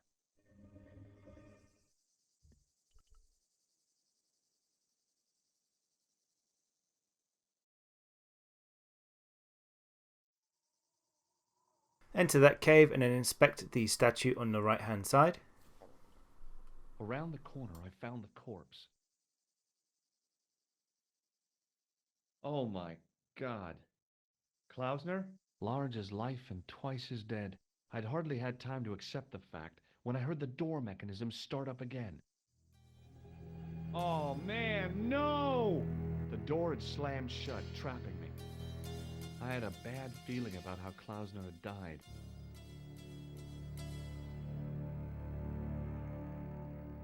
I couldn't think of anything to do with the statue, apart from scaring small children with it. A stone head bearing 3 bearded faces. It was a strange image, but a powerful one, redolent with antiquity. And search the dead body next to you to get the lens. Sure was an ugly one, though. Okay, all right. Hey, what's this? I'd found some kind of lens, a very old lens made from a very hard glass. That settled it. The knight on the manuscript had been holding a lens the whole time, not a crystal ball. Then inspect the statue at the back of the Without room. getting too close, I couldn't see any marks of violence, apart from his fingertips being scraped raw, and that seemed self-inflicted. Klausner had been pretty smart to get this far, but he was still dead.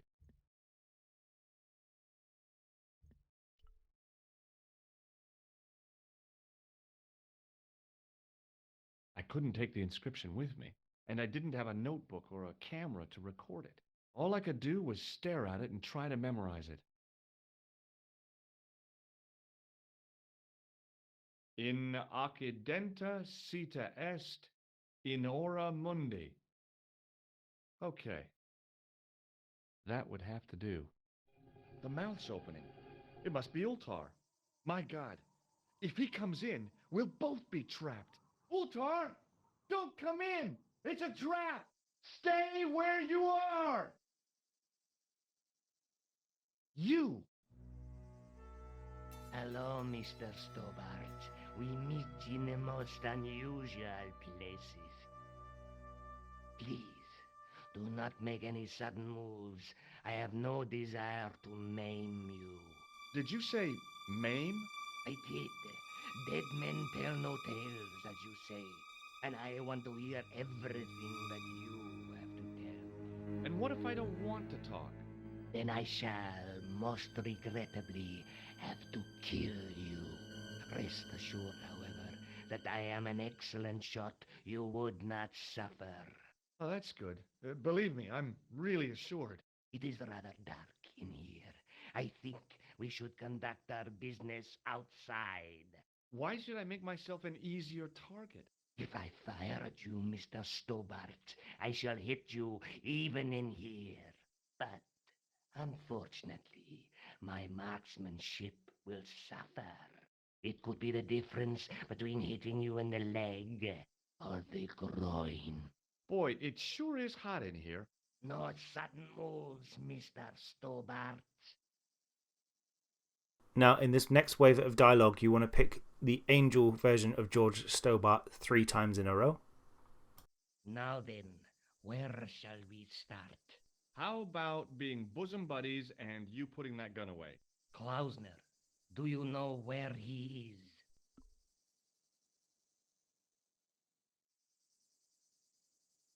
Yep, he's dead.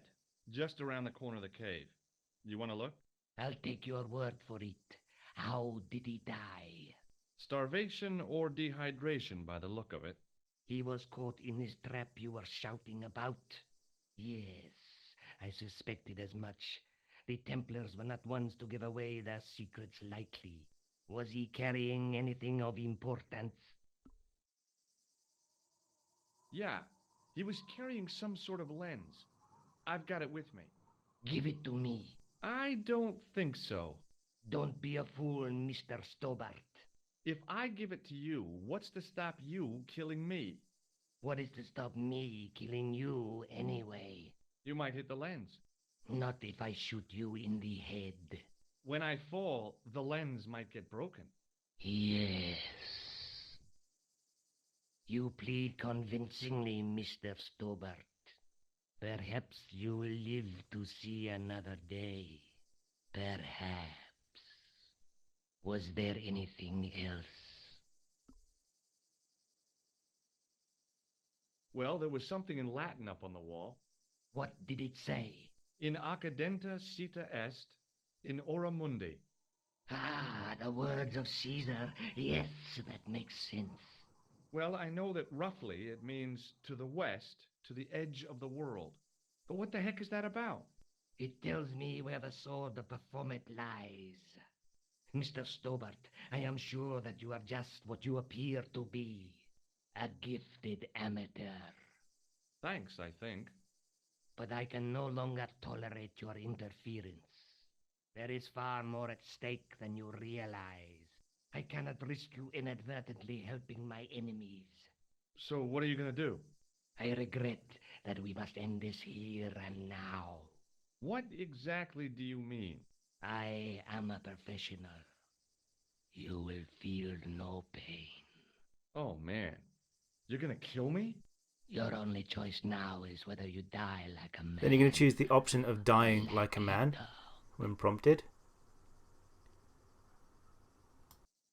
Okay, you're the boss. I'll take my medicine. You are an honorable man, Mr. Stobart. A rare breed. I should like to shake your hand. Yeah. Well, what the heck? It was a long way down. Below, I could see Ultar's And this is your one opportunity to use the buzzer on Kahn. So take the buzzer out of your inventory and use it on him. You'll shock him, and it will then move to a cutscene.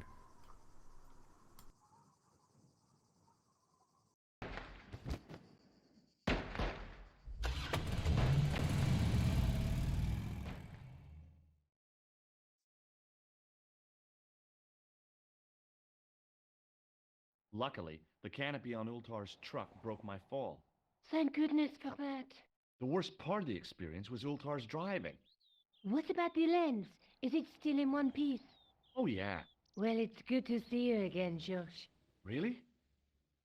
Well, I have to say, I'd have enjoyed Syria a lot more if you'd been there. I wouldn't have been much else. Anyway, you did just fine on your own. So we're now done with the conversation with Nico, that we're back from Syria. And we want to exit out of the apartment. And then you're going to make your way over to the world map. Then once you're on the world map, we want to make our way over to the museum. And we're going to go speak to our friend Andre Lobineau again.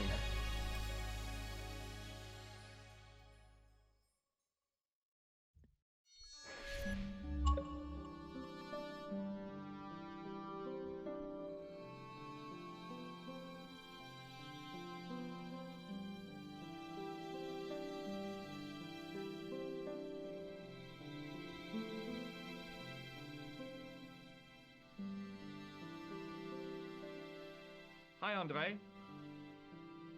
Hello, Georgie. What's with the long face? Haven't you heard? The tripod was stolen. No kidding. I just don't get it. So many other treasures, and the thieves choose the tripod. A modern-day alchemist, perhaps? Who knows? There's no shortage of crazies in Paris. Where have you been? Nicole said you were away. I just returned from Syria. Syria? On the trail of the Templars? It's a long story, but I found the bull's head. It was referred to on the manuscript, remember? Yes, what is it? A secret cave built into a high cliff face. In the cave, I discovered a map bearing a phrase in Latin. In occidenta cita est in ora mundi. The island of Britain. Lies at the edge of the world, to the west. Strange. That map seems to contain a series of pointers. Like I said, it's a treasure map. You'll then need to exhaust all discussions with him about the Templars and Is Nico. it true the treasure of the Knights Templar was never found? Who knows? So little knowledge of what really happened remains. Or if it does, the truth has never been made public. What do you mean by that?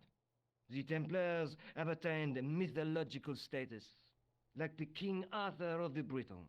There are people even now who say the Templars still exist. Do you think that's likely? No, not for a minute. The manuscript is being looked after by a friend. In Paris? Yeah, not far from here, in fact. Well, just give me the address and I'll come round and take a look. I'm not so sure about that. Maybe I should check with her first. A female friend? Yeah, she's a woman. Maybe it was my imagination, but I noticed a predatory look in his eye. Suddenly, this friendly historian had turned into the big bad wolf. This friend who has the manuscript? Oui, the anonymous girlfriend. She lives at 361 Rue Jarry. Ah, I know it well. I'll drop by. Just as soon as I can. You can also try and buzz him again as well, because I'm not a big fan of this guy.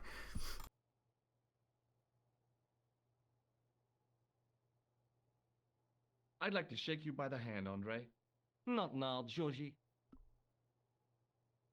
Thanks for your help, Andre. You're welcome. Exit out and return to the world map.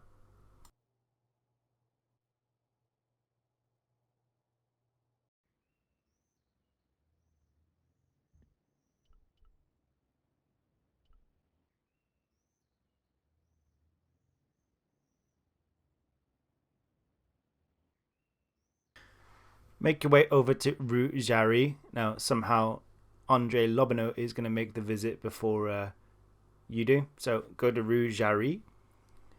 And then go back into Nico's apartment.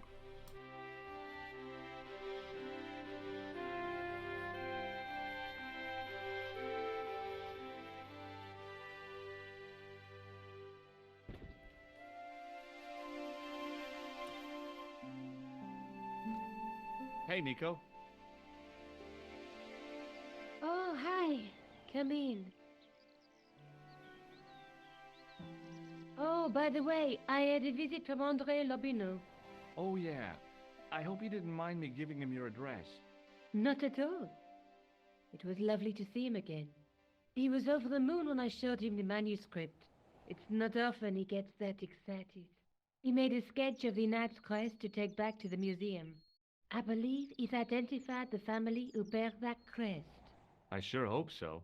Leave Nico's apartment and go back to the museum and speak to Lobineau again. I'll be back Somehow as he soon as beat I you can. there and back Okay. in that short space of time to have a conversation with Nico. I don't really understand how he did that.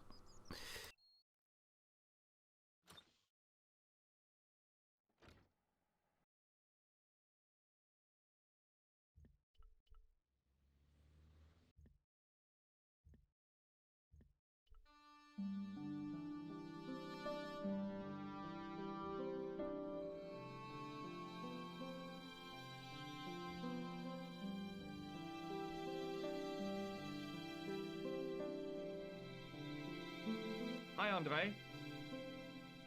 Hello, Georgie.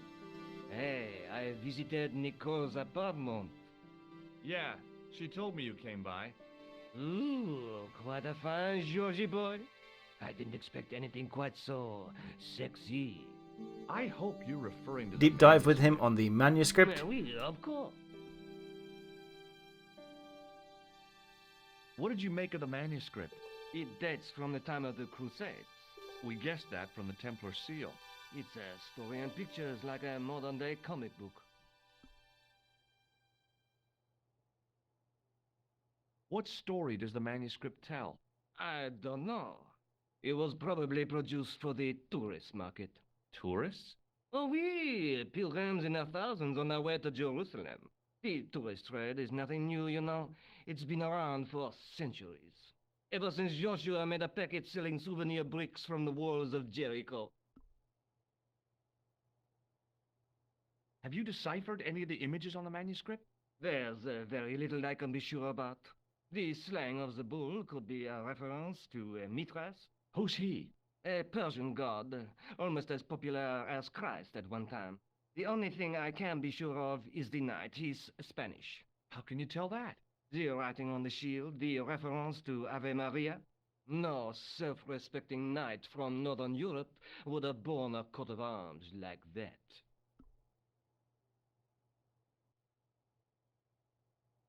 Can you identify the knight's coat of arms? I already did, Georgie. He's a member of the Vasconcellos family from the Costa Calida. Were they famous? No, they're not mentioned after the 15th century. Oh. The spotlight of history moved on. They're probably long dead.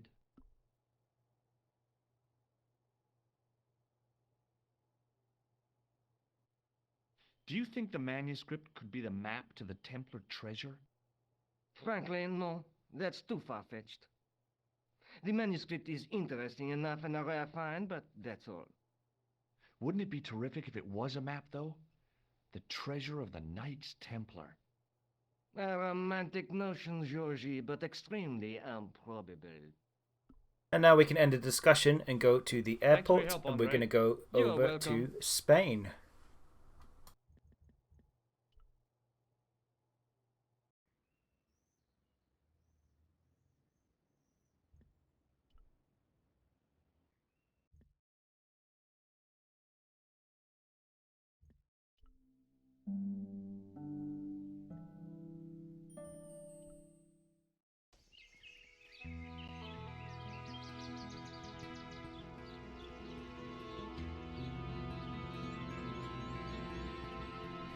So once we arrive, we're going to speak to the gardener hosing down the lawn. He's a bit of a miserable individual, so we're going to start off by trying to shock him, but don't bother trying to talk to him too much because he's not going to give you a lot of insight at this moment in time.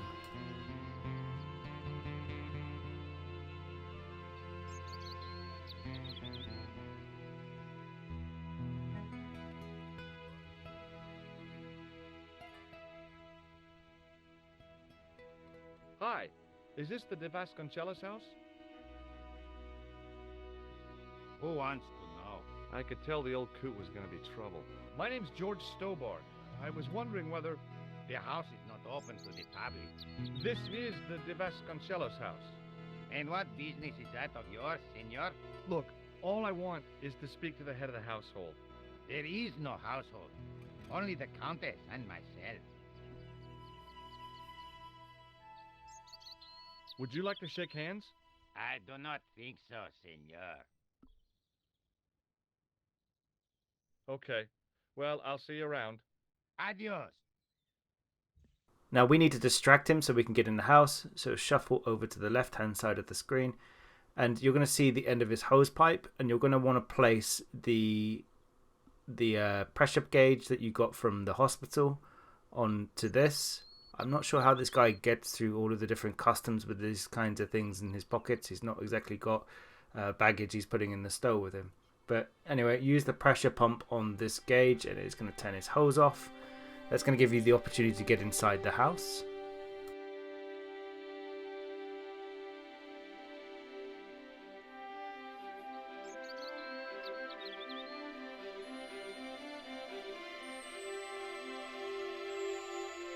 My hose has stopped. Yeah? See, my hose never stops. Well, I'm sorry to hear it. It's always sad when an old tradition comes to an end. Did you have anything to do with it? See, you. Well, I'm shocked. I'm mortified. How could you think such a thing? Very easily, senor. Very easily. I'm going to find out why my horse has stopped. And that means going into the house. You are not, absolutely not, to go in the house. If you do go in the house, I will set the dogs on you.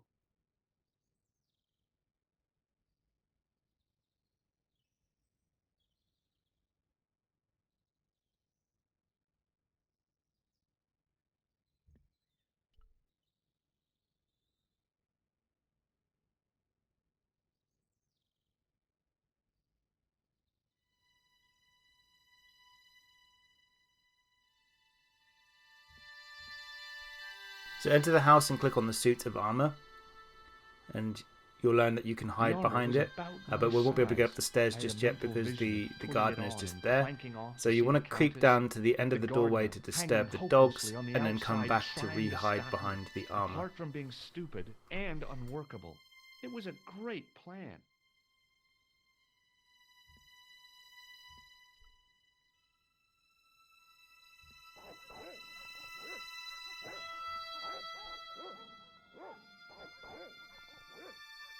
I hid behind the armor and waited for developments. Hey, you. I know you are there, American. All right, you dogs. I'm coming.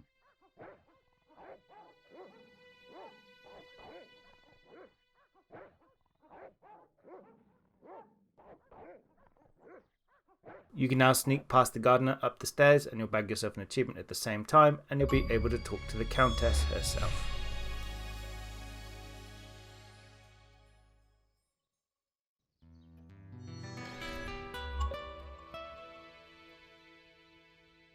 Madre Dios, who are you? My name's George Stobart. I'm sorry to burst in like this. You must leave at once. You're not wanted here. Please, if you'd just listen a minute. Very well. State your business, Senor Stobart. There's been a series of murders, part of some conspiracy. Anyway, the trail led me here. Here? There is nothing for the outside world here. Over 600 years ago there was. What do you mean? This whole thing ties in somehow with the Knights Templar. The Knights Templar are dust. They had a secret that was so important, they went to a lot of trouble to hide it. I do not see what this has to do with my family. Your family had a strong connection with the Templars, right? I believe that they've planted some clues here. Why should I believe a complete stranger who barges into my home? Just let me have a look around. If I find nothing... You'll be spending the night at the police station. Very well. Please, sit down. Thank you.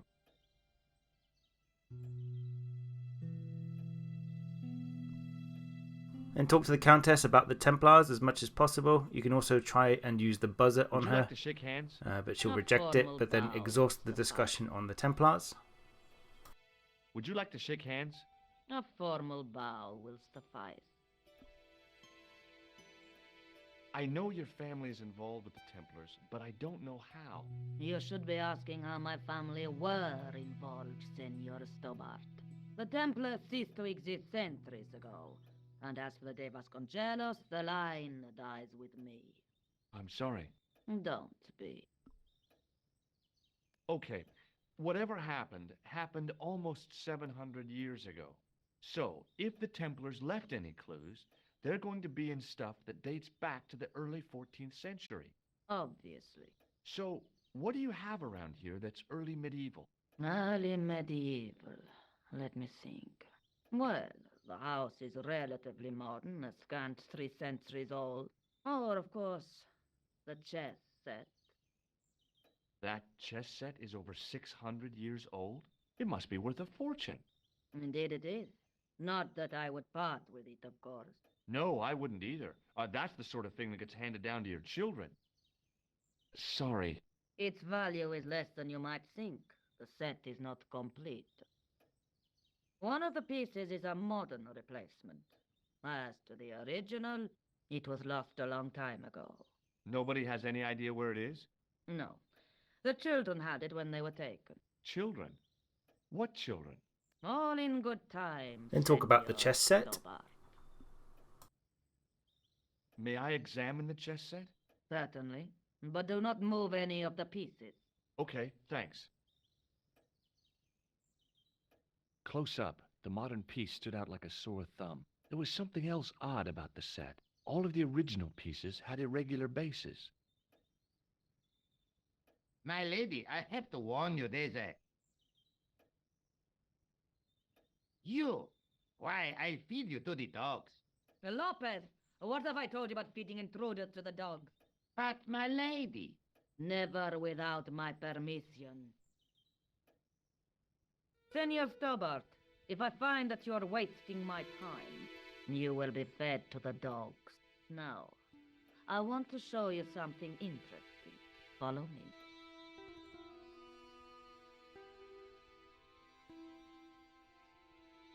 Lopez, unlock the door, por favor. This is the only remaining structure on the estate contemporary with the Templars. Nice. What is it, a summer house? A mausoleum, Senor Stobart. Oh. Come with me. Hey, senor. Yeah? I do not know what you have told my lady to be shown these favors, but I do not trust you. You've got nothing to worry about. Aren't you coming in? No, the dead do not interest me. My garden is a living thing. I will be there.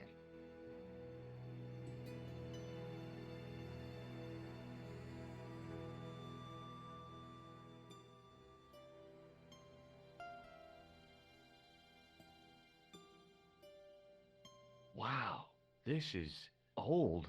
It was constructed in the 13th century as the final resting place for the de Vasconcellos Templars. It's well maintained. These are my ancestors, and they deserve respect.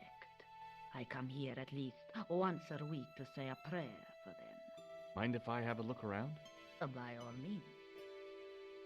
Okay, so once you're in the tomb, you want to examine the lectern on the side, and you're going to move the Bible out of the way, and you're going to find a On chessboard. removing the Bible, I found a pattern on the lectern top. Hey, it's a checkerboard. So Close examine up, it, I and can then see you'll that want to talk to the pattern was made Countess up of glass afterwards. Squares over a checkerboard pattern. Some of the squares had little jagged holes in the middle. And when you talk to the Countess, talk to her about the glass chessboard.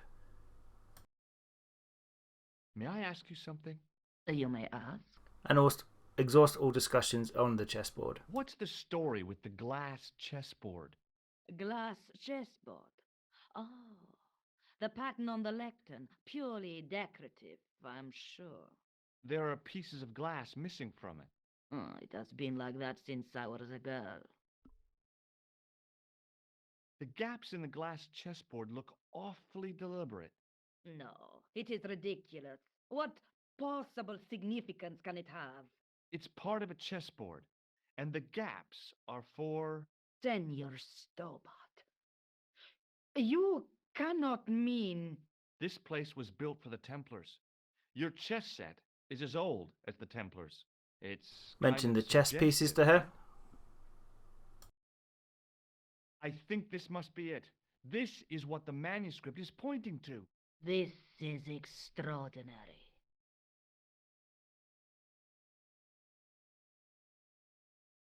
Am I to understand that the Templars left a puzzle here? And in all of this time we failed to realize that there was a puzzle? It was wonderful to watch the Countess change before my eyes. Right. Well, no time for wallowing in self-pity, eh, Senor Stobart? This mystery has had a good long run, but it ends here and now. All those years of fatalism were falling away from her. Lopez! Lopez! Put that hold down and listen! Go to the house and get my chess set! Yes! The old chess set! Oh, damn the game! Now hurry! Then discuss everything related to the Templars with her. My, This is exciting, is it not? Don't get too excited. This could be a blind alley. Oh, I do not believe that for a moment. It's good to see you happy. Happy? You know, I think I am. You certainly know your history. What's your opinion of the Templars, Senor Stobart? The Templars? Well, they seem no worse than a lot of the knightly orders. You are mistaken. Compared to the simpering politicians of the Hospitallers or the brutish Teutonics, the Knights Templar were the embodiment of chivalry. The filthy, money-grabbing French king and his pet pope did a great wrong. A bane settled upon my family at the whim of that self-seeking tyrant. It was all a long time ago. Some things don't die. Injustice is one of them.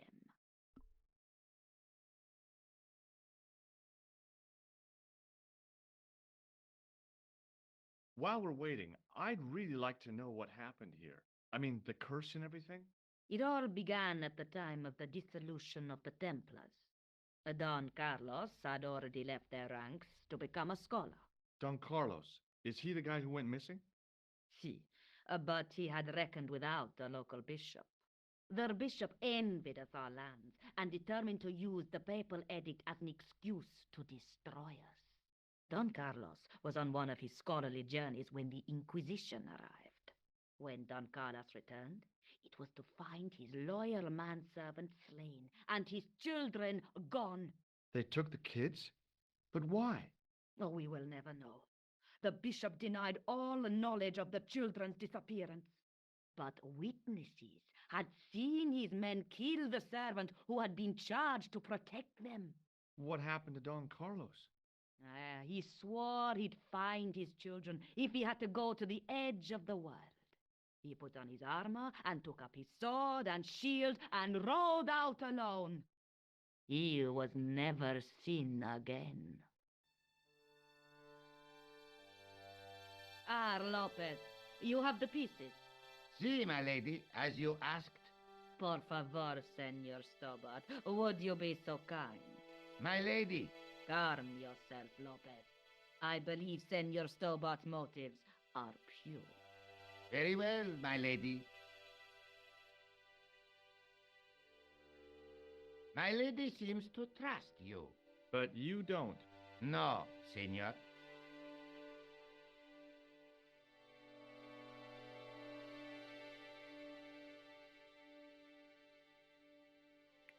It fits, Senor Stobart. It fits. Working quickly, I found which pieces went into which holes.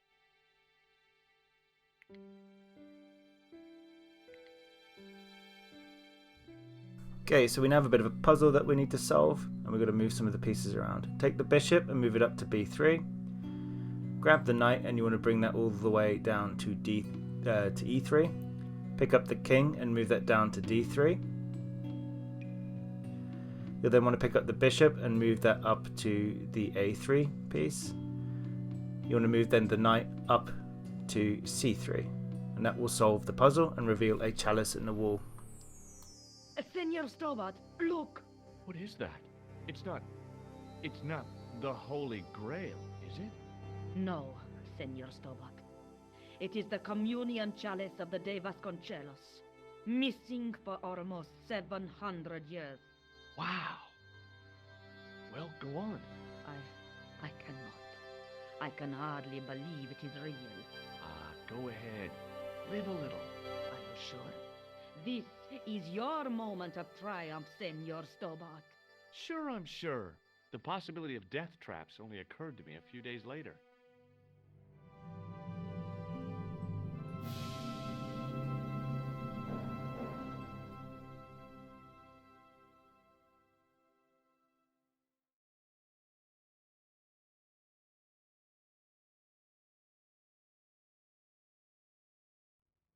So the curse of the De Vasconcellos is lifted?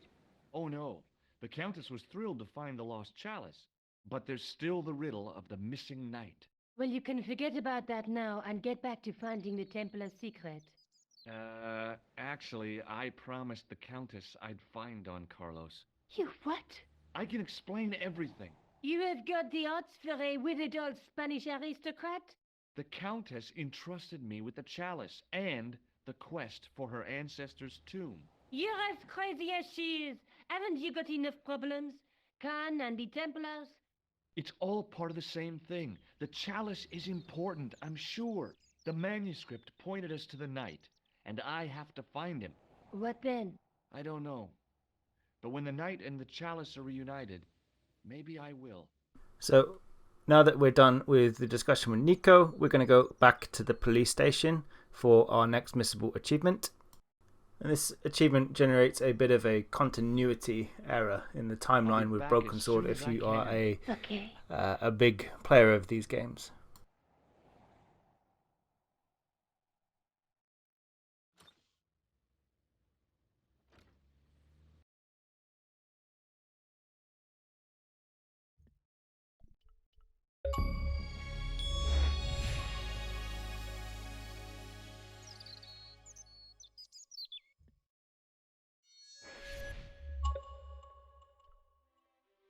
So once you're at the police station, you're going to see somebody that is not Detective Moo.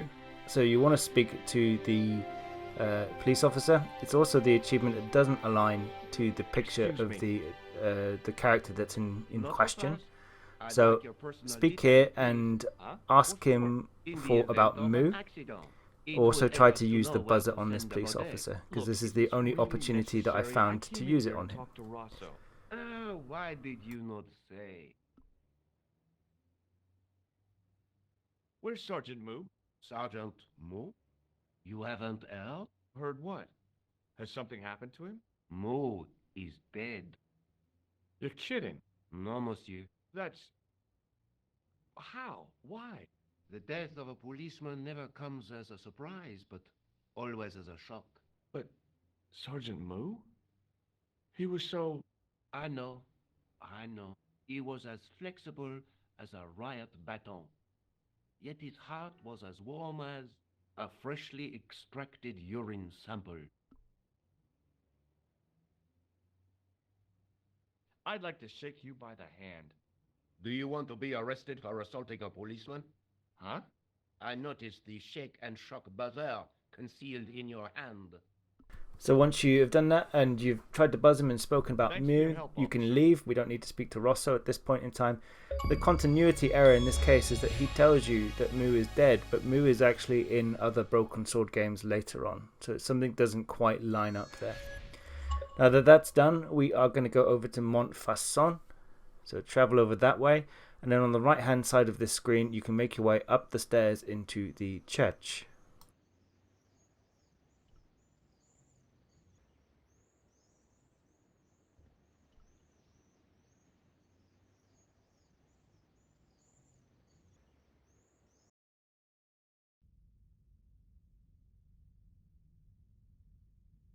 Once you're in the church, you want to speak to the priest in the background, and when you're engaged with him, you will want to try the buzzer on him and then also allow him to polish the chalice. So you give him the chalice, he'll say, "I'm going to polish this," and you say yes. Excuse me, Father. Pardon? Do you mind if I ask you a few questions? Not at all, monsieur. It will be my pleasure to help you. I thought about using the shake and shock on him, but I couldn't do that to a priest. What do you make of this chalice? It certainly looks very old. About as old as this church, I think. There seems to be an engraving on it. Yeah? What does it say? I do not know. It is very tarnished. With your permission, I could try polishing it. I promise I will be very careful. That'd be very good of you. This shouldn't take very long. Feel free to look around.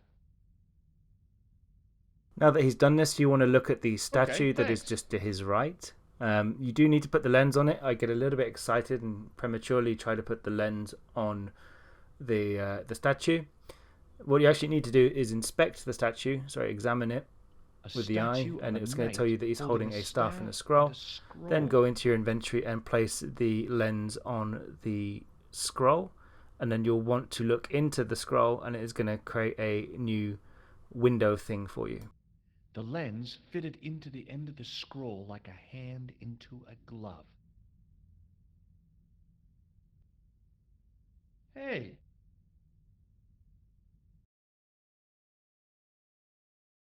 A Knight Templar burning at the stake, and a date. Let me see. MCCCXIV.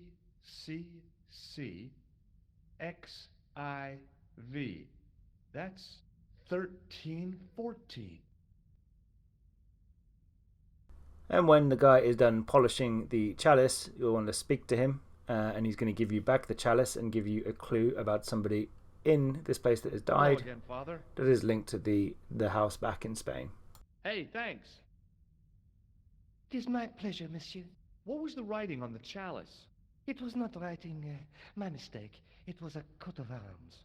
The remarkable thing is that it seems very familiar. Yeah? Oui, I think I have seen it on that wool tomb in the far corner. That winged horse is quite distinctive. So once that's done, you want to Catch you inspect later. the Au revoir, monsieur.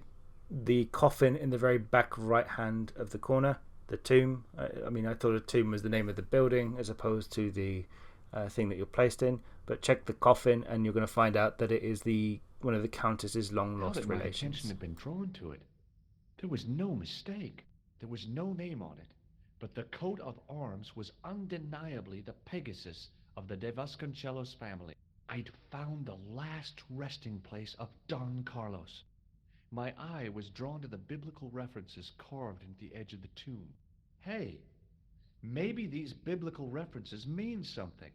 Psalms 32:7, John 4:11, Corinthians 1:4-5, and just one more, Psalms 22:21. I may not be perfect, but I've got a memory like a steel trap. The chalice had led me to these inscriptions, but it looked like a happy coincidence to me. After all, the de Vasconcellos arms were already on the manuscript. Nope, I was still convinced that the chalice had some significance all of its own. Now that we're done here, exit Montfaucon and go all the way back to the world map.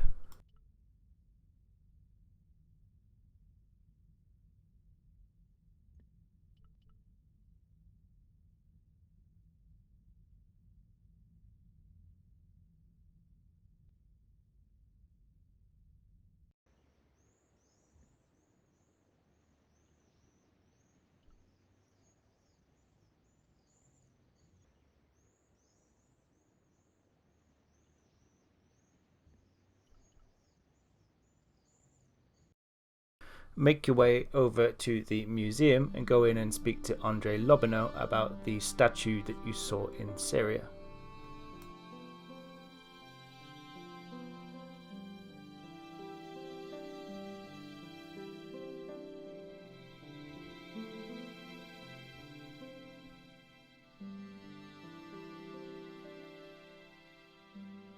Hi, André.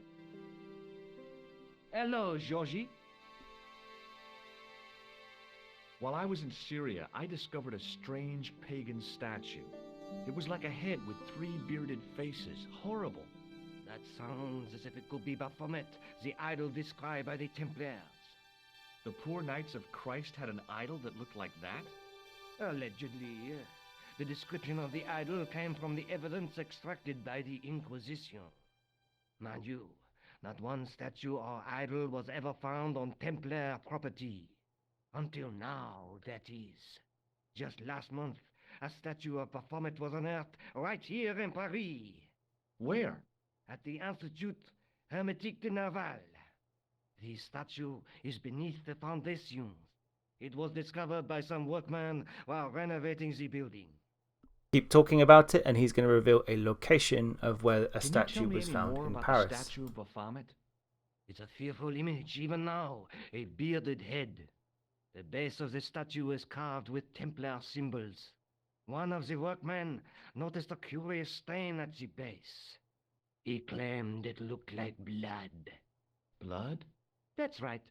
Exit this discussion and go back to the world map and look for the site of Thanks for your Baphomet, help, Andre. which is where we You're are headed welcome. next.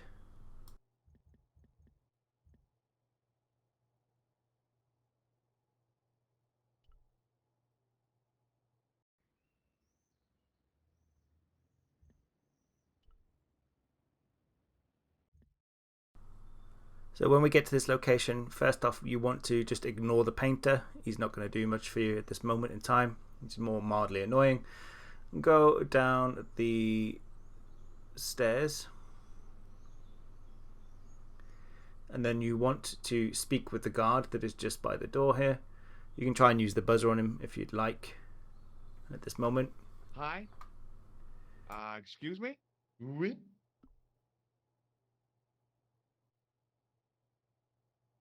I was gonna have to get rid of this thing. It was dead. I was gonna have to get rid of this thing. It was dead. Talk to you later. Au revoir, monsieur. End the conversation and try the toilet door that's next to him, and he's going to tell you that There it's was a closed locked. door with Speak to him toilet again and scratched he'll into give the you the cheap key. veneer. That door is locked, monsieur. Hi again. What is it? Trying to get into a locked washroom. I had the strongest feeling of deja vu. I'd like to use the washroom, but the door's locked. Oh, that's no problem. You can have the key. Thanks. Exit the discussion and then use the key Talk to on you the later. locked door on your Au right revoir, hand side. monsieur.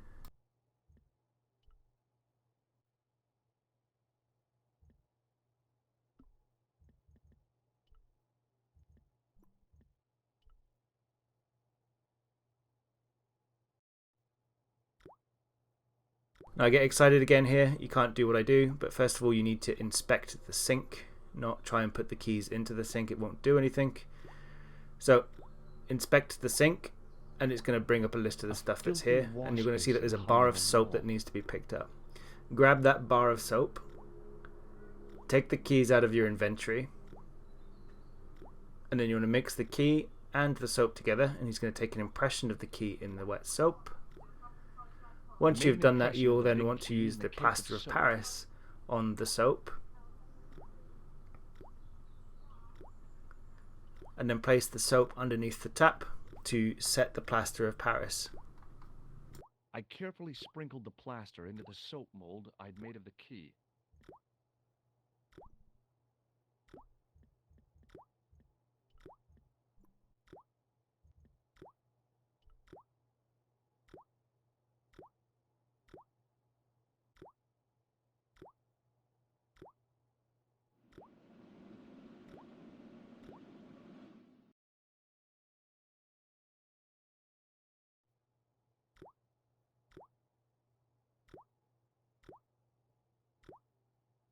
Well, it had taken a while, but I had made myself a completely unconvincing plaster key, way too fragile to use in a lock. I'd have to substitute it for the real one. Trouble was, it looked like plaster and not metal. Then again, that plaster statue in Syria hadn't looked like stone until I'd been a bit artful with it.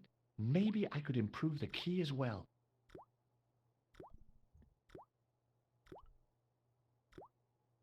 Now you're going to make your way back up to the street. If you've got the keys in your pocket like I do at this moment in time, the guard is going to stop you from leaving with the bathroom keys. So yeah, just try and leave, and it's going to backfire. Hey, monsieur, don't go with my keys. So give him the keys and make your way to the street. What is it? Here's the keys. Thanks. Merci, monsieur.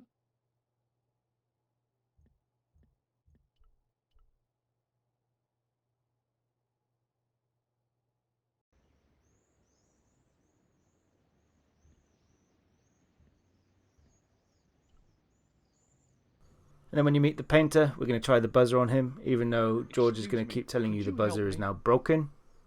What is it? I've got a few questions. I was pretty sure the shaken shock had shot its bolt in Syria. I was pretty sure the shaken shock had shot its bolt in Syria. Be seeing you. Au revoir, monsieur. Now what you're going to try and do is use the plaster key on the paint pot, and that is not going to go to plan. He's going to tell you, get off my paint pot, you can't use it.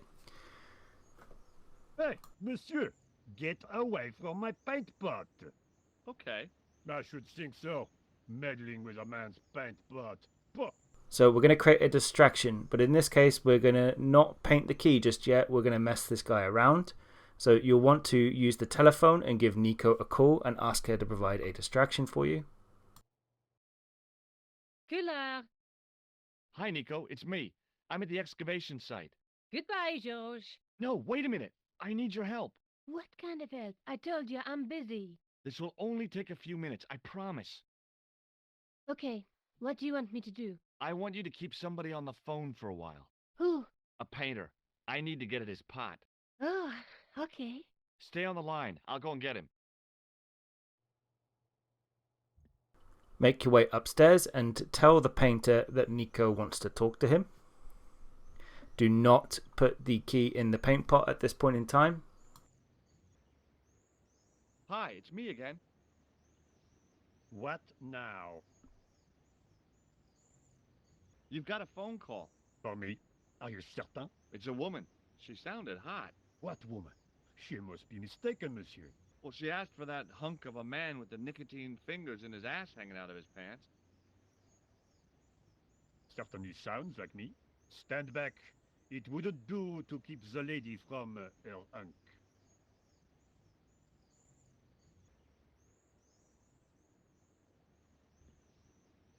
And then head back downstairs, and the conversation between Nico and the painter is going to come to end. It wasn't a good discussion. Well, monsieur, what a strange woman. She was all over me, and then suddenly, nothing but abuse. Really? What? Abuse? Ah, well, I have a cigarette to finish. And monsieur, if she calls again, I am not available. Then you're going to need to call Nico back and ask her to distract the painter again. And then you just need to keep repeating this. So it's 3 times you have to do this. Do not paint the key in this process, but ask Nico to distract the painter 3 times and send the painter down to talk to Nico until you get the achievement to pop. I messed up. You messed up. What are you going to do now? Could you, talk to the painter again? Oh, I don't know. I kind of burnt my bridges there. Please, you could try. Okay, just don't go a puppy dog on me. Go and get him.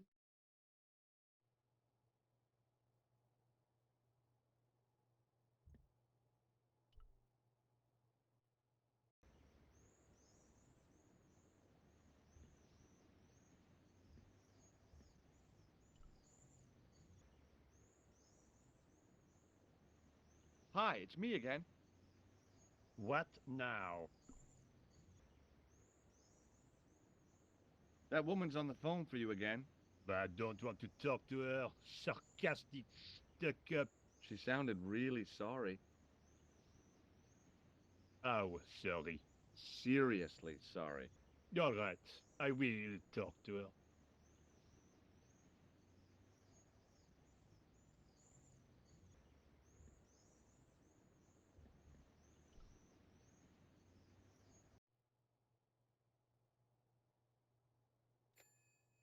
That did not go very well. No? No, she told me what I could do with my brush. My eyes water to think of it.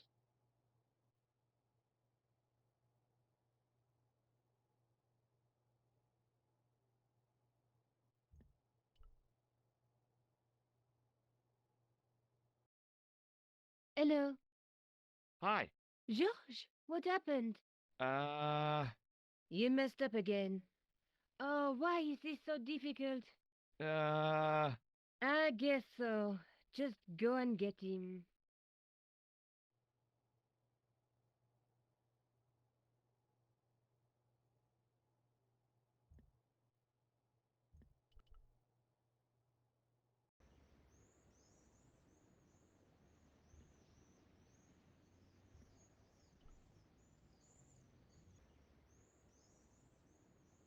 Hi, it's me again.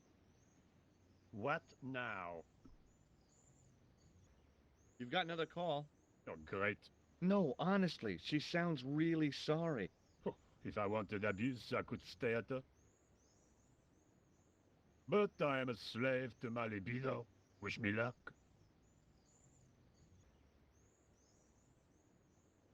And once you've done this for the third time, you can now actually dip the plaster key into the paint pot.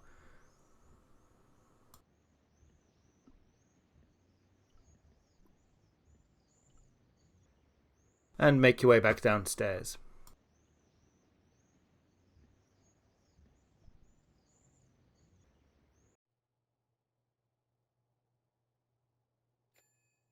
I despair. She has such a sexy voice. But the things she says with it.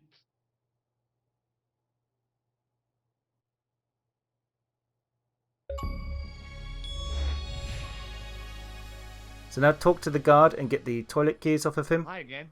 What is it? I need to use the toilet again. Again? Already? I have this problem. How technical do you want me to get? Never mind. Here's the key.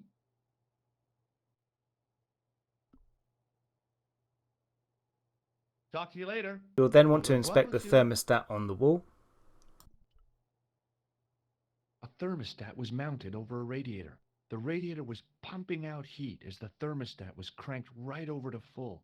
No wonder it was warm in here, even with the door open to the chill of fall. Then you want to open the bathroom with the key.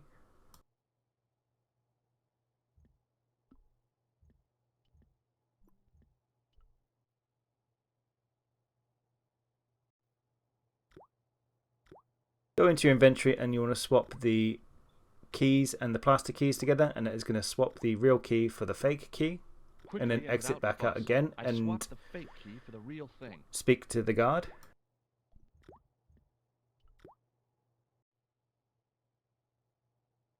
And if you talk to him about the thermostat, he tell you he's got some gloves on him. Hi again. What is it? It sure is hot in here. I have to have the door open to allow the workmen access, so why not? I turn the heat up. You could wrap up warm.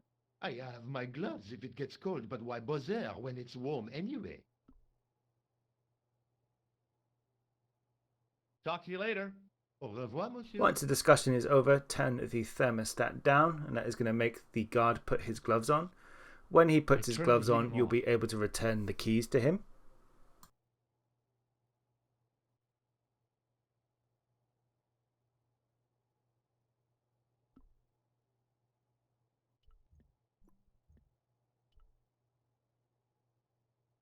What is it?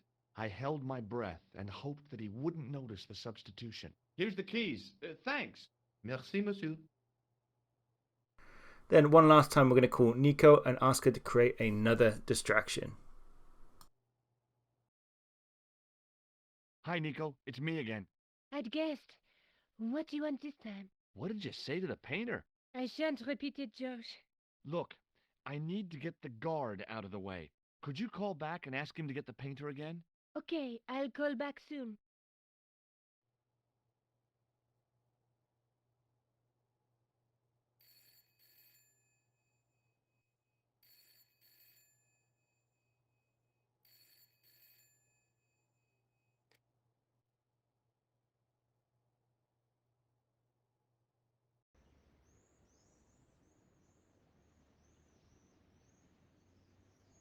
This looked like a good place to watch things develop. Hey, you! It's the phone. Yes? Who is it? How should I know? What am I, your social secretary? It's not a chick, is it? Yes, it's a woman. Are you going to answer it? Does she have a warm, sensual voice like molten chocolate? Yes, she has a really sexy voice. Now get a move on. I'm not talking to her. I can see that. You're wasting time talking to me. No, you don't understand. I refuse to talk to her. You refuse. You refuse. I'm wasting valuable time. Don't make me laugh. Your time valuable? You just stand around all day. I have a highly responsible job. Ha! Don't me, you elephantine oaf. My job is important. Impossible. They would have hired somebody competent in that case. Meaning what? Instead of which they hired a dismal rent-a-cop like you. All epaulettes and no brains. Why, you... This looked set to carry on for some time. It was too good an opportunity to miss.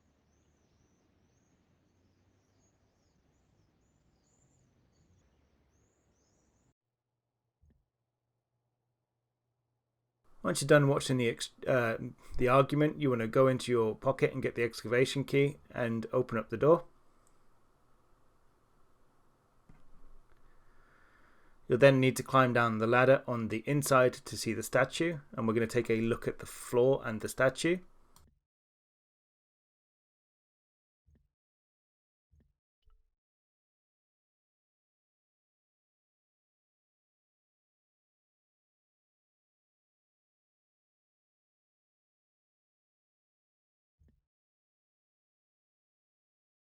Close up, the pattern didn't make any sort of sense.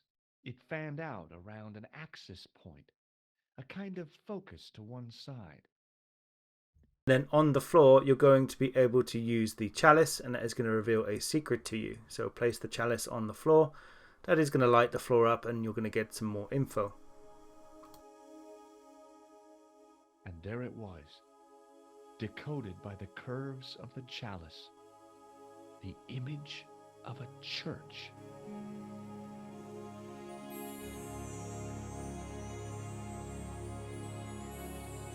I found out what the chalice was for.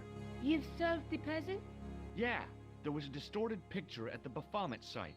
When I viewed it in the polished surface of the chalice, it changed. What did it show? A picture of a church with a square tower. The discussion ends here, and we're going to go back to Spain.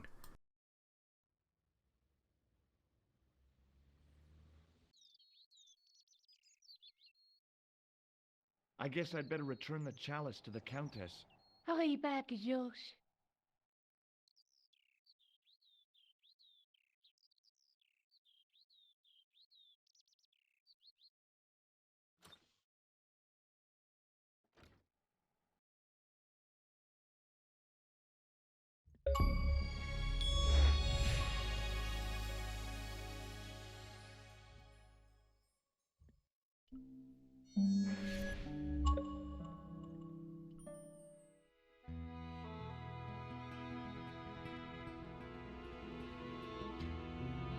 I'd been planning to return the chalice anyway, but I hadn't expected the trail to bring me here.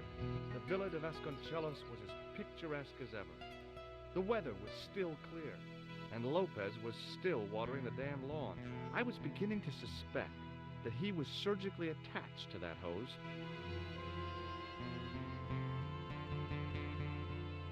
Hi there, Lopez. How's tricks? Senor Stobart, how pleasant to see you. You are well. Fine, thanks. Is the Countess in? She is waiting for you. I will show you up. It's okay, I know the way. Senor Stobart, I feel I owe you an apology. No, you don't. I was impolite on our first meeting. Look, Lopez, just forget about it. I came on like a snake oil merchant. I wouldn't have trusted me in your shoes. You do not understand. Finding the chalice has given my lady a new lease of life. It's a marvel. She smiles, she laughs. The tradesmen are saying that she is on Prozac. Once you're done talking to Lopez, make your way into the castle, and we're going to grab the mirror off of the back wall in there.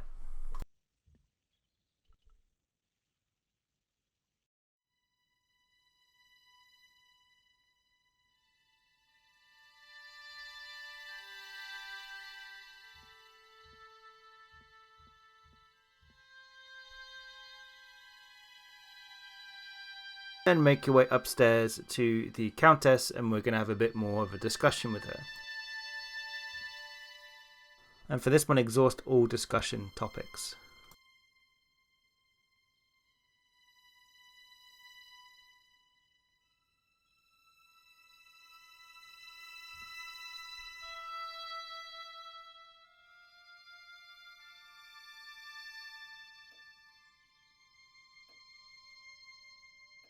Senor Stobart. Oh, what a pleasure. Please, sit down. Hi, Countess. The pleasure's all mine. I've brought back your chalice.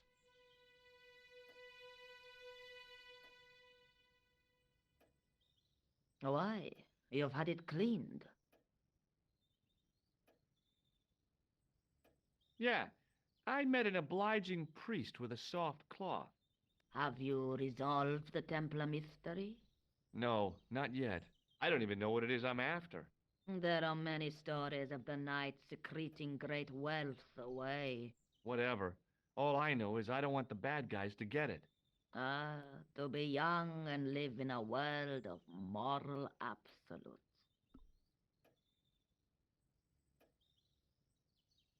I discovered something amazing with that chalice. In Paris, I found a church where they recognized the coat of arms. I found the tomb of Don Carlos de Vasconcellos.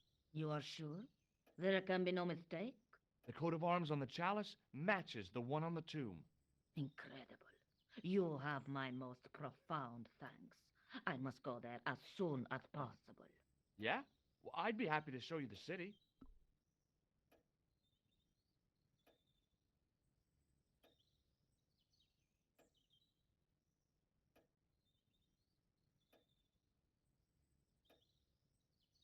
There's something else that I discovered carved on Don Carlos's tomb. Biblical references. What are the references, Senor Stobart? Psalms 32:7, Corinthians. I am not a good enough scholar to know the Bible chapter and verse. I meant, what are the quotations? You know, I forgot to ask the priest.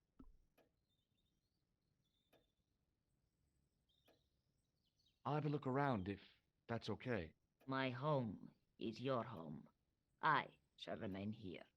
Once you're done with the discussion, you want to end this and go outside, and we're going to go across to the tomb, because in the tomb is the Bible that we can use to look up the references. So make your way outside to the tomb. It's at the back of the garden.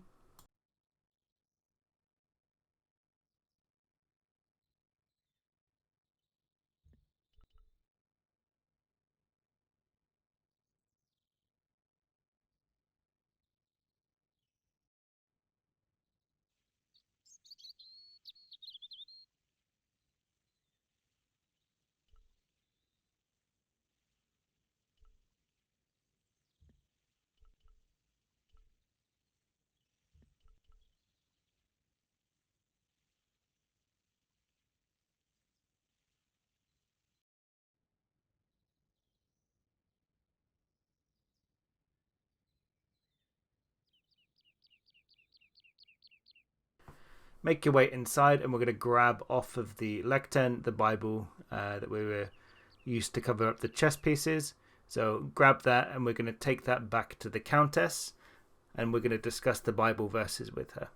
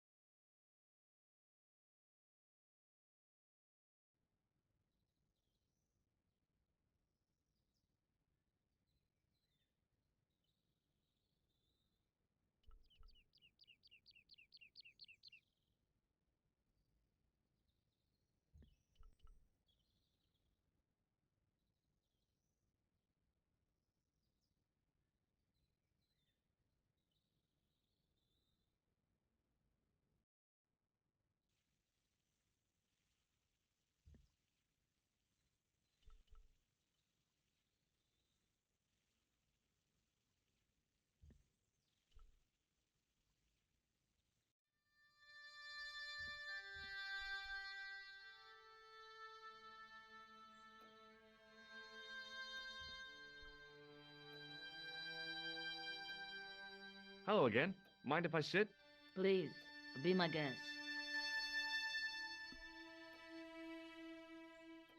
Here's the Bible from the mausoleum.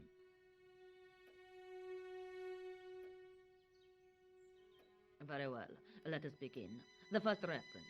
Psalms 32:7. Thou art my hiding place.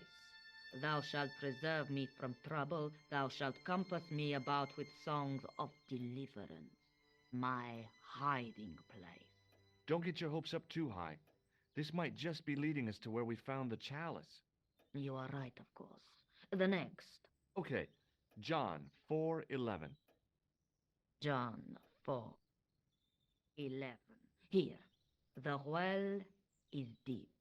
The next. Quickly. Okay. Corinthians 4:5. Here it is. Will bring to light the hidden things. Any more? Just one. Psalms again. 22:21. Save me from the lion's mouth, for thou hast heard me from the horns of the unicorns. The last is confusing. Lions, unicorns, what does it mean? I can't guess. Salient points seem to be a hiding place and a deep well. In no sense is their mausoleum a well, Senor Stobart. Is there a well in the grounds? I do not know. I suppose that there must have been once upon a time. Lopez is the man to ask about anything pertaining to the estate. Once that conversation again is over, exit out of this house.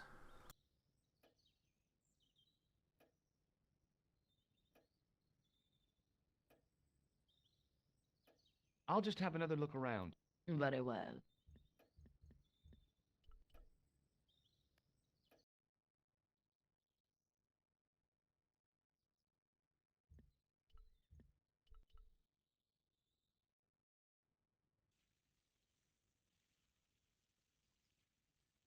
And make your way back to the tomb.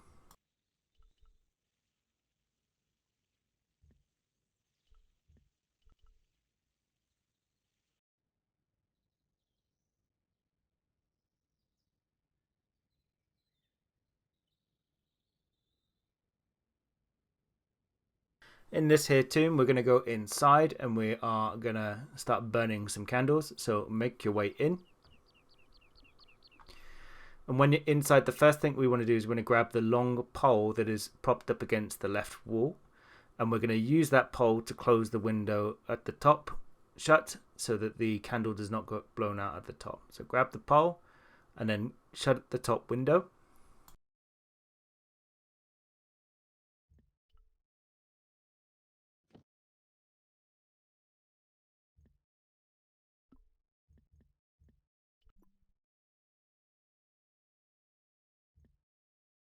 Once you're done with that, just click on the floor to put the pole down. Take out the tissue and place it on top of the pole. And then we're going to light the tissue on the candle that is just nearby. Once that's done and that tissue is lit, light the candle that is in the roof of this place. And that is going to give you a brand new stone key.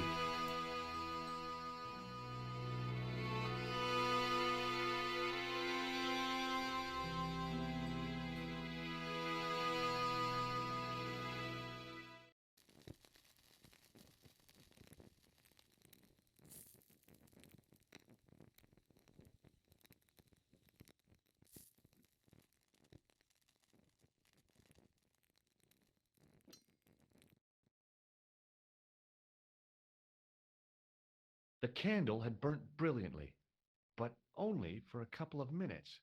Some kind of special formulation, I guess. And had yielded up this. A complex shape expertly cut in stone. I figured it was some kind of key.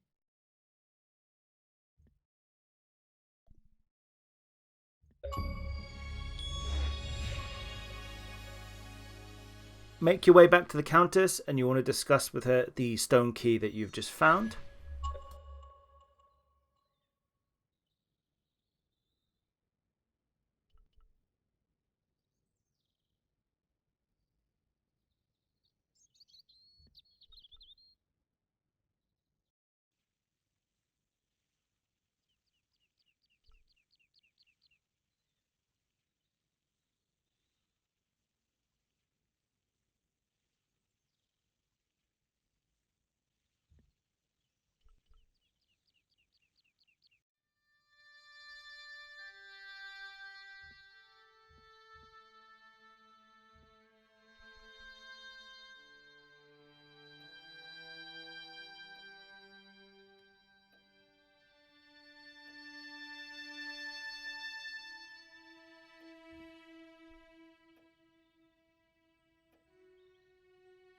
Hello again. Mind if I sit?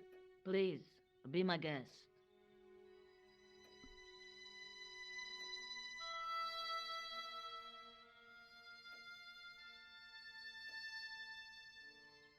What do you make of this? It looks like some sort of key. Where did you get it from? It was buried inside the great candle in the mausoleum. Inside it. What have you done to it? I, lit it. But it is irreplaceable. Listen, the candle was to be lit in case of Moorish attack, right? Well, it burnt down in no time and revealed this key thing. Maybe that was the real purpose of lighting the candle. What are you suggesting? That lighting the candle was the equivalent of break glass in case of emergency. A sentiment must not stand in the way of solving this mystery. You did the right thing. Exit out of this discussion and make your way back down to the garden and engage with Lopez. So he's going to be able to help us find a hidden well on the garden. I'll have a look around if that's okay. My home is your home. I shall remain here.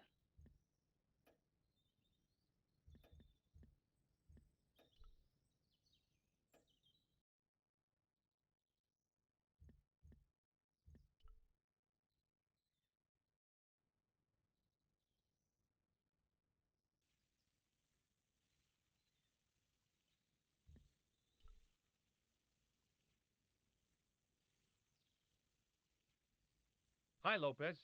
Got a minute? And exhaust all discussions with him about the well. Certainly, senor. How can I help you?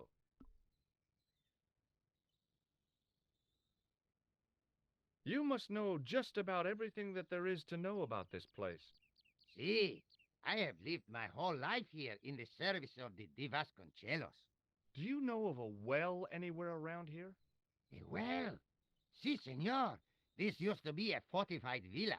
How can you last a siege without water? Great. So where is it? How should I know? The well was covered over in the last century. It was dangerous, you see. And you have no idea where it was? None.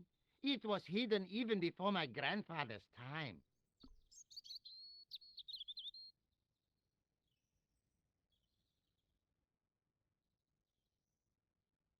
You must have a vague idea of where the well is. It must have been in the old house's courtyard, so that would put it around here. Here? Okay. Now, how do we find it? There might be a way. Let me think about it. Any ideas yet? We are looking for a source of water, see? Yes. For generations, the Spanish country folk have had a secret way of locating water, even if it is meters beneath the ground. Ah, you're not talking about water dousing, are you? Eh? You know, you get a stick and walk around until the stick twitches and dig there. Oh, you've heard of it. Yeah, I think most of the planet has. Okay, let's get a stick. Uno momento.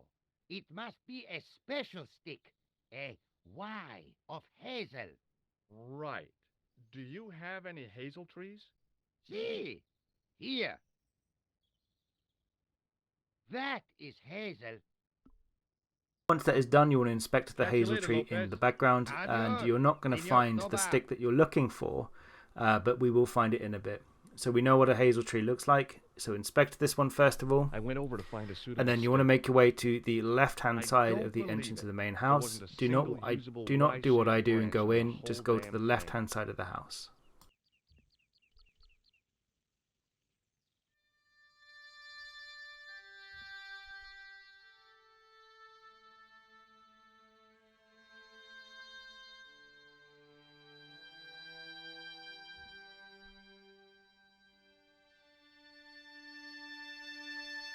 You're going to find another hazel tree here, and you want to pick off a Y-shaped stick. Once you've done that, go back to Lopez and show him the stick that you picked off the tree. This is going to trigger the process for finding the well.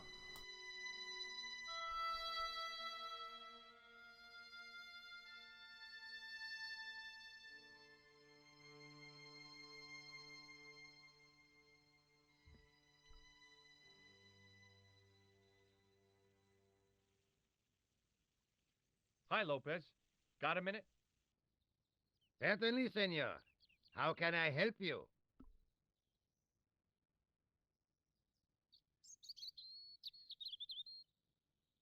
Well, I got my divining rod. Now what? Simplicity itself, senor. Hold the wand at the upper ends of the Y. Apply a little tension with your wrists so that the slightest movement of the wand's tip is clear, and walk slowly and steadily over the area. Sounds easy enough. We'll find this well in no time.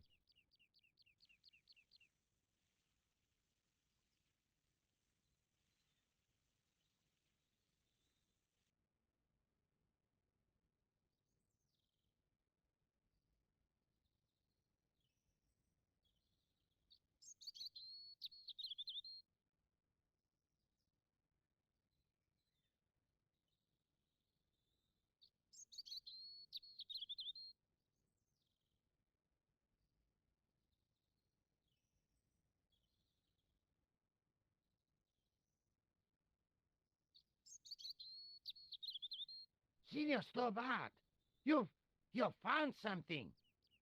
This is it. This is where we find the secret of the Templars. Hidden here for hundreds of years. Lost from the sight of man until now. The mystery is revealed. It's a tin can. I've been walking up and down with a twig in my hands, looking for a tin can. It had water in it. That's what the dowsing stick must have detected. I'd have to check with an archaeologist, but I don't think the Templars left that. In truth, Senor Stobart, the loan was laid many, many years ago. This can could date back to the Napoleonic Wars.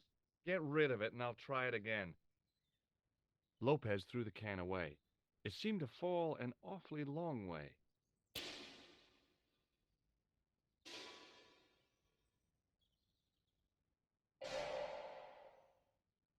The splash at the end confirmed what we both suspected. Well, I'll be a monkey's uncle. It has been here all the time. All those years and nobody found it. Stood in awe for a moment, marveling at the secrets all around us. I could have fallen down that.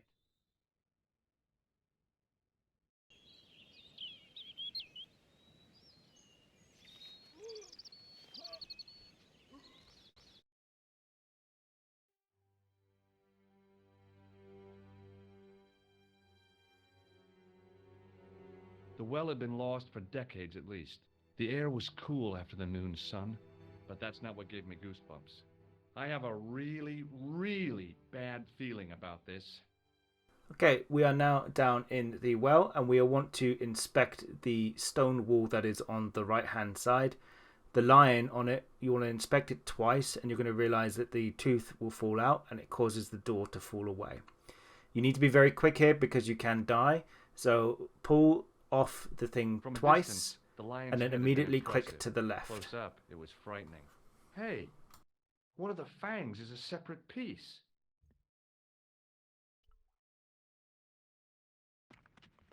I could hear the sound of a lot of stone moving, and I knew I was in danger.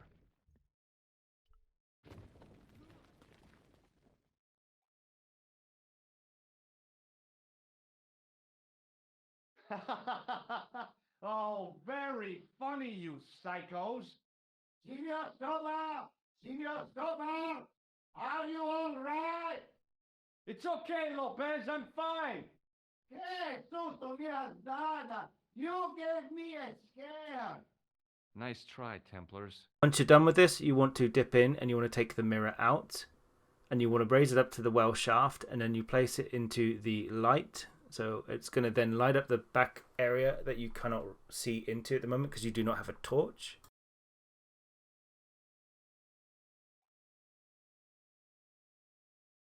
There, in the middle of the door, I could see some kind of socket. It looked like this wasn't quite the dead end it had seemed. And then on the stone socket, you want to inspect that and you're going to click on those cogs and you're going to move over.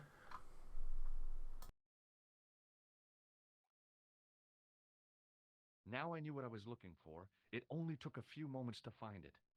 And there it was. A worked socket. As smooth and perfect as if it had been carved only yesterday. In your inventory, you'll want to take the stone key out and use it on the stone socket at the back. And that is going to open up the door and trigger a cutscene once you go inside. Open sesame! Another secret door.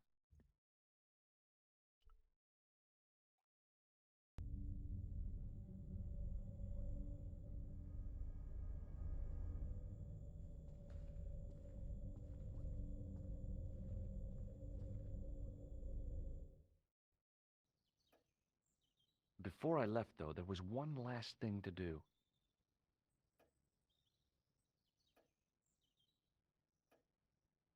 You won't be needing that replacement piece anymore, Countess. I found it with the children. You'll probably want to be alone for a while. I'll be out in the garden with Lopez.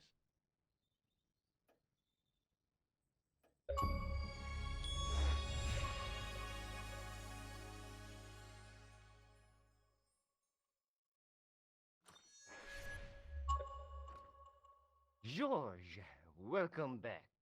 Come in, George. It's good to see you again. Is it? Sure. What did you find in Spain?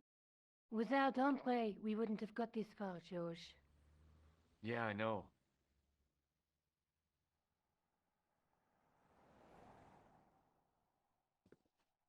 The clues led to an underground chamber at the bottom of a well. The Templars had left a tapestry showing a chessboard. The white pieces were vastly outnumbered. There was a stream running across the board, and a Templar knight on a horse. Does it mean anything to you, Andre? No, nothing. Maybe we should tell Andre what else you found, George. There's a map and a Latin inscription to the west at the edge of the world. George found that in a cave in Syria. Yeah, where the assassin almost killed me. Then we've got the burning of Jacques de Molay and the date, 1314. From the window of the church in Montfaucon Square, one of the few places where nobody tried to kill me. Then we have the image of a church that George found at the excavation. I don't recall anyone trying to kill you there either, George. And finally we have the tapestry in Spain. Did I mention I almost got killed there? Not yet, but I'm sure you're about to. It was only my cat-like reflexes that saved me from certain death. Cat-like reflexes, eh? And while I was risking life and limb, where were you, Andre? Getting your glasses fogged up over an Etruscan vase? That's enough, boys. Can we get back to saving the world? Of course. My apologies. He started it. Well, the Latin phrase are the words of Julius Caesar. He was describing the island of Britain. Are you sure? The map didn't look much like Britain. How come Caesar described Britain as being at the edge of the world? To the Romans, the Mediterranean was the center of the universe. Britain was a remote, unfriendly place, inhabited by blue-painted savages. It hasn't changed much. They've stopped painting themselves blue. Except when they go to a football match. They used an extract from a plant called woad, Icetis tinctoria. The Scots were using it until fairly recently in the wars with the English. Fairly recently? I don't recall the Scots being at war with the English. How recently are you talking about? I believe William Wallace's men used it in the 13th century. They might well have been using it as late as... You can't remember, can you? 1314. Ah, we're back onto that, are we? Andre, what is it? What do you mean? 1314 in Scotland. The Battle of Bannockburn. That would explain the stream on the chessboard. That's what a burn is. Right, Andre? As in Bannockburn? Right, George. And it gets better. Tradition has it that the Scots were helped by a shock force of, well, can't you guess? Knights Templar? Yes, a group of outlawed Templars. They are said to have turned the tide for the Scots. And it all ends at a church in the Isle of Britain at Bannockburn in a church. What are we waiting for? I'll call a cab.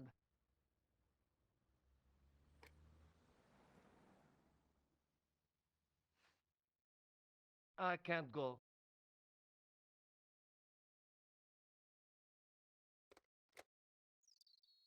Andre, you've been loads of hell, but What George is trying to say is that you shouldn't feel guilty. I was. We understand you've got commitments. Oh, listen, we have to hurry. Let's go, George. We'll see it through. Oh, and So that should don't have worry about pretty us. much whittle you down to only one last place that you can travel to. So you'll be back at Nico's apartment. You want to click on Bannockburn in Scotland, and that is where we're headed first. Last. Not first, last. So start off this with exhausting all of the normal discussion with Nico. Must be done. Oh, I guess so. And we must be nearly there. Somewhere, out there in the dark, is Scotland. We've come a long way together to get here. Yeah. Let's hope it was worth it. You can also use the buzzer on again. This is the last chance to buzz Nico if you have not done it already. Hard to believe this thing saved my life. I'll buy you a new one when we get back.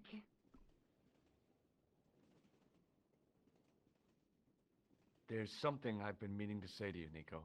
Is this the right time and place, George? There might not be another time. I don't want to waste this chance. You don't need to say anything. I wouldn't want to be anywhere else. But here, with you. Now.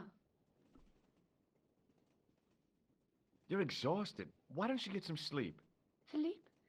At a time like this? Excited, huh? Would you like something to help you sleep, dearie? I've got some tablets in my bag. Oh, no. Thank you. Thanks all the same, ma'am. Once you have done that, you will need to then speak to the old lady. So when you talk to this old lady, you're going to need to go through all discussion items, but you're also going to need to show them all of the items that are within your pockets at least twice. So go through that and, like I say, show her every item twice, and you're going to bag yourself an achievement for having a new conversation with somebody you already know. So double down on showing her every item that you've got. Medieval detective story. Quite well written for that kind of thing. It's been out of print for years.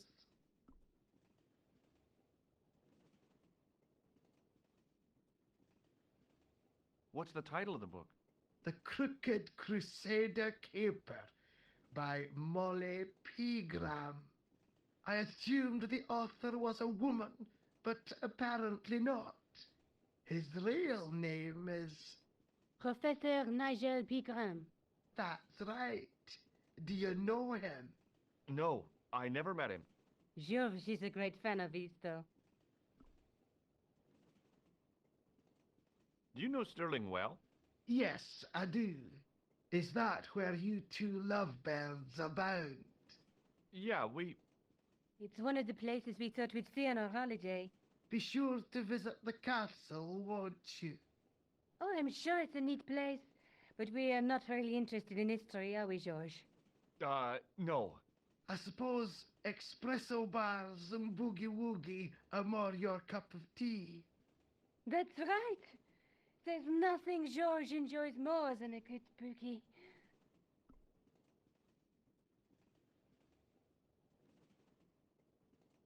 Is there a church called St. Ninian's at Sterling?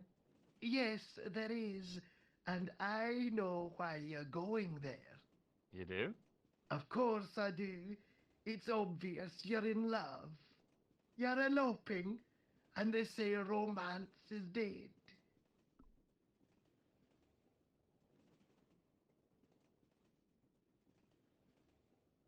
Have you ever seen anything like this before? A manhole lifting key. You knew that? Of course. I never leave home without one. You're joking. What use would an old lady have for such a thing? Seriously, how did you recognize this? I've had a full life.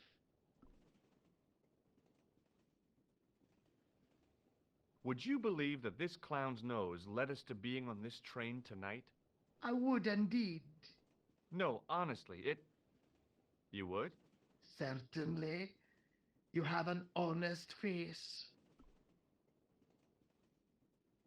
Yep. That's a nose with a history, all right. So you said.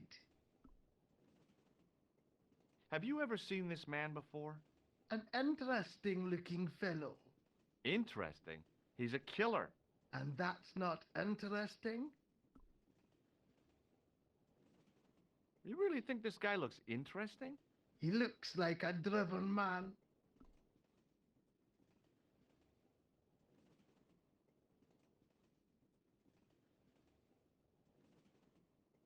Do you know what this is? Yes, I do. A young friend of mine shook my hand with one just the other day. Yeah? Well, that's outrageous. He should be shot. Perhaps.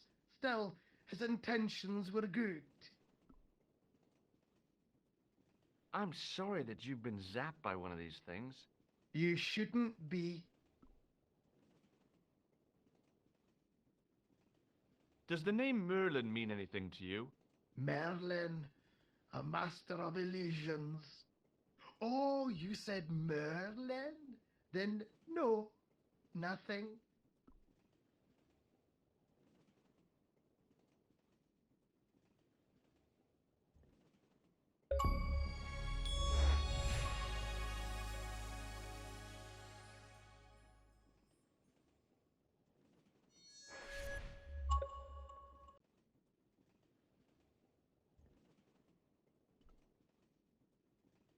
Okay, so you need to exit the cart, Where and are that's you going to going, trigger a Josh? lengthy discussion. Do I need to spell it out? Don't snap at me. If you're going to take a leak, why don't you say so? Okay, I'm going to take a leak. L-E-A-K. Tickets, please. Oh, hi. That's a standard full-price peak return. Don't you have a senior citizen's rail card? I rarely travel by train. My ticket is perfectly valid, is it not? Well, yeah, but you could have saved up to a third of the cost. I do not need to indulge in puffling thriftiness. Blimey, you're a funny old bird and no mistake. Tickets, please, sir. Here.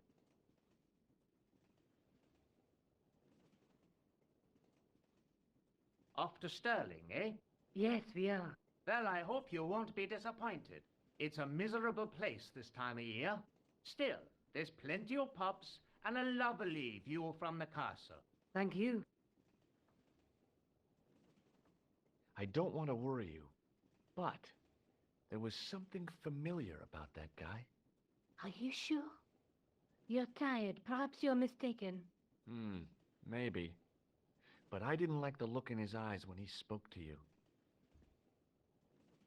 Out of your cabin. Can't you sit still, George? I need to go to the John. While you're there, check out the buffet cart, George. Unthinkable though it is, I am hungry enough to eat English food. Okay.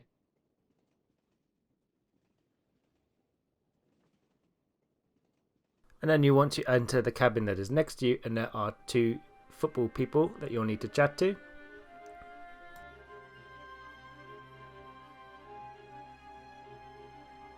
And the reality is we're actually going to use the buzzer on him. He is the last person that we can use the buzzer on in the game.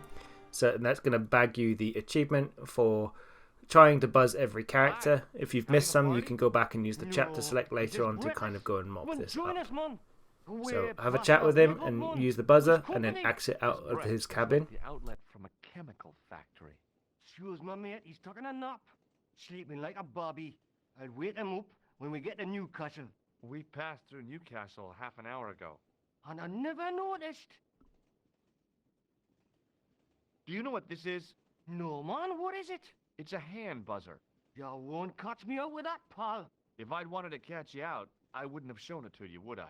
Well, maybe it's his mate, pal. Like a clever double bluff, you know? See you later.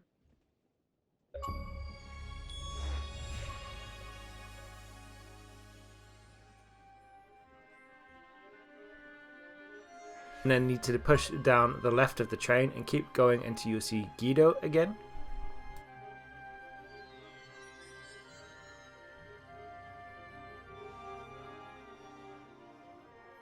Oh no, that gangster creep from the hotel, Guido. Well, he didn't scare me. Hey, Buster, this is a no-smoking car. Okay, maybe he did scare me. It got worse. I suddenly realized who the conductor had reminded me of. Eklund, Marquet's murderer. Once you bump to him, go back to the beginning and where you were first on board the train. So make your way back to the very start, which is the cabin next to the football fans.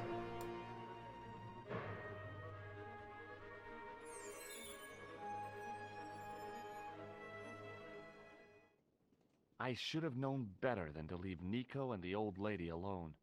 Suddenly, the sword of Baphomet took second place to finding the girl I loved.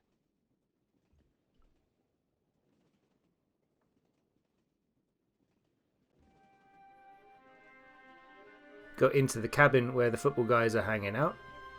And then what you're going to need to do is try to open the window on the back wall. And he's going to tell you that please don't open the window, it's too cold.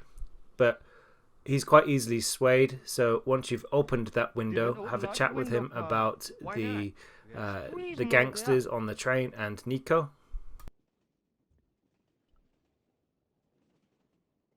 Hey, buddy. Did you see what happened to the young woman in the next compartment?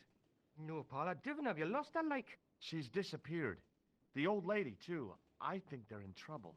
Oh, wait, man, an old lady, too? Yeah. You gotta help me. Maybe they went to the toilet, like? I don't think so. They never go on their own. Always in pairs, you know? No, she's been abducted, I'm sure. I've got to go look for her. What's stopping you, pal? The conductor. He's not what he seems. You want to avoid him, like? That's about it, yeah. No problem.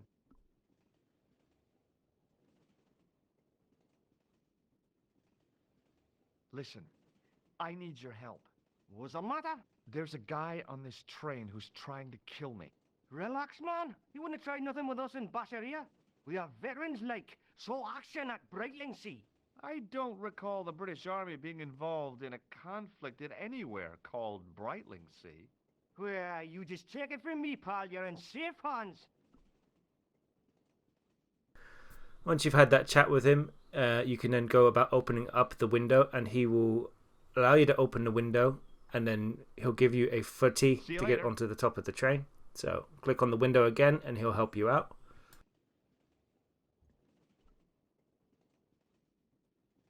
And once you're on top, you want to go to the very end of the cabin. So you're going to move all the way to the right when you're on top of the train. So walk all the way along. Do not go to the left because you will die. So climb up, go right. Hold on now, pal. I'll give you a hand, like.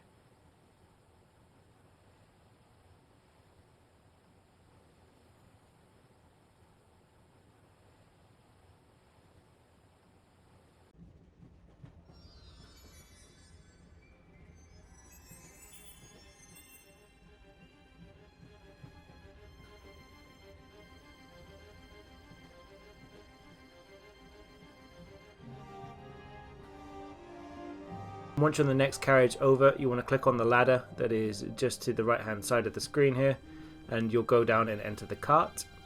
And there's going to be a little bit of a fight scene here, and what you'll need to do is pull the nearby emergency brake.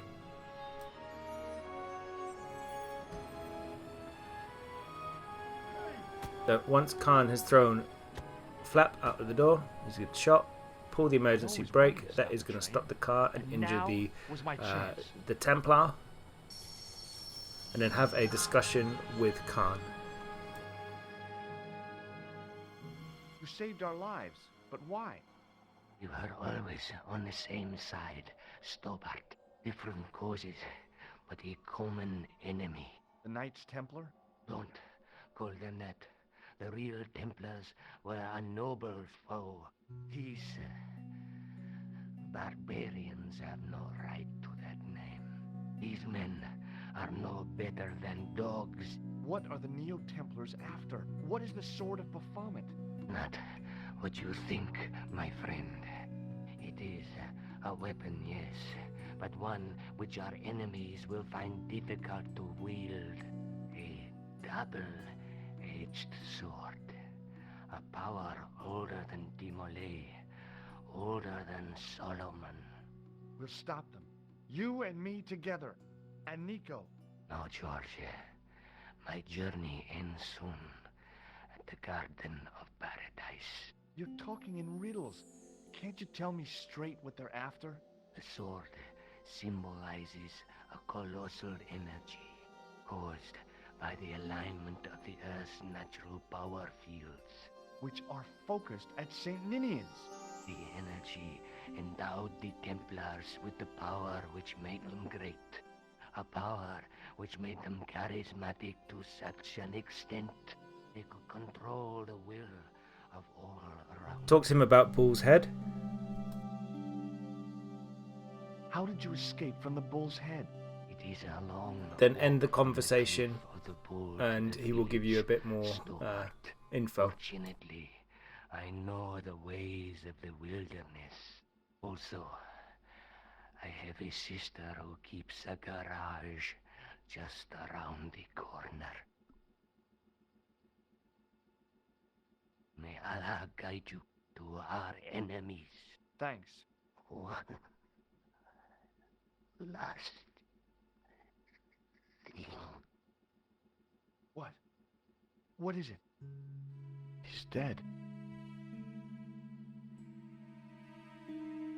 Now click on the left hand side of the train. You'll bag yourself the achievement. This time is called Action Hero, which is story related. You can't miss it. Try to exit. Nico's going to tell you off for it, and then you'll go back and automatically rescue her. Don't worry, I hadn't forgotten about you. Untie me this instant, Jean Stobart. I will, when I'm ready.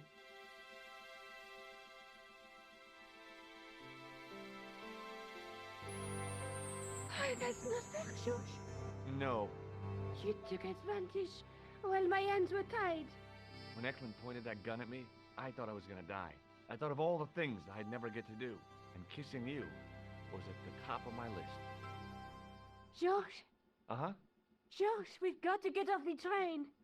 Eklund could recover at any time. So what are we waiting for? Click on the left hand side of the train to continue your venture further into Scotland.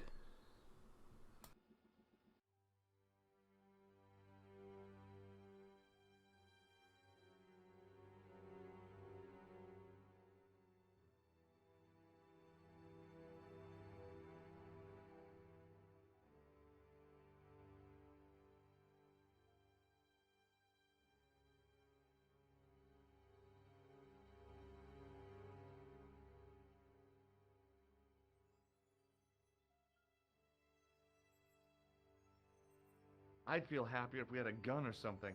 Kahn gave me something. What? His handbag. Oh, great. If we run into any killers, we can give them a good buffeting. Didn't he have any weapons? You don't know the half of it. This bag's full of C4. Wow. Why didn't you say so? Boy, we'll show them now. What's C4? Plastic, Josh. We're going to shop our way to victory? 2 kilos of plastic explosives. The detonator's broken now. No problem. We'll buy a box of matches somewhere. It doesn't work that way. It takes a small explosion to start the big explosion. Well, that's not much news then. What does that sign say? Apparently during the English Civil War in the mid-17th century, this place was used as an arms dump. Yeah? What happened? Look at the state of this place, Josh. You work it out. Oh, stray spark? You got it. The tower was the only thing to survive the blast. I hope the explosion didn't destroy the Sword of Baphomet. Do you? You're going to make your way inside the church just here. This is kind of the last stretch of the game, so we're pretty much nearly done now. So make your way into the building. And then just in the corner here, we're going to want to search the pile of rubble 4 times to find everything in there. So click on the pile of rubble that I do, search it 4 times, and we're going to go for our last missable achievement in the process. I scrabbled around in the rubble and found an old clay pipe with a broken stem. Under one of the stones, I found a metal coin which was green with age. It was caked with soil, but what I'd found was a small cog and spindle. With mounting excitement, I felt something between my fingers. It was short, hard, and black. Something I hadn't expected to find here. It was a plastic Once you have all 4 penta. items, you'll then want to turn the handle on the crank just to your right. That is going to cause the handle to fall off, but you'll be able to get to the cog handle that is on turned the other easily, side. and the larger So wheel began to when you revolve. turn it, the cog will get free. Take the cog off of the thing as well as the handle.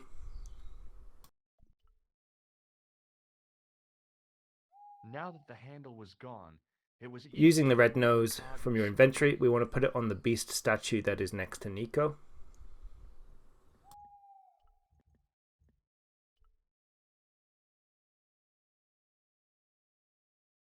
Sometimes the most childish gestures can have a cathartic effect. The transformation of the demon to a clown. And then we're did going to just add that the for pipe me. and the 2 cogs.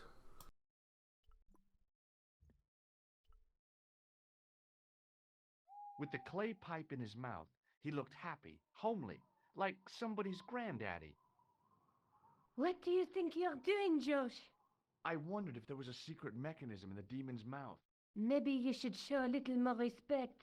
For a mythical medieval demon? Give me a break. Okay, go right ahead. Meddle with forces you don't understand. Incur the demon's wrath and burn in hell. Just see if I care.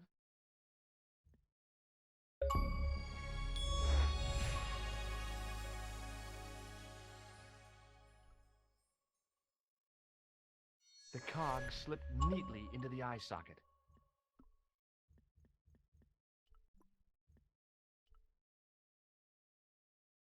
With a rasp of metal on stone, I eased the second eye. And then we want to place the handle inside the mouth of the gargoyle, taking the pipe out because we now have the achievement. And that is going to open up a secret door just on the right hand side. I pushed the handle into the demon's mouth. The cogs all meshed. I began to turn.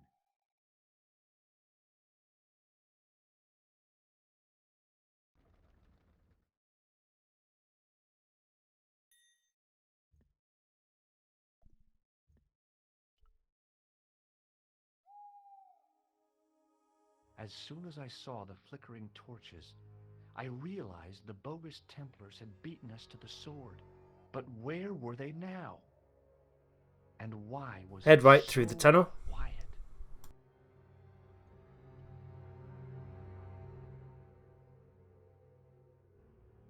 Listen, I can definitely hear chanting. You're right. I hear it too. What do you suppose they're doing? It wouldn't surprise me if they were holding some kind of satanic sex ritual. So, what are we waiting for? Shh!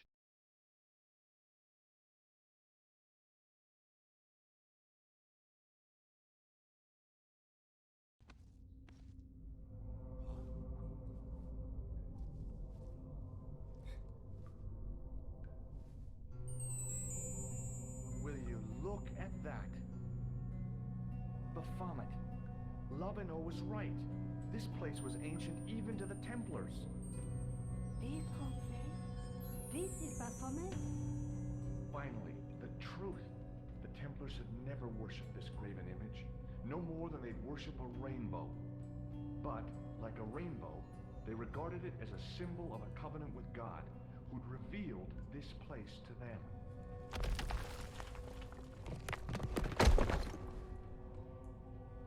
Rosso! Why, the double-dealing treacherous? On the contrary, Inspector Rosso has been the model of obedience, an important quality in a true Templar. Now be quiet and watch if you wish to live much longer.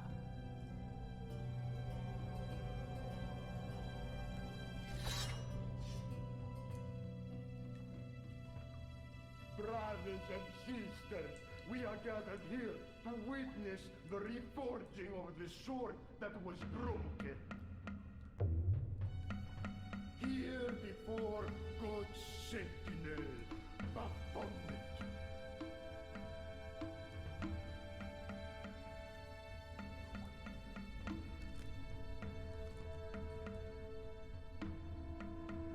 Grandmaster and Knight of Baphomet, we salute and pledge our obedience to you.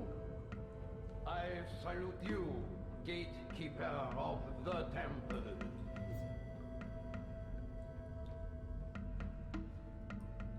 7 centuries ago, our greatest weapon, the sword of Baphomet, was lost to us. Now we prepare to reforge it, to wield against new enemies.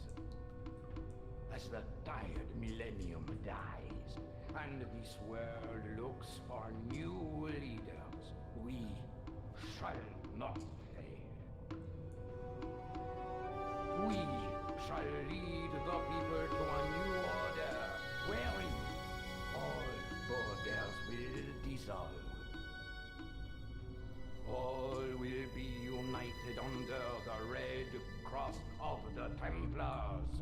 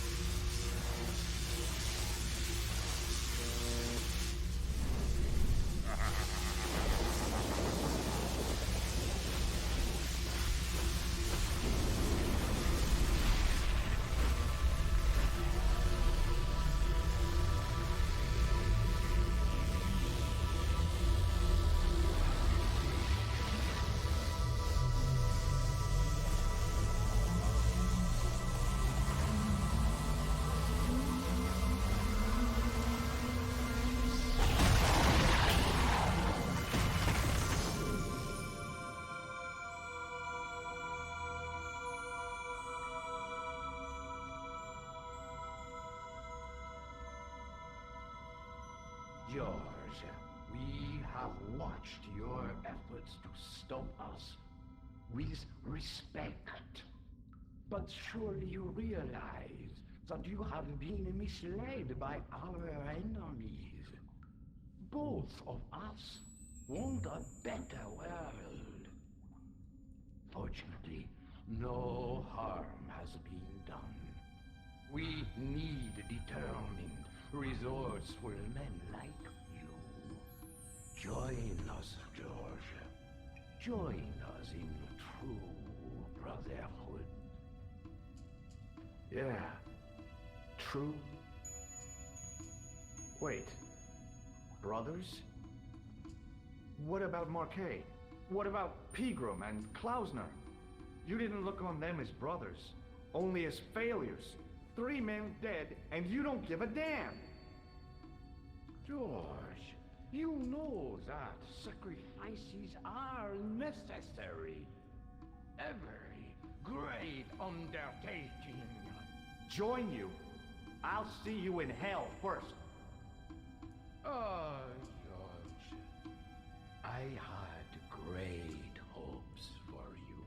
C'est la guerre est going to kill him.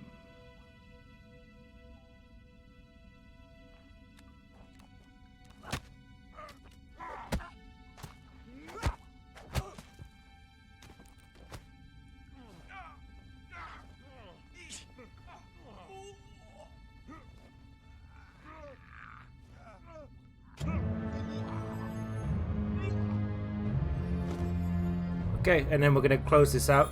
So Rosso is going to save us, and we are going to move on to the end part of the game and grab the final achievement.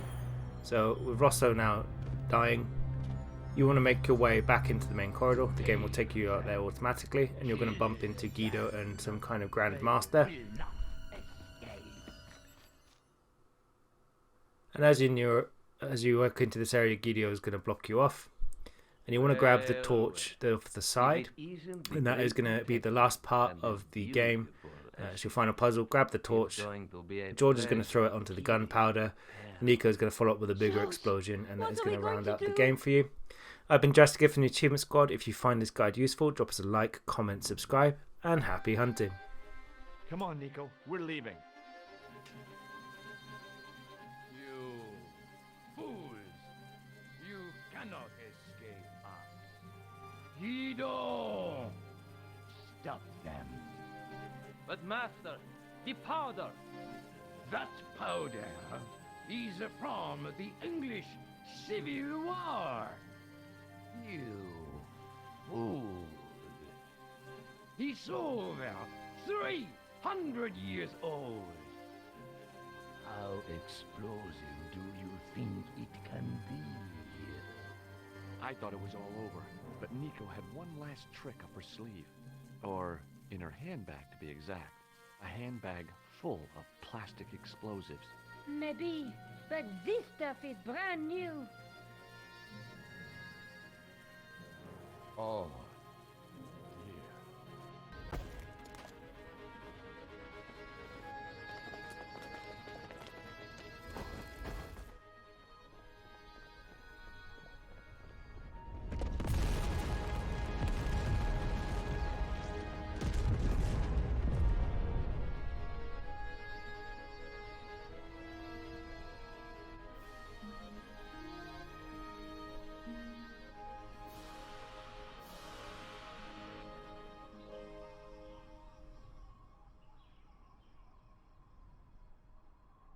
You know, you'll never be able to write your story now. I don't care. I've got what I want. Huh? Just tell me one thing, George. Is our life together always going to be this crazy?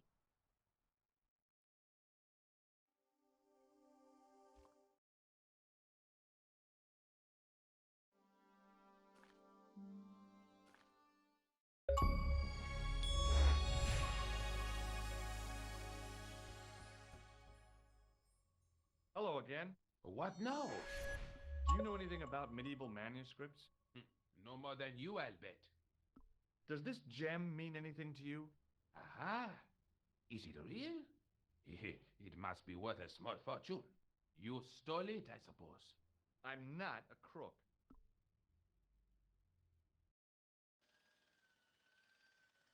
Excuse me. Yes, sir? I've got a toilet chain from a bar in Syria. No kidding. A toilet chain? From Syria? You sad man.